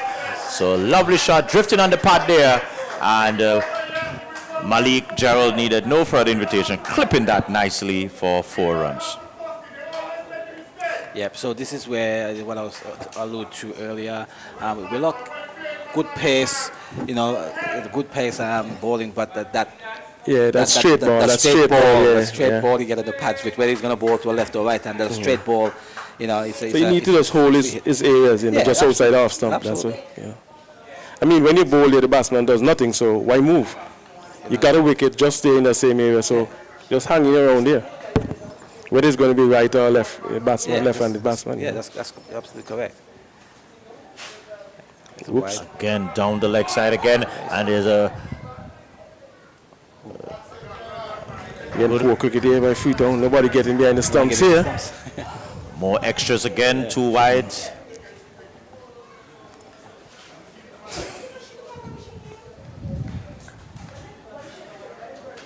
So this is where, and I think that now Valentine's going to face Willock for the first time. Yeah. I think attack him a bit. Attack a bit here. Rather than put in a slip something. Rather than give him a free run. Attack him. I think you should get a slip in. Yeah. Just one is short, standing tall and just punching it into the offside. Single here. No, if it was Cornelius, we'd probably be looking for 2, but single to the score there.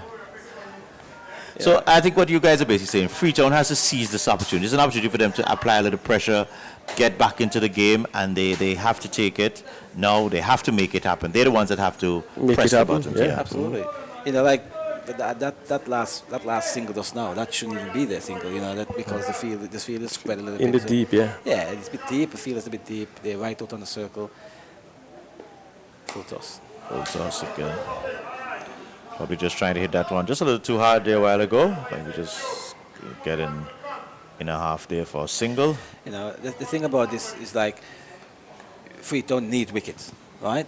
They can't bowl that 35 over to expect to win this game. Yeah, you got to bowl them out. You got to bowl them out. Yeah, you got to bowl so them out. So you got to do something to get to bowl them out, And if that's meaning that they bring the field in and try to to let something happen. You just don't sit back and let it happen. Let something happen. You got to create it. Yeah. Yeah, unless, and I'm also looking at, I think Keith would have only bowled 2 overs. Scorer, how many overs have Keith Baltimore bowled? I think he's only bowled 2 overs. I think he may want to think about bringing himself back, or if it's Austin, who's captain in the team, getting him back into the attack, see if they could get a wicket out of his bowling.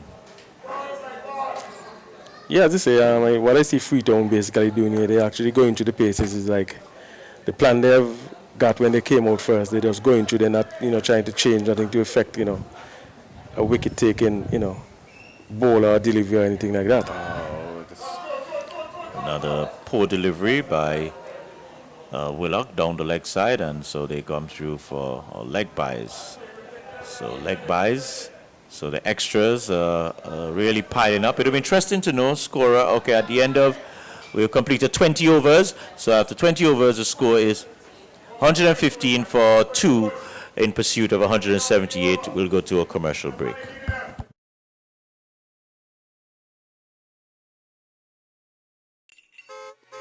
Jingle your keys and get in gear with a car loan from ACB. Drive away with a loan that fits you. Get up to 100% financing and 10 years to repay on a new or used car. Plus, get a pre-approved credit card. So rev up and get in gear with the Simply Smarter car loan. Call or visit us or go to acbonline.com for more. ACB Caribbean, simply smarter banking.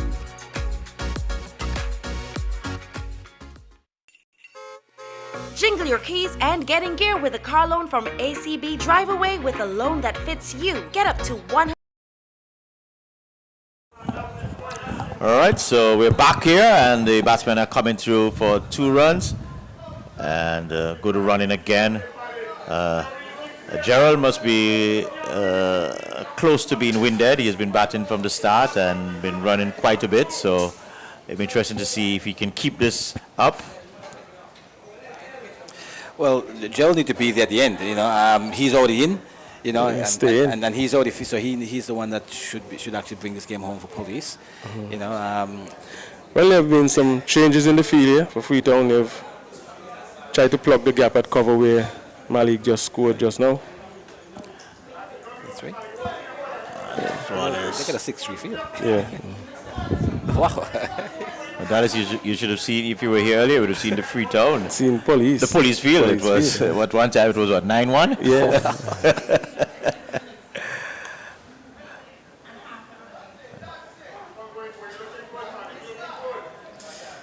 Well, it's the first time I've seen a 6-3 field since the new ball. You know what I mean? So, they were bowling to a 5-4 most of the time, and now it's a 6-3 field. So, as I did say, Wesley is the one who's supposed to be that bowling stump to stump. Bowling stump to stump, and keeping it tight. Keep it tight. Yeah. And so far, the last 3 balls, that's what he's shown.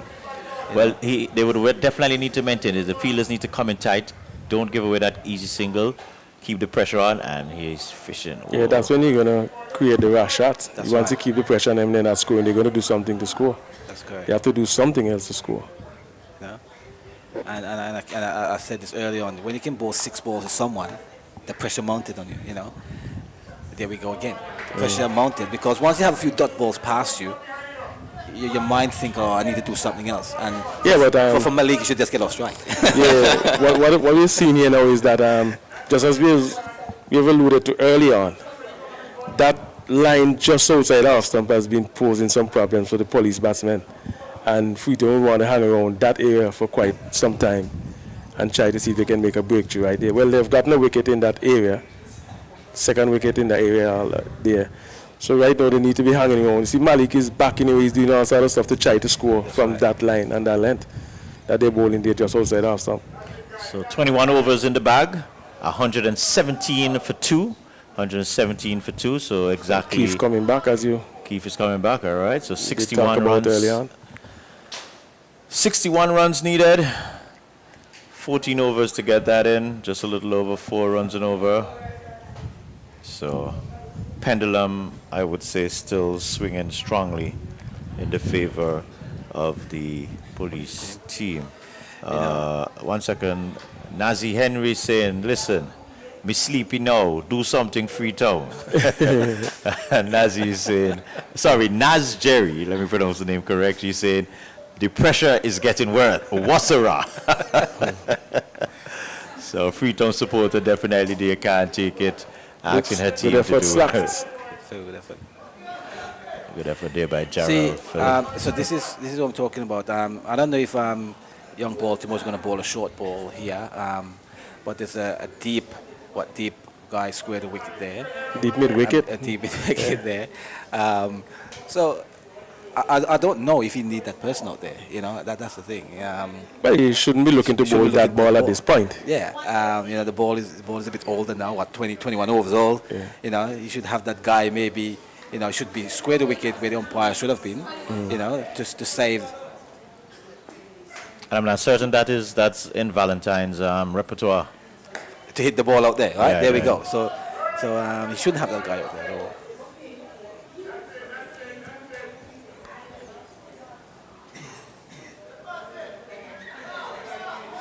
Yeah, so that fielder to me is wasted out there. He's just doing nothing out there at the moment for Valentine. So yeah, so he should have been in, saving that single just behind square. Yeah, he's still in the DP again now. So. Well, they're bringing in one off the boundary, but it's not the man. Fine leg. It's the fine leg that they're bringing up. So. Where's he going now? So they're going. He's going to the offside, so definitely he's going to be bowling that just around. Backward point, is it? Off stump.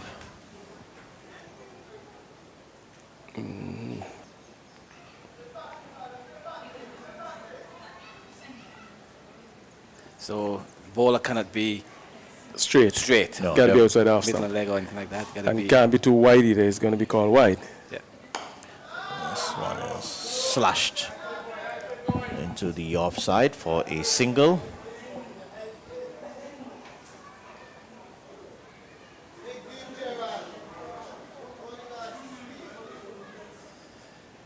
And I think the rotation of the strike is slowly getting to the Freetown guys. Yeah, that's right.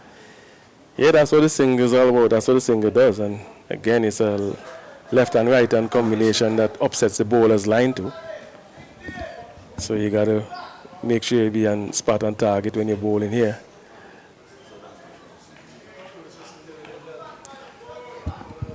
Yeah, there's who's that? Is that Willock out there at deep? Yeah, Willock in the deep. He's in the deep there, so he have a lot of work to do to cover his backwards square to. Yeah, well, the line should be. The line shouldn't even be that outside anyway, off stump actually, so that's he shouldn't have much to do. Another single down the ground.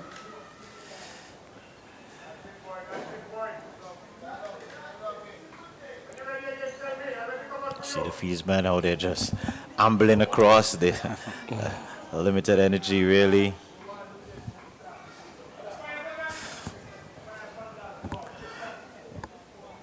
Just to remind our viewers, you're watching live coverage of the Dave Joseph Limited Overs finals right here in the picturesque community of Erlings.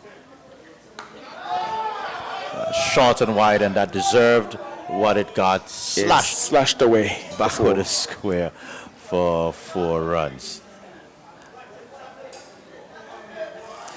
Yes, that was to me, is a poor delivery to the field that you have set. He should be looking to get Valentine to be driving down the ground rather than the Yeah, well, exactly. The captain was pointing out that The captain was just pointing out to get him to drive. Based on the field that you have set there. Yeah, based on the field I've set. Bring him forward. If he wants to drive, let him come to cover here. Absolutely. Yeah. Too short.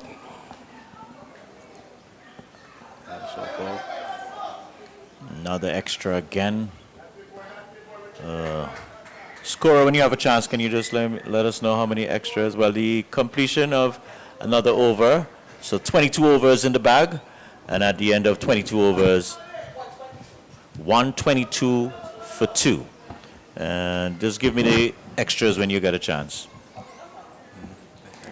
Yeah, I think much credit need to be given to Malik. He has really, I've never seen him so calm yet, John. Me too. So this is, innings out of character. So Uncharted waters. Yes, Yeah. He's big normal- innings from him so far. Yeah, very responsible. Yeah. He normally is a guy who's just going to throw his bat at everything. Scores very quickly, but we have seen some level of Maturity, discipline, everything coming out here.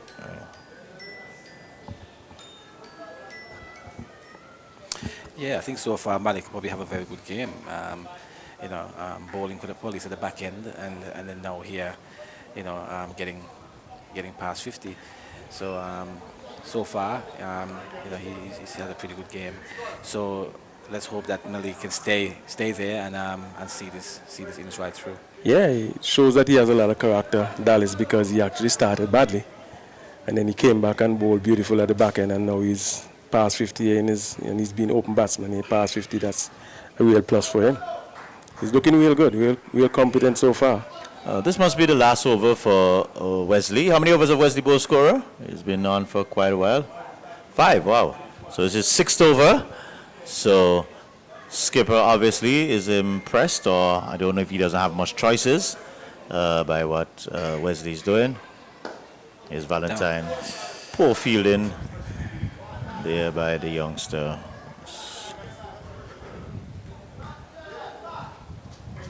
Another single to the scorecard. Yeah, so that's another part of the game that I see that lets Freetown down is the fielding. Some very easy singles. And that's one thing we pride ourselves on, to be a good fielding team. 21 extras. I'm sure if we go to the scorecard, the extras are going to be second in line to Malik. So nicely played into the offside. A bit of hesitation between the batsmen there. Wasn't certain the angle, I guess. But eventually coming through for a comfortable single. Yeah, but you, as a non-striker, you'd want to be trusting your striker, because he's the man seeing the ball from in front. So, yeah, no use standing back and laying back in the crease.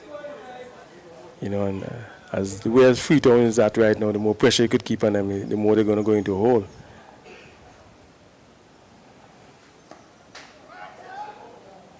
Well fielded by the legend Nathaniel there in the backward point region. Picking it up and in one action, just whipping it into the keeper's glove. Yeah.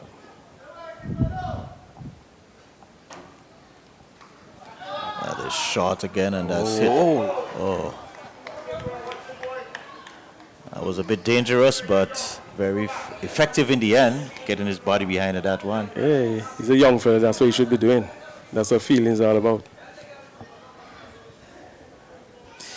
Absolutely.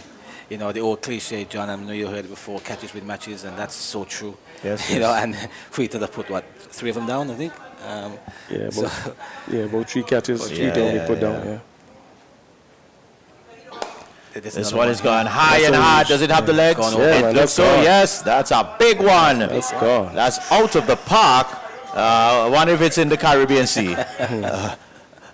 Some people have to get a fishing boat to find that. Yeah, it's been hit real powerful by Malik.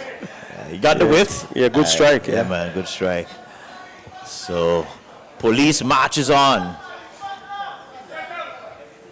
So, Suppi look like, right now, it looks like you're going to have to be shaking the Police hands. It doesn't matter. As I said, the best team is going to come out on top now whenever you play, So, as Dallas just said earlier, and if you put down catches, you're going to find yourself in, a spot about at some point.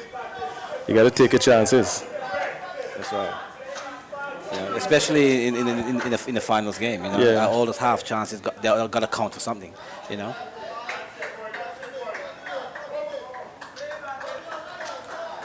So another good sharp single there, and so we're completed over number 23 with the score 132 for 2, so another 56, no, not 56, 46, another 46 runs, and 12 overs, so just a little over 3 runs and over.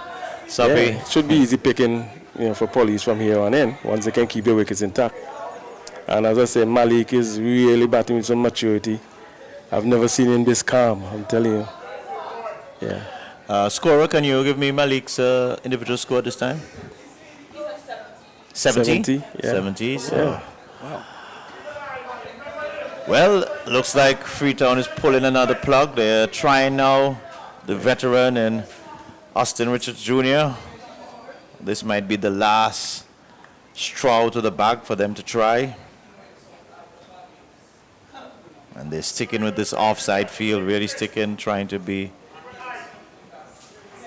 very precise in the field placement now, getting the fieldsman where he wants them. They need a breakthrough. Oh, that's why. That's badly.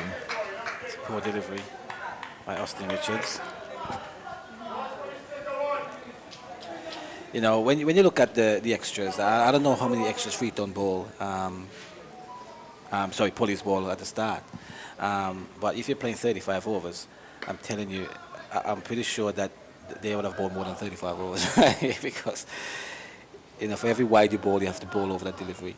And if the extras show that you bowl, if you bowl even 10 wides, right? So there's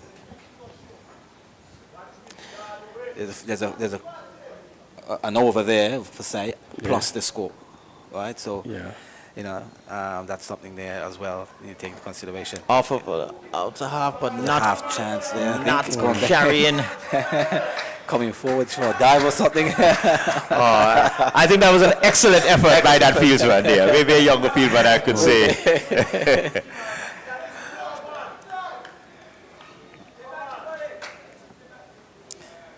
Yeah, Freetown needs some spark, something from somewhere. Somewhere, yes. Yes, I must say I'm very impressed with Police. You know, the singles that they've taken so far in this innings. You know, that stat is very, very important. Very important.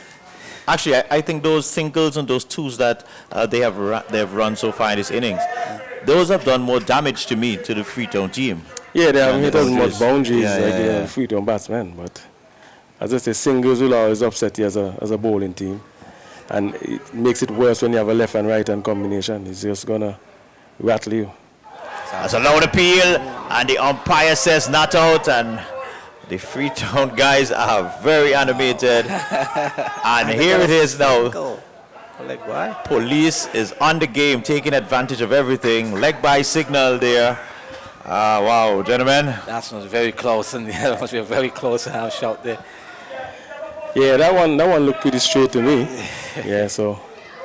Okay, hit him on the. But I says it's all in the spirit of the game. So umpire says not out, so we got to play on. Got to play on. Yep. Well, there was some on our comment card. There was some rough remarks for the umpires at the end of the Freetown innings. So I guess it's just balancing out to some extent. Slashed again off of a thickish outside edge, and a single there. So over number 24 is in the bag. 135 for 2. So, gentlemen, I can only say Police, they can draw the jaws of winning jaws of defeat out of the bag, and Freetown can draw the jaws of winning, because it looks clear cut to me that Police is going to rump home with this. You got to be careful. Cricket is a game of glorious uncertainties. Just say, not over till it's over. It's not over till it's over. Yeah, that's right. And still what? They need what? Another 41? 35. And still a lot of ones to get. Another 43, I think. You know, I've seen some ridiculous things happening in this game of cricket. I'm telling you. You know, the team could lose what 5 for 3 or something like that. You know, something miraculously gotta happen anyway. You know. Well, we know that. We all know that. That's just the magic of cricket, and that's what makes cricket one of the most fascinating sports you could ever play. You know, just one delivery, one moment. One boot just in the right place, one bat in the right place makes a big difference. So a lot of juggling here. This fieldsman is like a ping ball going back and forth, not certain, but he finally ends up into the slip cordon. So Gerald Phillip, it looks like, will come back into the attack. Well, as I said earlier on, the pressure coming out a bit late now for Freetown. Yeah, they should have been trying to apply some pressure earlier on. Very early. So it's driven nice into the gap, and again, getting 2 runs. So it's really has been a really impressive showing by the police team in terms of the running between the wickets. Yeah, they've kept the pressure on the Freetown, fielders, running the 1s, running the 2s, some cases the 3s too, and really putting some pressure on them.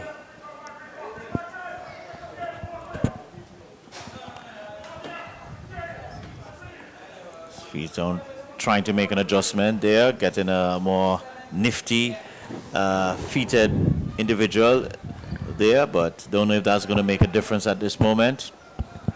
But Philip trying to make the breakthrough for his team. And again, another appeal, and Sapi, what do you do in this instance? You're bowling, you're appealing for everything the umpire is not giving you. I mean, how do you... Well, you cannot appeal just for appealing's sake, I'm not a fan of that, really. I mean, that to me looked like it was, going down legs. It looks like he pitched outside leg to me anyway. So you can't really appeal for that. I mean, you're appealing in hope. You need to bowl the ball in the right areas. That's a wide. There it is again. Like you see the frustration of the bowlers are still going on to the batsman, and the batsman is not making a decision.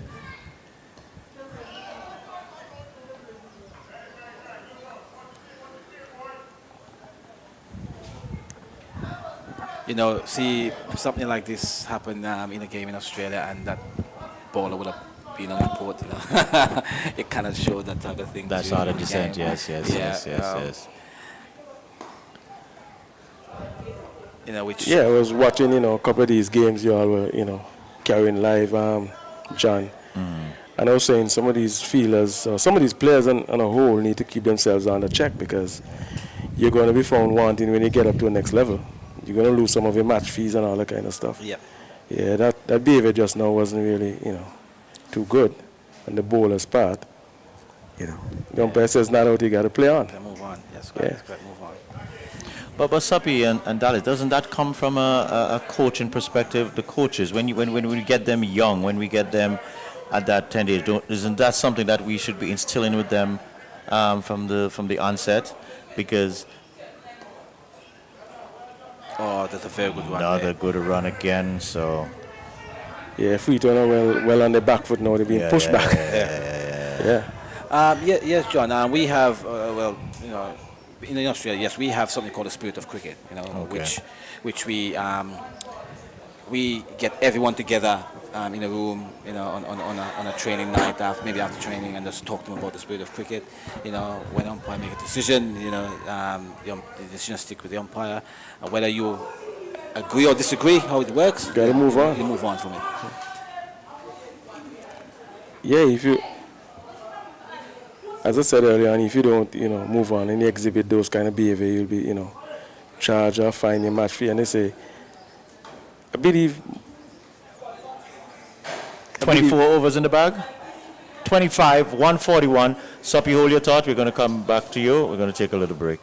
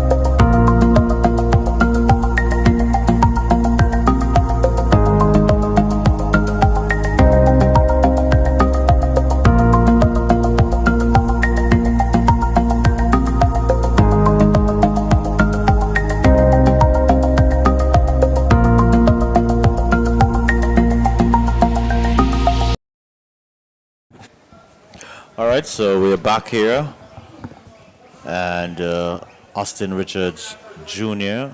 will continue from the pavilion end. He'll be bowling to Valentine, coming around the wicket to the left-hander. Valentine is punching that into the gap there, but a single this time. Yep. The ones are coming very easily now. Yeah, it's going to be easy. You've got short extra cover and a mid-wicket in two of the older guys. The ball just to the left or to the right is going to be a single. Single, yes, yes. So you need to make some sort of adjustment. Where you're going to put them, I don't know. But yeah, so as Dali said, you know, in Australia, they play lots of younger players. So you need some youth. Yeah. Yeah. So so back to that question, John, about you know, we do have, you know, in our competition, about 5% of the players are the older players, you know, and then the 95% are the very young players. In that competition, you know, yes, you do like to have some experience for sure, and those are the experienced guys. I want to say they're older, they're in their 30s, you know, but they're experienced players. Right. You know. Our 40-11 is made up of a lot of young boys, like you know, 13, 14 years old, and then we have 2 experienced guys there with them, you know, just to keep them there, you know, so they know, just keep them in check a little bit, you know, when they go out and play on a Saturday. So experience do come with something, but at the same time, you need to have, you know, younger Youth with it, younger yeah. youth with them, yeah. Got to be more youth than senior guys. Look at this, Absolutely. crazy. There's one here. Oh. Wow.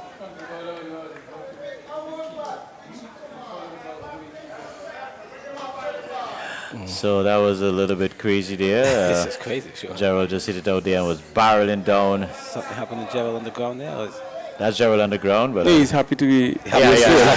Yeah, I think he's just saying, my goodness, look what I nearly did. Yeah.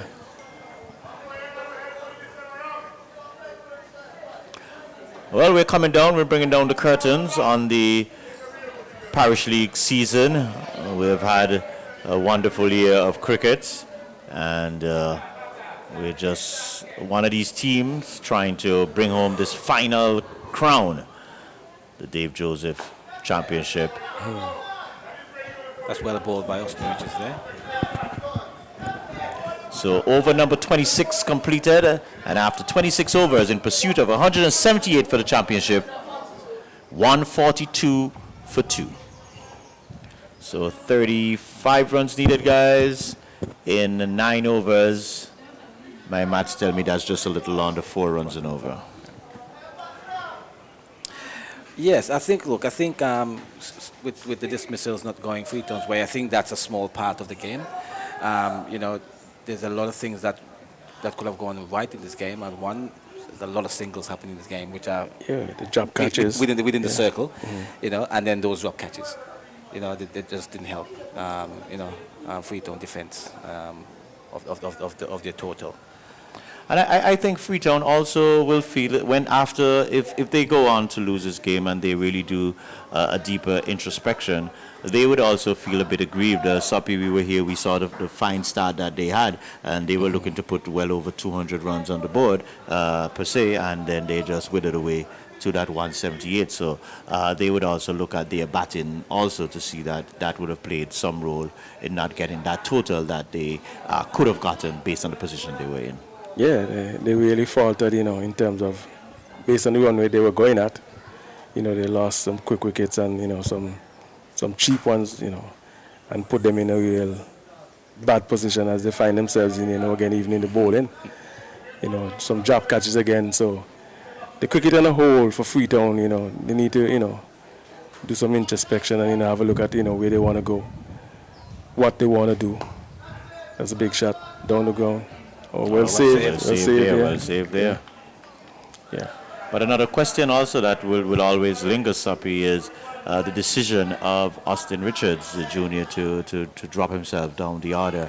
And that question will always linger if it made a difference. Well, if you notice what he said, it will always linger because he always does that when Freetown is playing. So it will always linger. You know, need somebody else to get up and tell him, yo, you got to get out there. Get out there, dictate the pace of the innings, stay out there and bat. You know, look at what, you know, Gerald is doing at this point. I mean, when you compare them in terms of talent and, you know, technique, everything, there's no comparison, but Right. he's doing the right thing. Get out there, he got out there, dictate the pace of the innings, and he's just still there, he's just batting. He's just going to, you know, as we're trying to see it home. And even It's all about getting across the line, you know. It's not how much fancy shots you can play or how much big shots you can play. It's all about, especially in the finals, it's getting across the line. there he goes again, hiking that one over a wide, long on position, and they easily come back for 2. And I was just looking at the way he played the first delivery of the over. He was just compact, nice, calm. You know, he's just relaxed, and that tells you that he's seen that target ahead of him. He's seen that end goal, and he's playing towards that. Yeah, and you can see he knows exactly what he's doing. And oh wow, you even heard somebody in the police dugout down there shouting, "You don't need to do anything. The Freetown guys are going to make the mistakes for you." So again, as Dallas alluded to, you're going to bowl 2-3 good balls and then a bad ball or 2 that get, you know, struck for 4 or 6. You're not in a very good place there. That's well played by Malik. So another over in the bag, 27 overs completed, and so after 27 overs, the score is 146 for 2. So last 3 overs, the scoring rate has started to pull back a bit, but it might just be a little bit, I would say a little bit too late. Too late? No, it's just that the police guys are, you know, being more cautious and trying to make sure they get across the line. Yeah. If you notice that boundary was a boundary that Malik hit just now, or they got No, 2 or actually, 3? they got 2. He got Yeah, 2. Yeah, he actually picked the area right. Just get it over the infield and, you know, get it into the gap. Yeah. So you can see some real thought in what he's doing. All right, so it's going to be Richards Jr. He's going to continue to Valentine. Still a lot of chit-chatter about where the fieldsmen should be, and they've decided to play as it is. Not a very attractive shot, but I guess effective in the terms of getting him the single. Yep. And again, you know, you see, police still have wickets in hand. That's not a beauty. Yeah, The way- loads and loads of That's the wickets. beauty, you know, of this. You know what I mean? And that's why I said that Freetown need to do something to bowl them out. They have to do something to bowl them out. Look, you know, Dallas, we're going to have to get a uniform for you and send you out there. something. You know, when you have wickets in hand like this, like oh, look at this. Oh, leading edge, and when it's really going in your favor, it's going in your favor. Dropped again in no man's land, so all going in the police favor right now. Another single. A lot of advice coming from the dugout down there, telling the batsman to play straight. You think that was a case of playing too straight?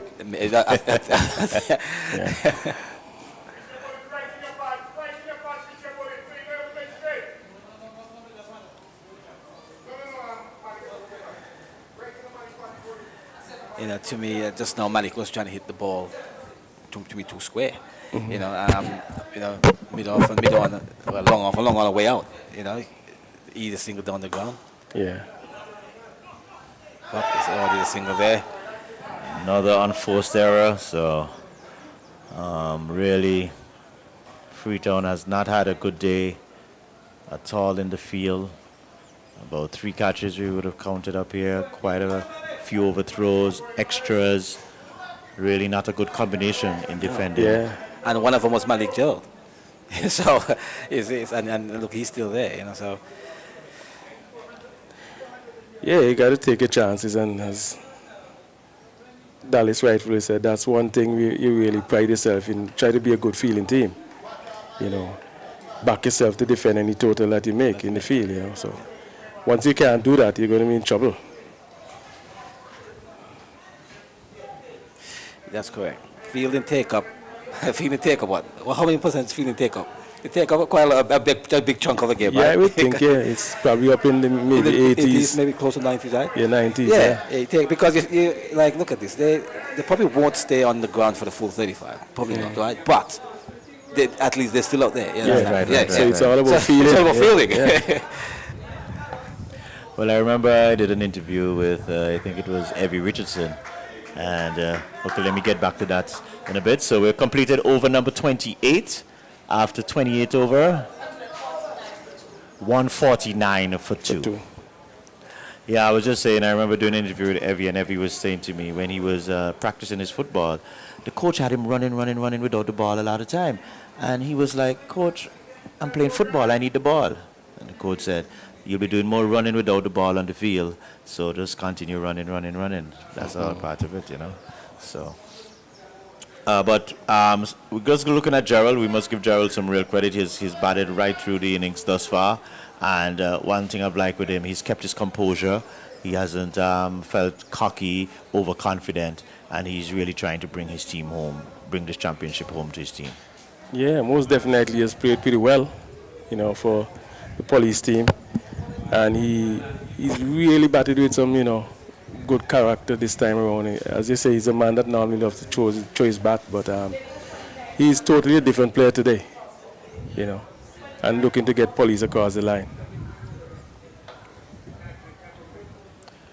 So Gerald Phillip will continue as he's going to be bowling to the left-handed Valentine around the wicket. This one is wide, and this is driven with some power. Half stopped by the fieldsman, but no damage done there.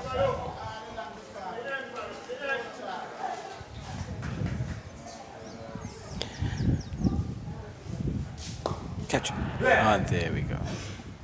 And the trap was set, and he fell right into the trap. They put a man there at a short mid-off position, and he drove it straight there. So the breakthrough finally comes through. Whether it's a little bit too late, we'll know. We'll take a break and come back, analyze the position going forward.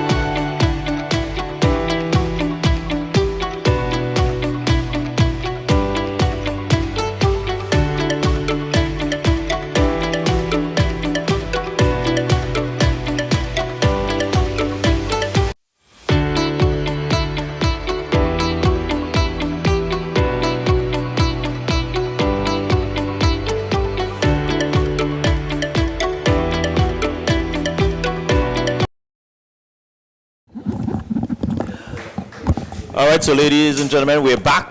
This might be the last furlong, per se. Police just lost a wicket, so the new batsman looks like Neville Nichols, trying to see his team to the end. He's with the Malik Gerald, who's been there from the start. We'll get an update on Malik's score shortly, but it's going to be Gerald Phillip. Gentlemen, what would you do if you were in the Freetown camp from here? Well, as I say, you've got to try to create something. You've got to take wickets. You have no other choice no but just to take wickets. Absolutely. You understand? And try to see if you can, you know, get as close as possible to get over the line, if not over the line. Yeah, but police is in a very strong position at this point, so it's going to be tough on Freetown, but in Freetown position, they've got to take wickets. Yeah, I think they have to be a bit more attacking. I think you need a couple more fieldsmen close up. Can't give away any easy single. You got to keep starve Malik for the strike. Oh no, it's a bad ball first up. You know, like you just take a wicket and first ball, it's a full toss, mid wicket, single, easy, like no pressure whatsoever, right? Nothing at all. So that sum up Freetown's day today. Yeah. So true. Couldn't ask for a better first delivery as any batsman when batting at 1 hour 11. But it's Philip to Gerald, and Gerald is probably pulling away from the shot, so not getting any timing into it. He goes that guy couldn't see it. swinging across the line, and that goes into the boundary for Brian, 4 runs. Who's that? Gerald. Gerald? Oh boy. Going? It looks so. Looks like the groin, had an almighty heave there. Ouch. Got the 4 runs, but he is down.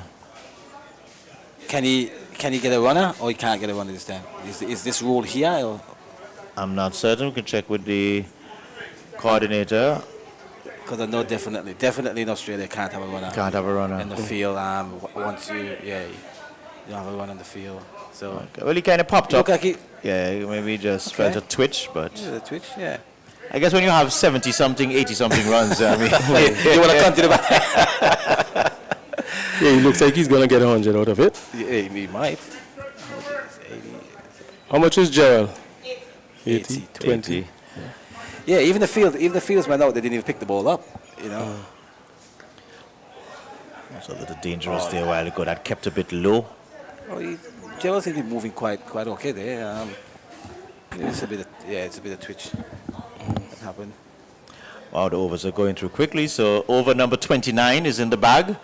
154 for 3. So another 24 runs needed from 6 overs. 24 from 6 was that. That's 4 runs and over, guys. That's 36 balls. Well, it looks like he's just working it out. Doesn't seem to be too discomforted. Did have a real big swing, but See that change the bowling from this end. Opening bowler coming back on from this end.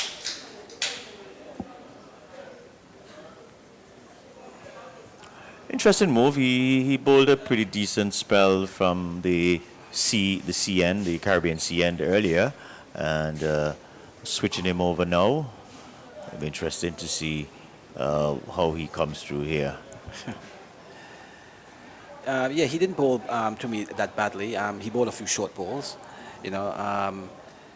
which I believe when you're bowling with a new ball, you try to get the ball up as close as possible up there to let the ball do a bit of swinging. He has to, a few balls he bowled short that ended up on the mid-wicket boundary for a few times.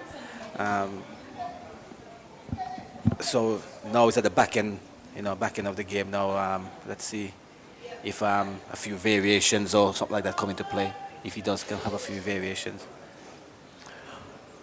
So it's Huan Tong, the bleached hair. Let me not say rusty. The bleached hair, and he's coming into Neville Nichols. Cricket is a funny game. Last year, Neville Nichols batted at 11 and 8 and 9. And now he's the number 3 and number 4 batsman for the police team. Yeah, well, the man has worked on his game. Yeah. Yeah, so he's up in the order now. So this is something that this is something here that we practice. We practice bowling at the death. Practice your variation balls and all that stuff there. That's what ball first delivery. That's something that we practice on a training night. Like none of the bowlers need to bowl any fast-paced ball. You just try and bowl in the variation because if you don't work on it at training, you won't be able to do it in the game. So we let them give them the opportunity to bowl, whatever variation they want, even a Yorker or something like that. And again, I haven't seen much of that ball today. Haven't seen much of the Yorker ball today at all, other than Austin Richards, who I think bowled a couple. But he's not that quick bowler. That's something that Willock and Baltimore and these guys. Yeah, I see a chance here for Freetown to get in if they can, as they get some fielders in close because and save the single and keep the pressure on this batsman here. Early saying, Dallas, you put on some size there, man, and so. And he said, nice seeing you, mate. Sounds like a real Australian.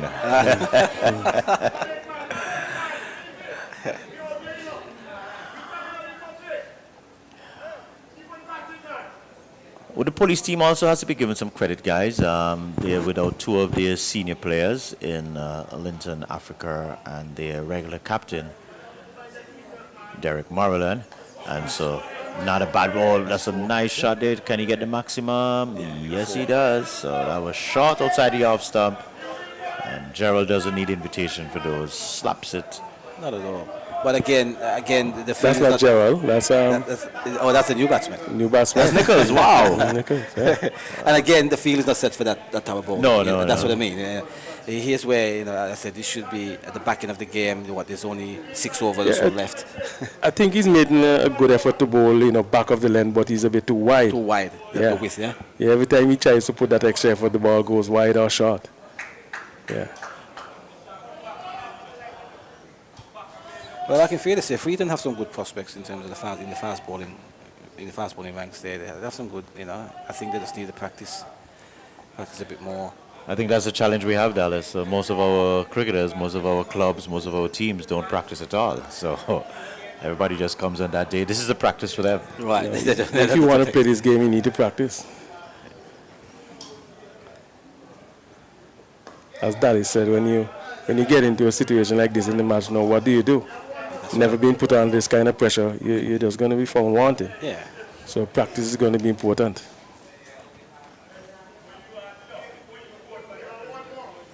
Very, very important. I believe even leading up to the season and all that stuff, I think maybe, Freetown should play a couple of practice matches against Police or maybe against CB Farm or something like that, to get something, before the very first game. I know their oppositions. End of the over. So 30 overs in the bag in pursuit of 178. The score is 158 for 3. So that tells me exactly 20 overs, 20 runs. Well, I'm tiring myself too here. 20 runs. It's been a long day. Taddy told me this game would finish at 6. It's not finishing at 6. So I'm going to have to charge some overtime now because it's going way above the 6 o'clock hour. So 20 runs needed, guys. 5 overs left. 4 runs and over. Yeah, so I was saying, I think, I know it's a team that you're going to play against, but, we do it all the time. We get a few practice matches between our oppositions. We know we're going to play against anyway, but, we go away from Melbourne up into the country area and we play a practice match for over a few weekends, just to get ourselves going because, just coming up on practice alone, which probably not going to get a full 11 to practice probably on a given day, at least maybe schedule a few practice matches against an opposition, so you get so you get a chance to play a game in a match simulation, way before the first game, Yeah, that's exactly what you want to do. It gives you a chance to see what the opponents have up their sleeves too. Yeah, that's right. So you could, work out a plan when you get up against them. Yeah. But these guys don't seem to have that kind of time, Dallas, to, go and put in that sort of practice. So it becomes difficult and even more difficult when you get into these kind of positions. Going off of a leading edge there, but falling well short of the bowler. Guys, if Freetown can get in a couple of dot balls here. Just speaking about that, and Neville Nichols tell me no way, sir. And I think that's one of the things that I see they struggle with. It's bowling that 6th ball to someone. That they struggle with so far with that. They bowl one dot ball, but also the next ball is a, off strike. Police get 3-4 runs and over easily. You know what I mean? Without even taking the risk. Without trying anything. Yeah, So when you can't do that, straight away you're on the back foot, because 6 runs over is easily without playing hitting the 4. Yeah. There we go. This one is There's gone. 6. That was powerfully hit there. Once you're shot, Gerald is going to capitalize. And He's so into the 90s now? Scorer. Trying to get Malik's score. 87. That's 6. So that's 13. a About 13 runs. He needs 13, and I think they need about 13 too. So he has to score the balance of the runs if he's going to get boundaries. Or he might fall just short. Let's see what happens here. And he's going again, but not getting the connection as he would have liked. I think that wasn't as short as the previous delivery, and so only getting a single there.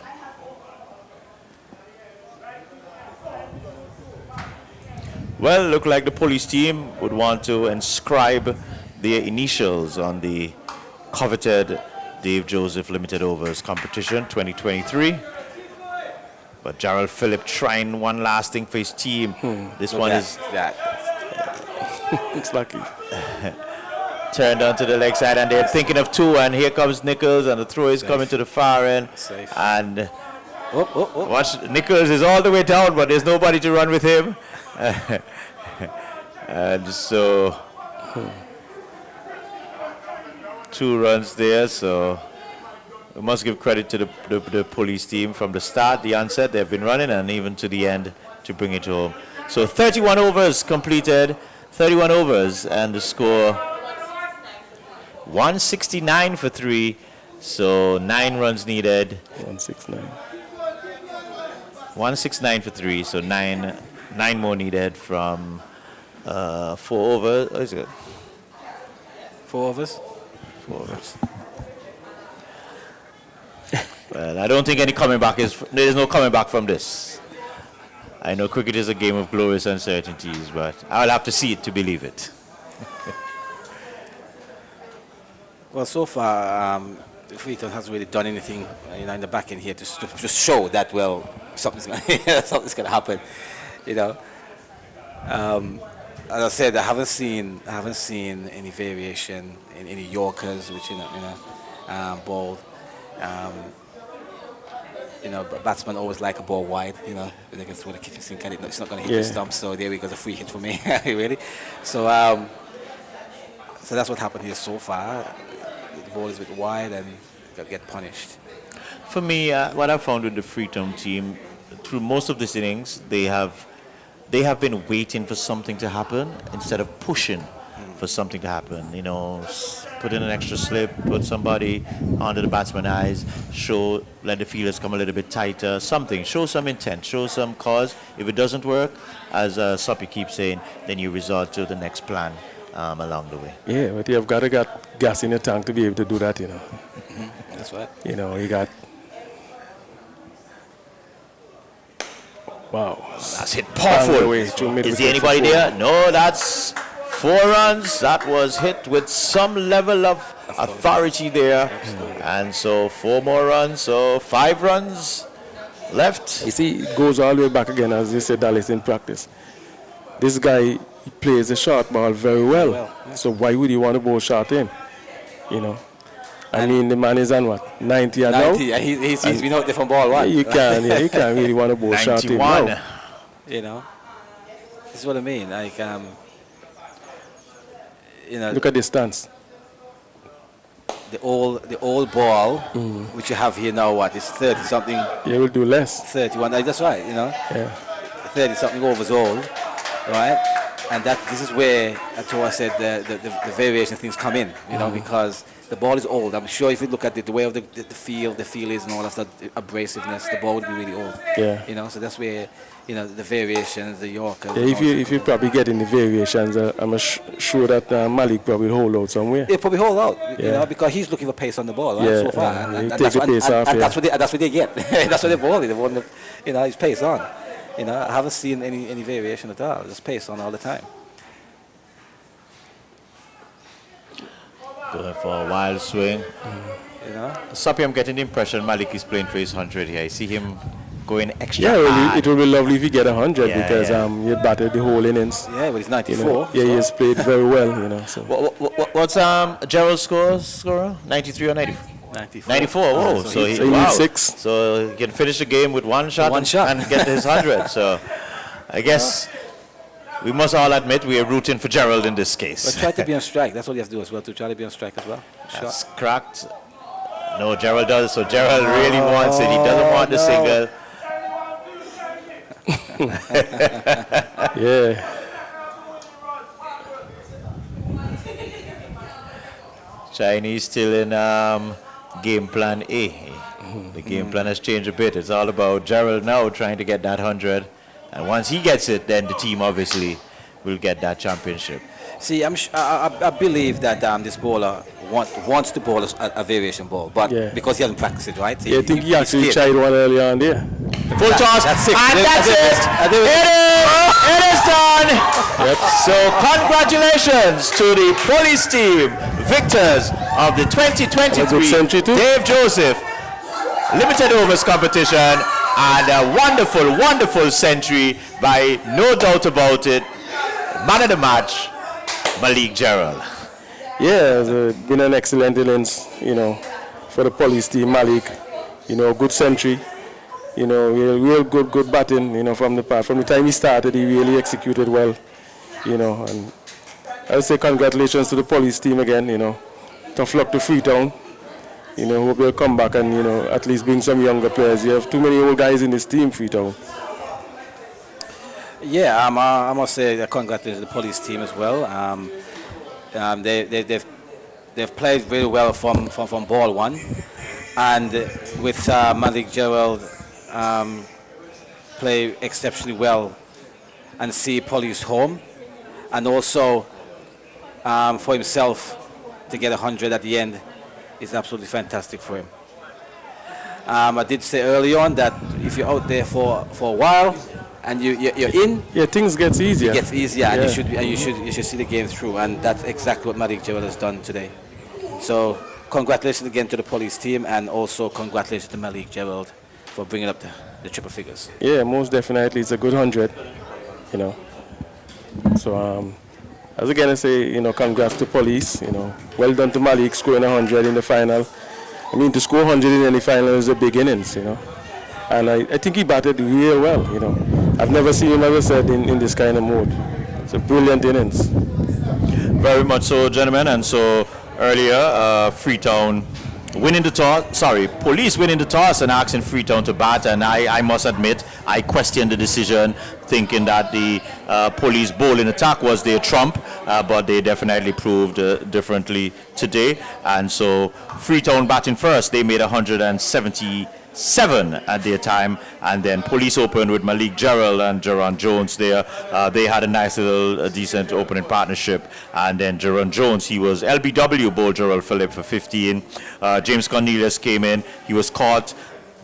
K. Mayers bowled Antoine Willock for 17, and Soppy, I think, as we said, and Dallas, I'm not certain if you're on commentary then, a lot of credit had to go to Cornelius there for that partnership with Gerald, because he really pushed a lot for the singles and the twos, and that really helped a lot in pushing their score along. Yeah, it was a very good partnership between, Cornelius and Gerald, as I said, They ran between the wickets. I think they actually got under the Freetown, fielder's skin, because they were running some real cheeky singles, nudging it here, nudging it there, and that's what batsmanship is all about, and partnership is all about. You got to rotate the strike, take the singles, take the twos when you can.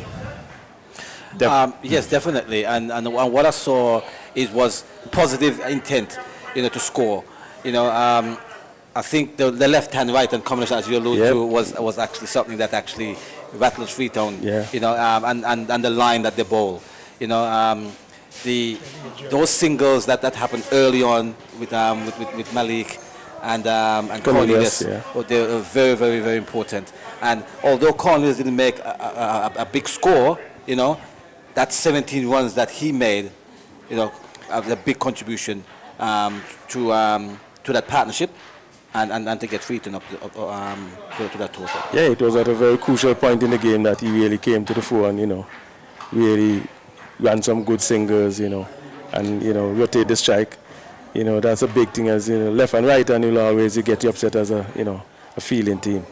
Most definitely. Then Damon Valentine came in. He joined Gerald, and similar to what Cornelius did, he stayed around, pushed around. He also got 17.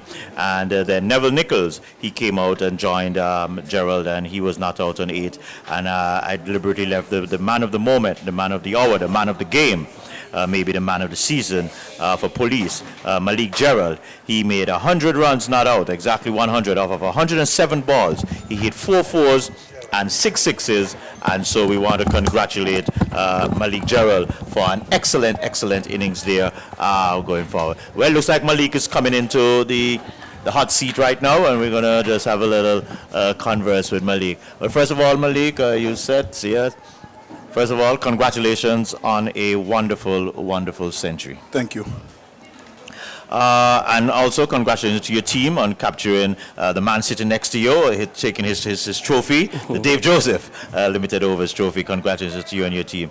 Just walk us through a little bit about the innings. You would have closed off at 177. What was the talk in the camp? What was your role going out there to bat as an opener?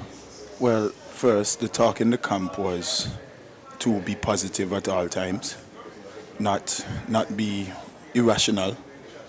You know, let's get over the first hurdle, which would have been the 100 runs, without losing a wicket, or at least one wicket the most. You know, personally, for me, it was to be there for the first 100. You know, play the ball on its merit, not be irrational, and leave the rest there. I think you executed well, Malik, and maybe you could tell us, what sort of pressure was on you, because we've never seen you in this kind of vein or this kind of manner. No, you're normally a free-flowing batsman. You're gonna throw your bat at it when you get a chance. So talk us through how you really calm yourself, pull yourself back, control the whole innings, which you did pretty well. Well, for me, I owed the team some runs. It was about I would say about 5 games since I've passed 20. And I just told myself today that whatever it is, I will bat through. Just take it one point at a time. Keep the scoreboard ticking, and go through with everything. Be positive, first of all. Yeah, well, it seems like you guys really had a plan, because basically what you're telling me here is what I saw from the pavilion here in the commentary box here. And I was saying to John here, Malik has really, really pulled himself back, and he's playing the ball on his merit, working it around. The other batsman came in, played around you, and you did a wonderful job. And again, I can say, congratulations on an excellent century. Thank you. Congratulations on winning the championship. Thank you. Hope you can go from strength to strength. Yes. One more thing before you left. I was saying to the other commentators, your team would not have had it at its disposal today, your regular captain in Derek Maryland and the experienced Linton Africa. How much did that play on you guys in terms of the motivation to really push over the top in this game here? Well, first of all, even in their absence, they're still there, because we would have had team plannings and whatnot, and they would share their experience, as it relates to the type of batsman, to bowler, and I think that it really did come to fruition today as it relates to planning. I wouldn't say we got the best of starts with the bowling, but eventually it came back and we were able to execute that plan, thanks to them for sharing the experience with us. Yeah, well, we definitely saw that, John, when we saw the field placements that were set by you guys out there. We were saying, it seems like police had done some research in terms of, where you want to bowl, what you want to bowl to whichever batsman you were bowling to. Because when we saw the field placement, sometimes we question it out here and we say, wow, what's this? And but as I said, it really worked out for you guys in the end. You didn't start well, but you came back in the back end, and you came back and got a couple of wickets in the back end too, which was, good bowling. You really came and bowled on a spot, and really executed well for police in the back end. Well, Malik, we know it's a celebration time and we won't keep you any longer. Just want to say congratulations to you, and as again, a well-played century, real wonderful innings, good composure, good discipline, and we can only wish you all the best going forward. Thank you so much, sir. All right, you're welcome. All right, so we're going to have another officer come here. Hope they're not coming to arrest us. They're happy now, so we can't be in any trouble now. And we say good afternoon and welcome to Sean Walsh. Just state your position within the police team. I see you around. First time I think I see you on the field. I'm a retiree, I'm back. Because we have a few injuries, and I think it's by now, the captain is out of state. So I have no choice than to come back in the arena. But my days supposed to be long gone. I was hoping and praying they wouldn't have come down to me. But good game by you policemen. I think you guys played an excellent game today. He shows character. you guys, started badly in the field, bowling, I thought, but you actually got it back together in the end. As I said, showed character, and then you came back, batted beautifully here. So maybe you could share some of the thoughts that you guys had, especially when you went to bat. Yeah, in between innings, after seeing the 170, and maybe we can even go further, because at about the 10 over mark, Freetown was really running away with it. What was it like out there for you guys? What were you guys saying to each other? To be honest, our strength is our bowling, and that has been throughout the competition. We know Freetown, we have played Freetown for some time, so we know the batsman, the caliber of batsman that they do have, and we know if we dig deep, just continue to work. Once we get one will bring 2, and 2 will bring 3 and 4. And we already knew that. We knew that if after the first 10 overs, they actually get off to a good start. But we tell the guys, just continue working, once we can get 1, it will continue. Yeah, and that is exactly what happened to us.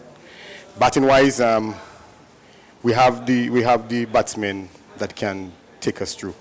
We have, as you can see, Mr. Gerald and our top 4 or 5 batsmen. They are good enough to bat. We haven't been at best in batting, but we know they have the abilities to do it. And we were just waiting that one day we can go ahead with it. And today was the day. Yeah, well, the right day, the finals. Right day, I'm telling you. Yeah, and that is the most we have chased in a couple of games. Is the most runs we have chased.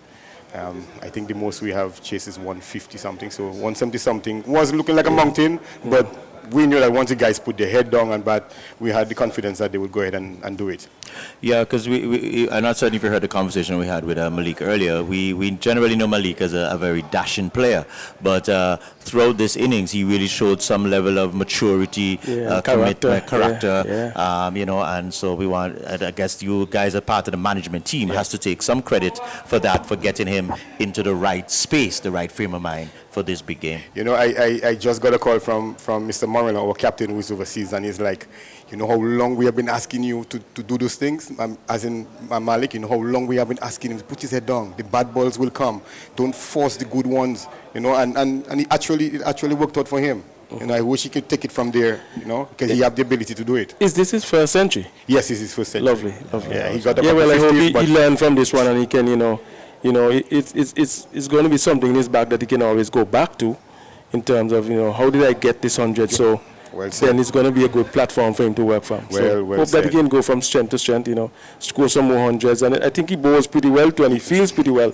He was the one who fixed the run out. Yes, that's true. He's an all-round player. He's very good. It's just a matter of he has a lot of enthusiasm about him, and I think he's a very good player. I don't know, how old is he? I'm not sure. Still in the 20s. He's still young. He's a young guy. So, I think maybe about 24. Yeah, so you need to look in those guys. He's batting well, bowling well, feeling well. So try and take it to the next level. Yeah, and he has been bowling well. Honestly, he has been bowling well. So he has that ability, to be that all-round player that we actually need in police team. Yeah. And I think cricket in general needs that. What was interesting though, what I saw about this whole game in general, there are lots of singles being taken. The rotation of the strike, I think that's where Freetown got upset, because the rotating of the strike left and right and combination, he really got into the skin. I should have told you that we actually spoke about running in between the wickets. Okay, that's a good thing. We have, as I said, we have faced Freetown a lot of times, and they have good bowlers. So you don't have to force it, because we have enough time. It's 35 overs in the 2020, so you have enough time to push wrong the balls, get the singles, and the bad balls will come, and we have confidence that he can put them away. So, but he really did. He put away most of the bad balls that were bowled to him. Yep. So we were very impressed here. Very high percentage. Yeah, he played. As I said, I sort of refer to as out of character Malik, because Malik normally is looking to advance the game. But even in the latter part of his innings, the good delivery, no matter how long he was batting, he told himself, "Hey, I got to bring this home." And then in the latter end, I was telling Soppy, he looks like he's zoned in to bring this home for the police team. So we just really want to congratulate you guys and Malik on a real fantastic performance. Yeah. I think you really, from what we saw today, you utterly deserved. Executed well. Good stuff. And it was really a good performance. So, Sean, all right, we want to wish you all the best. You and the police team all the best. And Thank congratulations, you guys. Thank you, man. Thank you, buddy. All right. Take care. So Soppy, Taddy looks like he's bringing somebody else again for us. So our day not done. We have to charge our overtime. It look like here. But yeah, but again, lovely venue out in Orleans. You know, you got to tip your hat off to the folks out here, the organizers. You know, who put in this venue together for this game. It was well set. Very good. Taddy, you come. Very good. Feel in general. Outfield was lightning fast. Good game. In terms of the final game.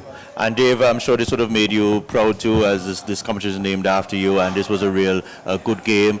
We saw the Exploits Freetown team really came out strong with an intent. They just was really steamrolled by a team that probably had a better determination and maybe even a better planning in terms of the execution of their duties. But before you respond, let me just finish the, we have, I don't even know how to introduce her. I'm going to introduce her, she can introduce herself. I would say probably police #1 supporter. She's also the scorer. She's been turned into a semi-official scorer of a Parish League. And so, honestly, I don't even know her name in full. So maybe you can introduce yourself to our viewers here and let them know who you are. Good afternoon. My name is Sweeney Bruce. Sweeney Bruce. Okay. Yes. All right, so Sweeney, I see this. We see the smiles. We see all the, the cheeks really pulling up. You're very impressed with your team. You've watched them over the year and years. How is it? What's the feeling like? I mean, I'm not surprised because I know what my team can do, what they're capable of. They have worked hard throughout the season, so I am very pleased that they would have won this competition, given that this is our title.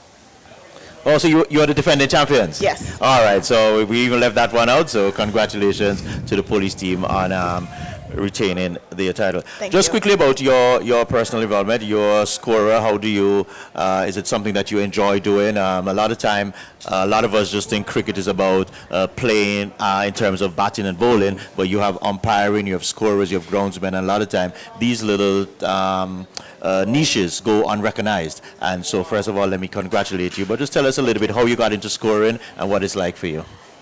Funny you asked that question because I started here at Erlins. I came and I said to them, I want to learn how to score. And Mr. Humphreys, who was the scorer back then for Erlins, he said, okay, no problem, I'll teach you. And that's how I started right here at Erlins. But for me, it was just a hobby. I really didn't take it serious. Okay. So you started on the book or you started with the computer? On the book. Oh, okay, so you transitioned into the computer. Into the computer. Yeah, so I'm happy to see that because it's something that I always want to push because there are lots of avenues around the cricket that could make, earn some people some good salaries, some good monies, whatever. Apart from just being a hobby, you got to look to take it seriously. Maybe you could train a few people to score because I think we need it. There are lots and lots of cricket being played, throughout the Caribbean in Antigua, and there's lots and lots of room for people to go up the ladder, maybe scoring for the West Indies, all that kind of stuff, traveling and not tour parties and that kind of stuff. Not to cut you, Soppy, and before you answer, last night I went into my mom's bedroom and I heard cricket, and I heard the American national anthem before a cricket game. And I said, what kind of cricket is this? And there's another franchise league. And so just to expound on the point you make, there's so many opportunities that can be abounding out of the different disciplines. So, just don't take it as a hobby. You need to really push on and take it further. I was really impressed with your scoring here today in terms of how efficient you were. Whenever we ask the score, you were right on ball. Even before we ask something, we have it to give it to us. Thank you. So it's a good avenue to, take up and execute, but we could try and train a few people along the way. I'll put some thought into it. Yeah, you need to. All right. Nice talking to you, and I know you want to go and celebrate with your guys, so we'll allow you to go and celebrate with your guys. And Thank congratulations you. again. Thank you. Soppy, make sure you put in the bill. See this. We have another another guest coming in shortly, where we're going to discuss the game. Just get her microphone on. Good afternoon, Shanisha. Welcome to the Parish League Network. Good afternoon. Well, I see all smiles, so I know, and let me congratulate you and your team also for bringing home the 2023 Dave Joseph Limited Overs competition. What's the feeling like? What are you feeling now? Well, I must say thank you. It's a good feeling we already came with the mentality that we were going to win. So it's not anything new to us. And it's a very exciting feeling. It's just going out, stick to the basic, and get the work done. But after 10 overs, I'm sure that feeling would faded a bit because you won the toss, you asked the opposition to bat, and they got to a real flyaway start. Well, what I said to the fellas that we went out there and we didn't went out there with the spirit to play the cricket, but we were more sleeping. So after 10 overs, we actually waked up because we remember the task at hand. Yeah, I think Shanika, you bowled what, 2 or 3 overs? 2 overs. 2 overs. Tell us, about your bowling in person and how do you feel, going forward? Well, today I more think I would have bowled a little bit earlier because that's the plan that we usually use. And waiting to hold back a bit, I just came and just think about, okay, we already have the field spread, just bowl a full length and see what work out because the ball was real old and it wasn't given much assistance. Yes. Okay, so one thing that you said to me there that you came with a plan and then the plan didn't go as you thought, so it actually push you back in your bunkers. So that's something you got to work on because sometimes the plan don't go according to what you think. Sometimes the pitch situation may change and then the captain may see something different that he wants to use. So you've got to learn to adjust and adapt to that. I think I heard Dali said he's looking to get you down in Australia in his area to play. So what are your thoughts on that, going down to Australia? Well, my thoughts have been, to be honest, right about now I'm more positive than before. I've been putting in the work, working on my fitness so that I could try to adjust as much as possible.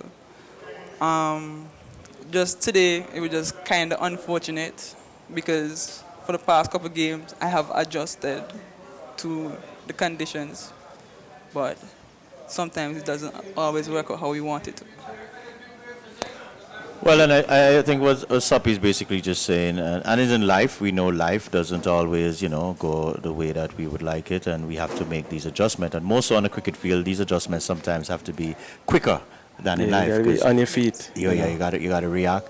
And as we were speaking with Dallas, he spoke of the opportunity, and we do hope that you will take it with both hands and that you'll put in the work, and hopefully that what they say, the sky's the limit. And again, just congratulations on your performance, and just keep doing what you're doing. Shut out the negative energy because in life there's so many negative things thrown at us, and just focus. And all the best to you. Thank you. All right, so. Soppy, time for us to give our closing views. This concludes the 2023 Parish League season. It was really a wonderful season that we had, and we want to say congratulations to the man. I want to get him in the hot seat, but he don't want to come on the mic, Mr. Taddy Arundel. We have to really give him quite a lot of kudos, and the other guys working behind the scene, Bud Skin, Mark Charles, all these guys working behind the scene. We got to give them some kudos and credit. Yeah, well, you got to give credit where credit is due. And as I say, all these guys working behind the scene, it's been a long season, tough one, and not only long and a tough one. I think there are lots of things that has grown leaps and bounds, Taddy, in terms of streaming live cricket, streaming Parish League at the same time, and other competitions. And I think, Taddy, you're doing pretty well. Just want to tip my hat off to you. As I keep going from strength to strength. You're my fellow commentator, John Baptist. You've been doing an excellent job.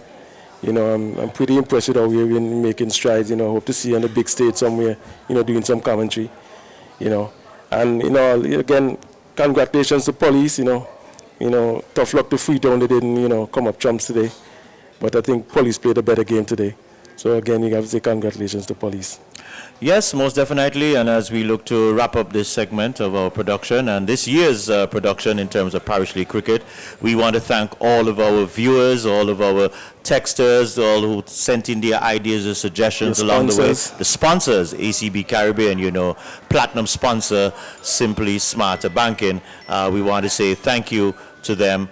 And so to all the spectators, players, of umpires, a lot of times, we forget the umpires, scorers, the groundsmen, all those who played a pivotal role in making Parish League cricket a success for 2023. We want to say a big up to you. Congratulations to the champions police team 2023, your competition, Dave Joseph Limited competition. And so, Soppy, I think we can say from all of us in the Parish League Network, we just want to wish everybody a safe, pleasant, and enjoyable balance of the 2023. Let's all stay safe for the carnival. You can have your fun, but let's all stay safe. And again, big up to everyone who really contributed to this production. All right.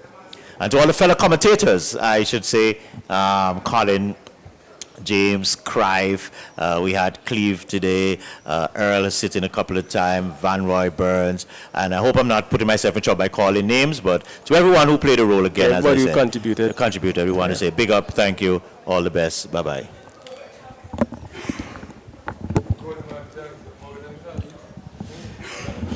Yes, Mr. Maryland. Yes, Mr. Maryland.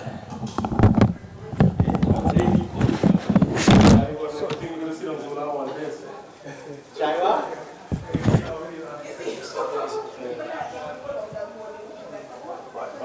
Derek, okay, Derek, take the car if we can congratulate you. Congratulations, Derek, on the police team winning the competition. I don't think I have a car with that. Sally, I'm going to put them well tied up now. Yeah, no problem. Congratulations. Sorry. Yeah, well, you're